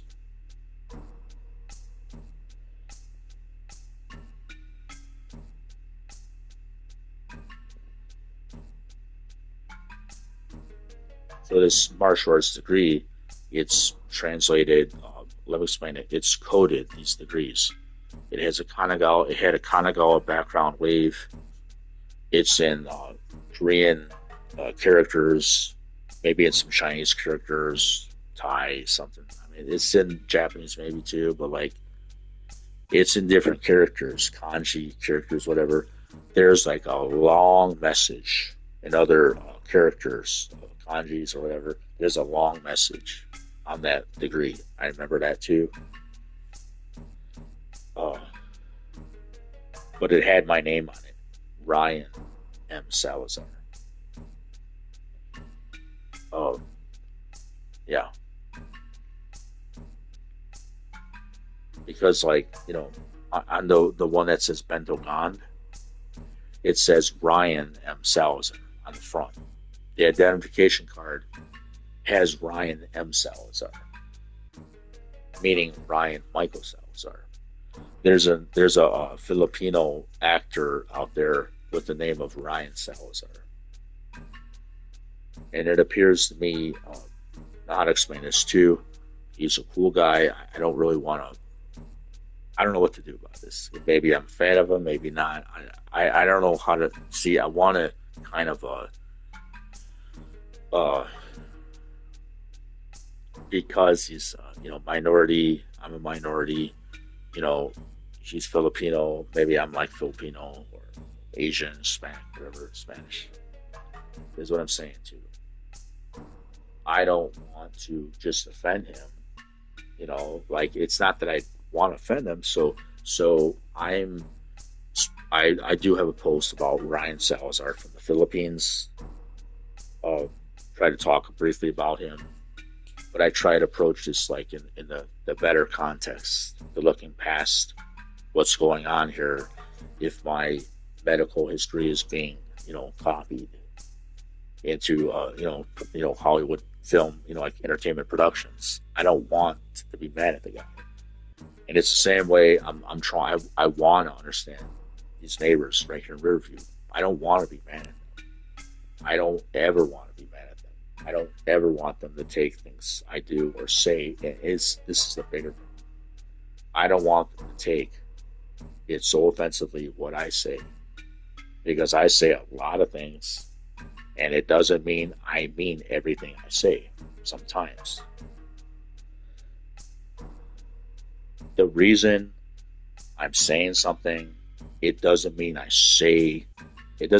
mean everything I'm saying. And this is why I don't believe I'm supposed to even be here all these years or whatever. I'm supposed to have done these things a long time ago in Asia and done this a long time ago. It's not that I ever wanted to be mad at the neighbors, but it does not help me, and it's not going to work for me probably to. I've got this LLC here. This is Retro Hazuki 81, and these are all legal claims. These are all truths, 100% truths about myself. So, it's not going to help anyone's situation to make me not make me Ryuzuki. The reason I'm wanting to be this guy too, how to explain it? I've been through the worst things. Let me tell the truth here. So let me say this too. want the neighbors to understand me where I'm coming from here. Don't be offended by me too much. Everybody has needs and everything. Whatever. This is another thing I want everyone to understand. If I do bring up the topic of sex, I don't believe that should be, not talked about. I believe that should be talked about. And it should be brought up in appropriate settings, yes. I can't help it. The day that, Officer Jackson, he's trying to find out what my problem is. And we live in one planet, one world. I can't be distanced from every, citizen, Riverview, Michigan. It is not my fault that there's a parent coming by with a child and I have to bring up that subject called sex. It's not my fault that there's a lot of old people living here and they have dogs. That's all they're about is dogs or something else. Maybe they have to get sex to stay alive and stay young. Okay?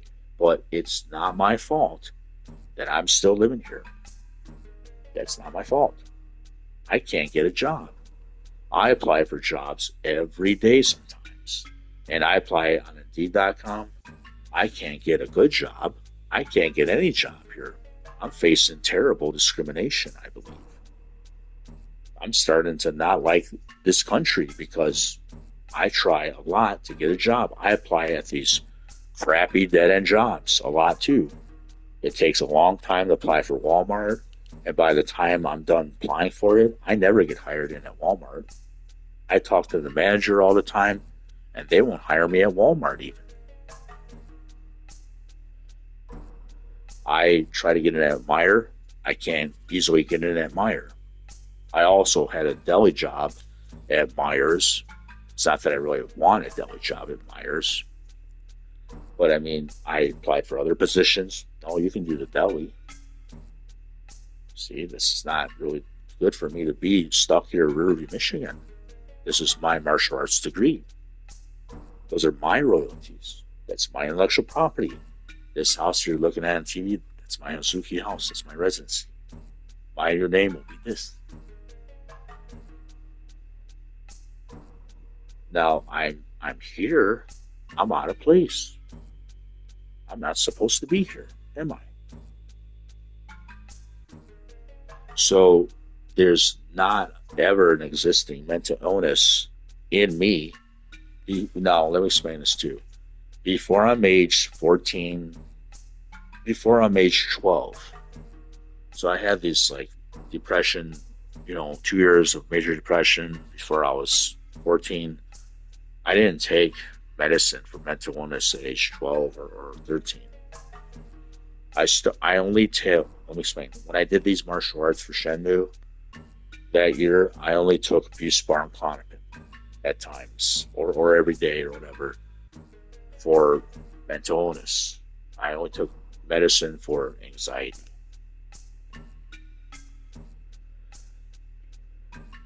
It's not that everybody should just take medication for anxiety. So it's not that everybody should take medication if people say and label you as bipolar, as schizoaffective, as psychotic, as psychosis, as schizophrenia. People get these more serious conditions, bipolar, psychosis, bipolar disorder with schizoaffective disorder features or whatever, or paranoia. It's all associated with bipolar, with paranoia, with psychosis, psychotic features, whatever. All these different kind of categorized names in a, psychiatry world. This is a man-made illness. This is a man-made illness, mental illness. Does everybody understand that concept here?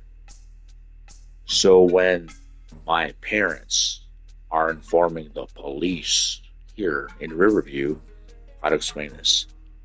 There was just a random time that my parents are trying, or my brother too, younger brother, they're all trying to push my buttons at times.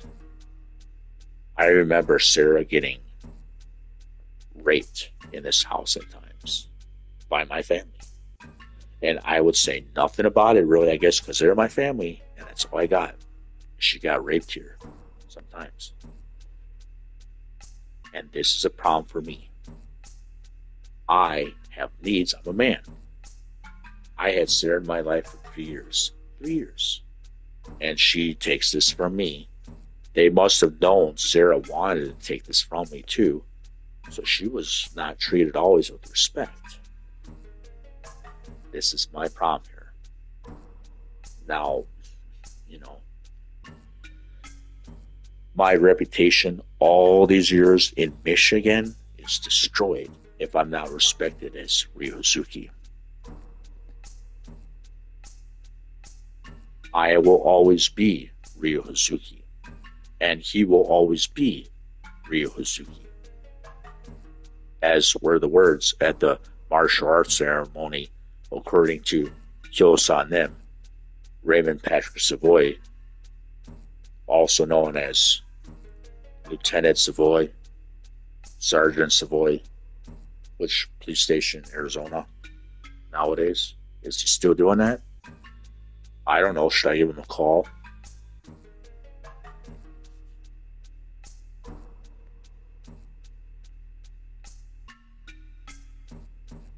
Now, I can talk.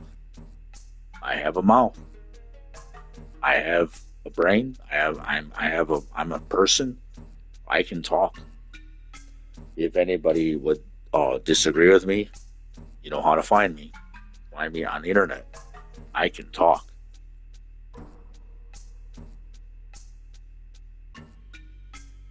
I can have sex too. I know I can. I get erections all the time. But what am I going to do about it if I'm not respected? Now, it's not that I just want to be like in a pornography industry or whatever, but it might be necessary. I don't know how I'm going to do this. I've got to be the martial arts movie actor I'm supposed to be all this time. It's been a long time. It's been a while. Can't remember the last time I really had sex, and that might be true, right?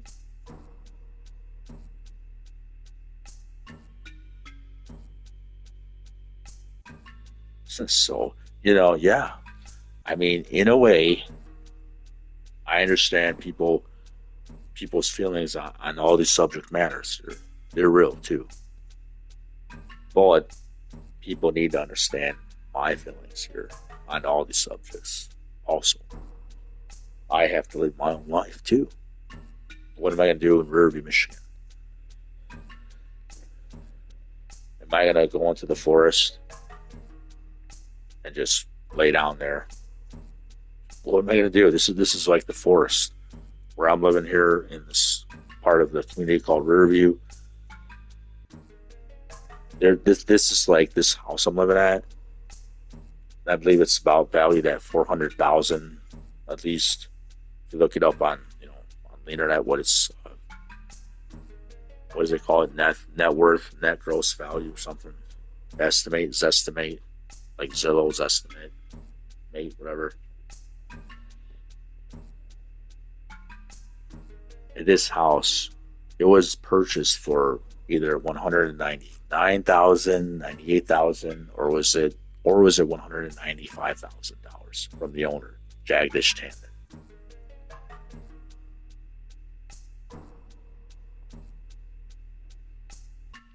So, what will I do? I cannot stay here and suffer. I gotta live my own life. The police have to protect me. I'm American. The police have to do their job too. And they have to protect my life. I'm Ryu Hazuki.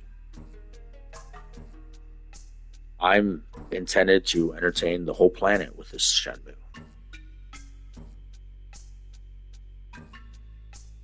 It's my original purpose after the karate teacher did give me this degree. I'm supposed to entertain the world with this. Now, the teacher wanted this back. What I was understanding what was going on in the changing room in 1995. So Raymond's family wanted this for their son, Andrew Skupin. Now, I do remember training with Andrew Skupin that year too. And he's not like how to explain it, he's a young child then. But so is these other two siblings of his. Nolly Skupin, Melissa Skupin. Then I also remember Kathy Skupin. Training with her. I remember her. And even Charles Skupin. He's a taller guy. I don't want to know how to explain it. I am acting like these dons too. But I didn't really want to offend people and everybody taking over their heads or bringing my Anusur Bakurachagi, in so much, bringing inside so much that they're offended by me. But I never would lay contact with this person because, I'm a professional that way when I trained. I'm beyond black belt there. I'm training there. So it's just a different kind of situation for everybody there that they're going to train karate for a Do art degree. Now my talent is above and beyond its time that year too. So it's like a different kind of situation for me to be doing these things here. I should have been doing them in Asia. Probably in South Korea. Should have been there a long time ago. Maybe Japan. Whatever style I'm going to be doing. I think I potentially have the talent too, even today, if I had a big Akon trampoline, like the hexagonal one, kind that's performance themed. It's like thousands of dollars. They're the best trampolines in Finland. I think I have potential today, even to be, is this what I am also? Like the messenger, what is it called? The Western hero, Ryu Hayabusa. I am born a rooster. Like the eagle symbol on the Hayabusa clothing line. I'm Ryu Hayabusa, to my knowledge somehow. Okay, how to explain it? I'm Ryu Hayabusa because I remember some things about some people in my history. To me, I'm actually Ryu Hayabusa. Now, that's a Western hero. Western hero. Look him up.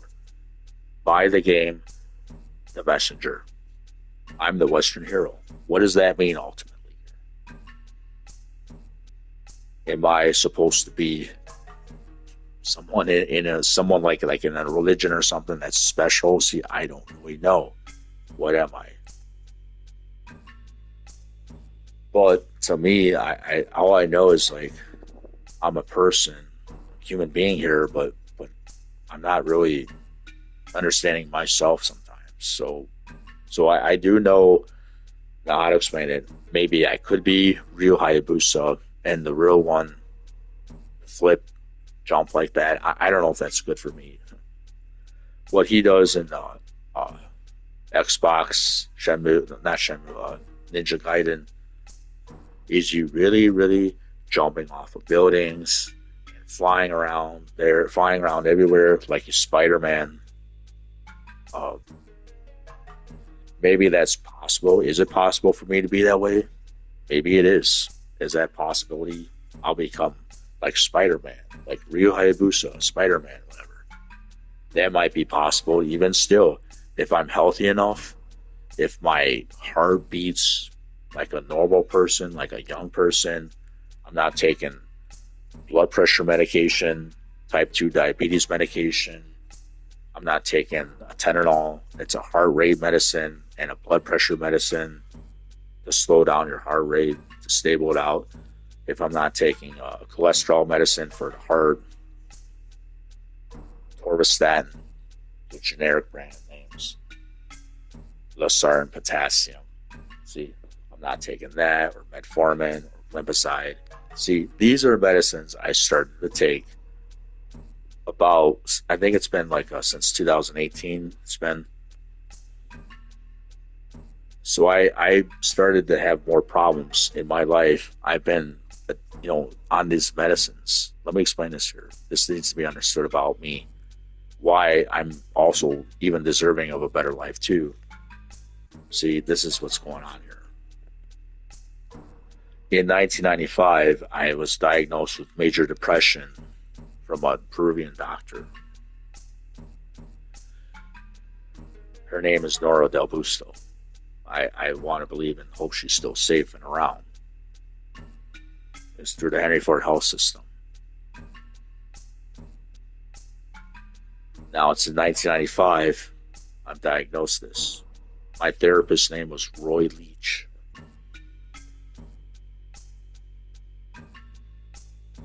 And then there's more. Okay. I had a doctor, and this guy's name was Dr. Vila. He's Italian, a cool guy, but I remember him speaking of him having an Italian background. Well, I'm Spanish, so we're kind of like the same. Spain and Italy are like they're both Latin nations. So who's Latin? I'm more Latin. You're more Latin. It's kind of funny, but we kind of have that in common. If we're in Europe, or we're in America, so kind of like that. Also.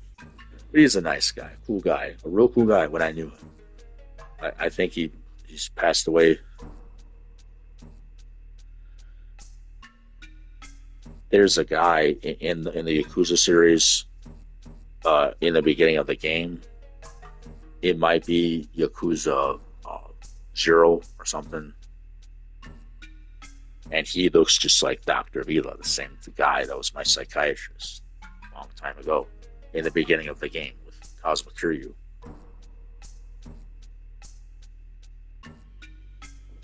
So this is these are like intellectual property claims from patented ideas being presented.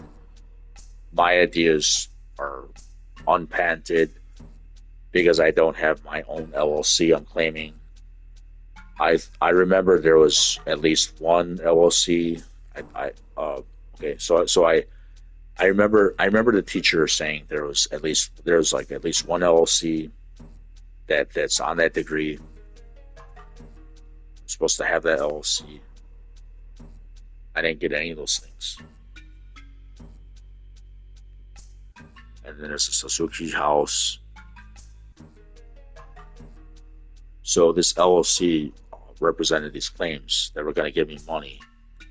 But this is what I remembered again from just meditating and remembering the history with this teacher again. He did translate this degree sometimes to me. He told me to hold it different ways, like in the Rashina China shop, the way the lady says, hold it this way, that way, turn it this way. She says, all right, reversed kanji. Reverse from left to right in a special style or something. These are all likenesses from that are related to Shenmue, and I'm Ryuzuki. I'm the likeness. I'm Jin Kazama, the real likeness. My net worth for being Jin Kazama, it might go up in value too. All these things I'm saying might go way up in value. Ryuzuki might be going to the billions one day, or trillions. I don't even know. There might be, this is what I need to say. I might be the reason, and I'm not letting this go. I've got to live my own life too. I might be the reason for the economy to have a collapse.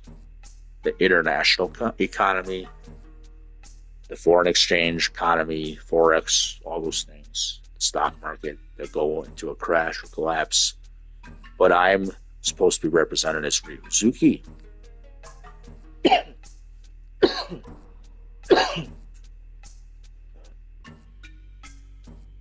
So,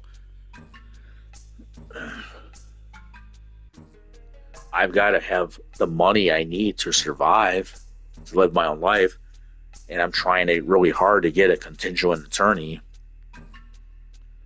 It's in a way, it's not that I have to just collect every penny right now, or whatever.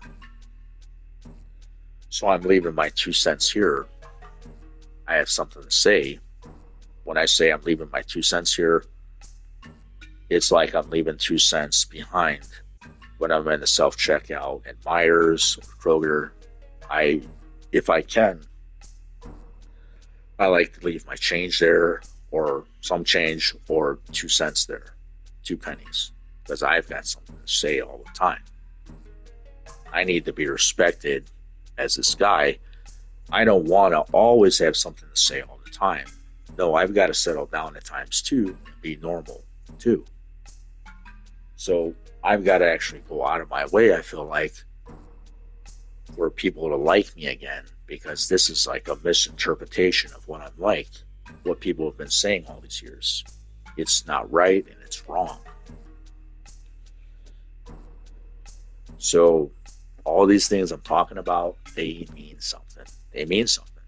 And they're meaning that I've got to have my life lived. I have to live my own life too. You know how they say everybody's got to live their own lives. And I do too. Because I'm Hazuki that year. And, it's not just that year.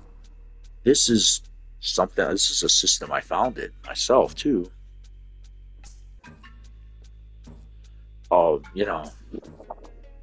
Maybe, I'd have to really study this really, try to study this harder at times or whatever. I'm wanting to interpret more about what I think of the Hazuki style as a martial artist, and what I think about a lot of things about this Shenmue project. I'm doing that.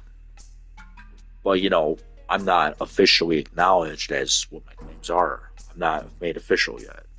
I'm seeking to be made official with YS.net and with Sega and Namco, Deep Silver, Kickstarter, AM2. I need to be represented the right way. Acclaim, whatever. Konami, I've got to be represented the right way. And if I'm not, how am I going to live my own life? How can I do that? How can I?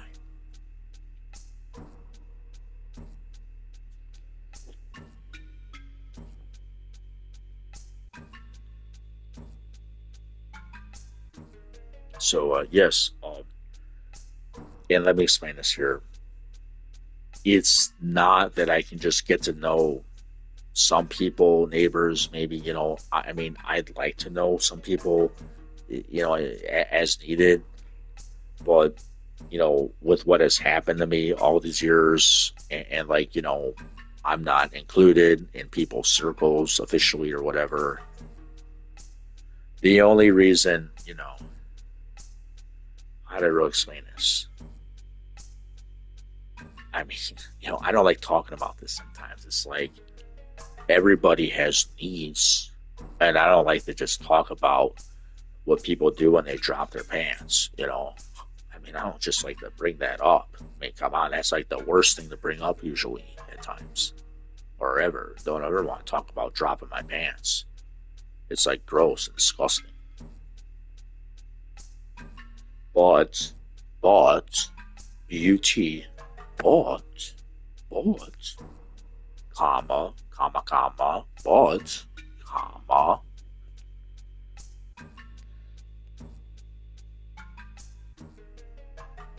I had a really nice butt too, comma. I can understand people might be angry at me if I bring this up. So, comma, I have a problem with other people not want me to talk about myself and the truth and my history, my legacy. So I have a problem with that. So, I have a problem that somebody else is saying this degree is being put into their name. They're forcing this on their son. So, let me say this. I kind of feel bad for this Andrew Scoopin. If in fact, Charles Scoopin and his wife, they're forcing Shenmue on Andrew Scoopin. That's wrong. Don't do that ever again. If everybody is forcing Shenmue on Andrew Scoopin, cut it out. Cut it out. You don't have to be better. You don't have to do that. Why would you even think you have to be better than me like that, everyone? Or one person or the other? I don't even know if Andrew would want to just try to show off and be better than me like everybody else would make him think that he has to be like that. I mean, this is what I'm suspecting is going on. I have noticed one, that green Bronco being parked in the parking lot there at the rec center after they're kicking me out of the dojang wrongfully. And let me say this too. This Yamalith Camarena is what her name is. Yamalith Camarena. That's a Mexican girl that was in the mental health rehab. I was there, but I'm never supposed to be in these situations, really. It's been 2 years, or just about 2 years, I'm off mental illness medication. So I'm calling these military people, the recruiters and that. I guess I'm wanting to be in the military if I can get money for this situation too, because I've got a real terrible scandal here. And, I know Charles Scoopin it says he's been in the Vietnam War or something. Okay, I can understand that, but he's not supposed to say he's Ryuzuki. He's not supposed to say that's his talent. See, that's a crime. What am I going to say about myself? I'm not Ryuzuki. It's not going to work with me. I'm not Jin Kazama. That's not going to work with me. This is why I'm seeking a sports psychologist for therapy. I'm looking for them because I have these peak performance issues too about. So this, if you look it up, look up on Google. This is what I searched: therapist near me for martial artists. Found these different sources. I need a sports psychologist or like some kind of a peak performance kind of a therapist if they have one, because I have a different kind of a therapy needs for this. And I also have these manly needs that are related to sex and a better lifestyle, better life. But I earned that at age 14. So I'm just needing to bring this up. I don't want to offend people really too much here, but I've got problems with Michigan because I'm not living my own life the way it's supposed to be lived 31 years ago. It's phenomenal that I can talk and explain these things the way I need to me too, because it's phenomenal that maybe I'm even alive. I mean, this is a bigger problem here going on. I took this medicine and crap for a long time at times, and like, how much longer am I going to be alive? What is the outlook on my life? So this is what I want everybody to understand about me. I am this likeness of Ryuzuki and Jin and everything, but am I going to go into a coma because I stopped taking the medicine? People that do these martial arts, look at Bruce Lee. He went into a coma.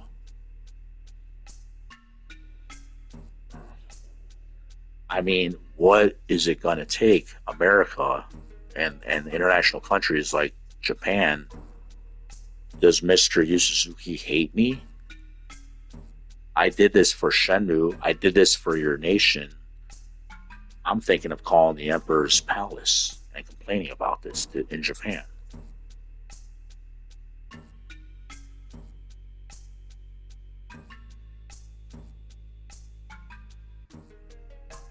That's like a long distance number, right? I remember the karate teacher saying, he's worth it. He's worth it. Limping around. You know, this is the likeness of Guizhang after he hurts his leg. At the end of kicking a beam, a construction beam at the harbor. He kicks a beam. He says he's worth it. The karate teacher named Raymond. Now, you know, there may have been times I didn't know what to do at times or whatever. I don't really know that I have the right kind and justful police authority here to beat up students and defend myself, because if I kill these students, what's going to happen to me in 1995? So there's at times I don't understand what to do or whatever, but I know, and these dons know, I have this talent way above and beyond in me to do these things, to do martial arts. Now, it looks good when you're doing this on camera. If you look good on doing it the way I did it, looks just like Ryuzuki doing it mostly.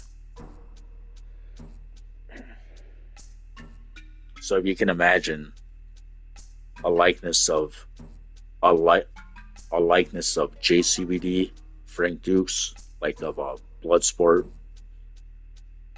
JCVD, Jean-Claude Van Damme, wears a karate gi with a white belt. I look like that.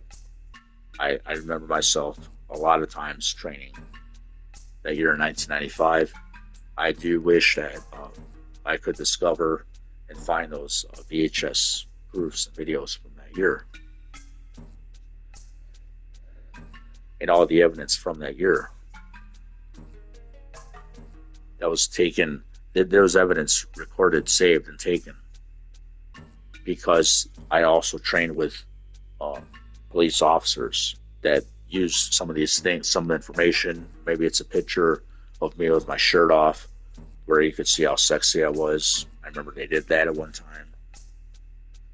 There was a picture of, there's all these pictures from tournament. And I remember they said, we're going to take a picture. Yep. They took about a few pictures of me with my shirt off, turn this side maybe or whatever, see how sexy I'm looking, flexing. They said it's a good thing we took a picture of him. He's going to need it. They walked away, these dons, saying that, okay, but like, these are memories. What made Shenmue what it is. Tekken, Cosmo, all these things. Yakuza starts out in 1995.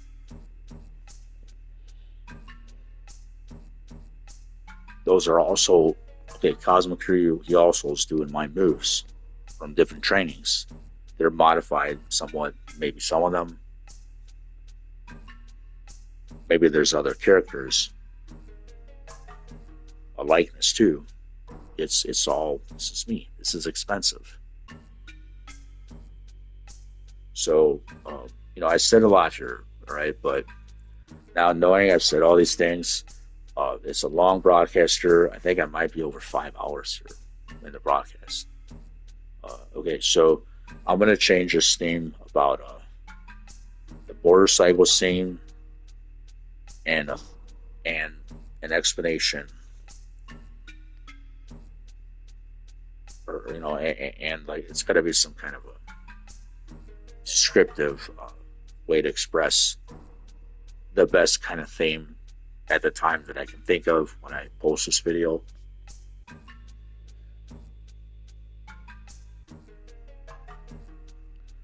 All right, so okay, thank you everybody for tuning in to my broadcast. Thank you for understanding me and community I'm living in, Riverview, Michigan. And as always, thank you for tuning my broadcast. And I want to say again, I have no intentions or any way, shape, or form have meaning to offend others who can hear my broadcast. I don't have any meaning or intentions to make people feel scared of me or intimidated by some of the things I'm saying, or make people feel like they're in danger or whatever. It's just, these are all, I want to say, and let people, regular people know, regular celebrities, whatever you are, police officers, civilians, teachers, whatever occupation you have, cat, dog, you can understand, if you can understand what I'm saying.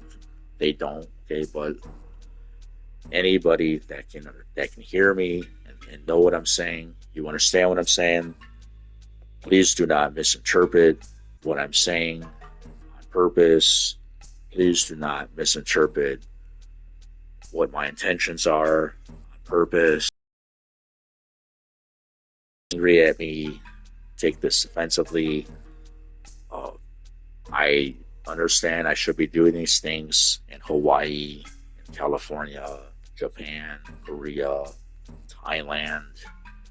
These are martial arts that are well known in those different parts of the world. So know that.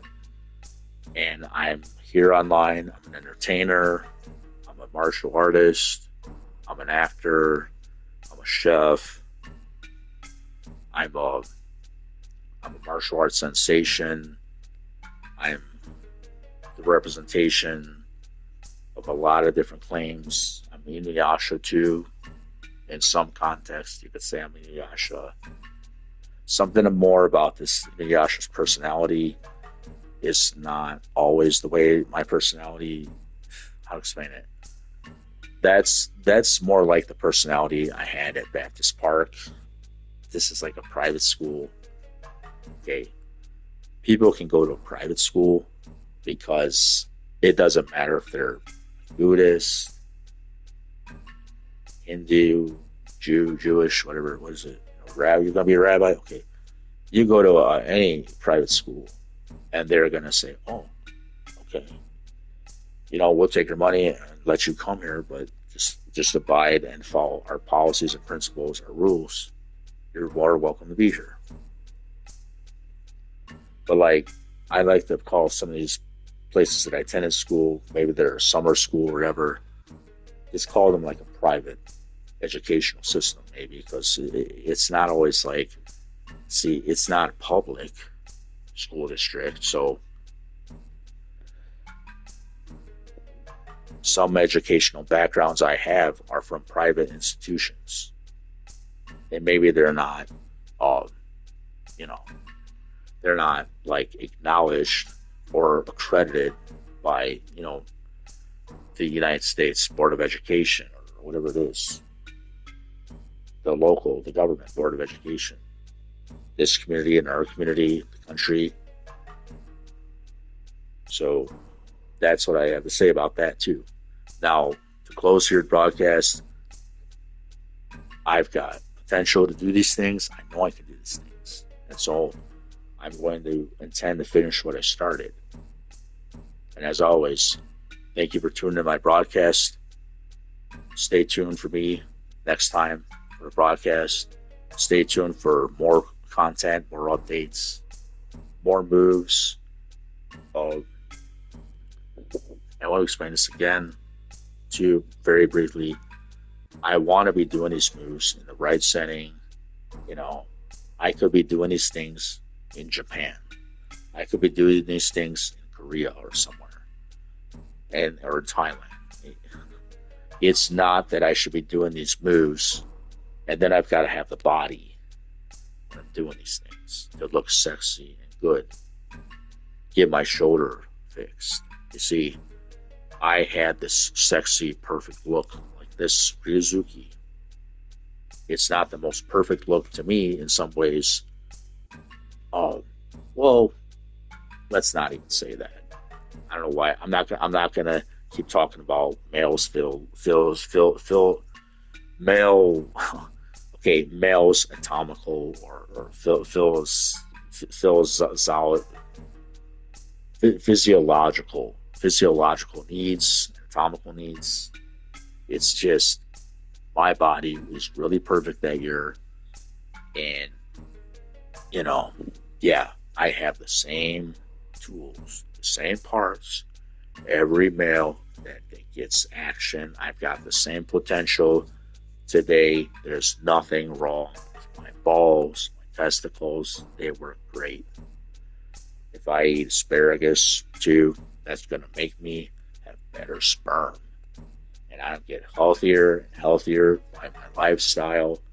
So no matter how many people in Riverview are going to say there's something wrong with his testicles, there's something wrong with his sperm, there's something wrong with Ryan Salazar, stay away from that guy. Ooh, that's discrimination.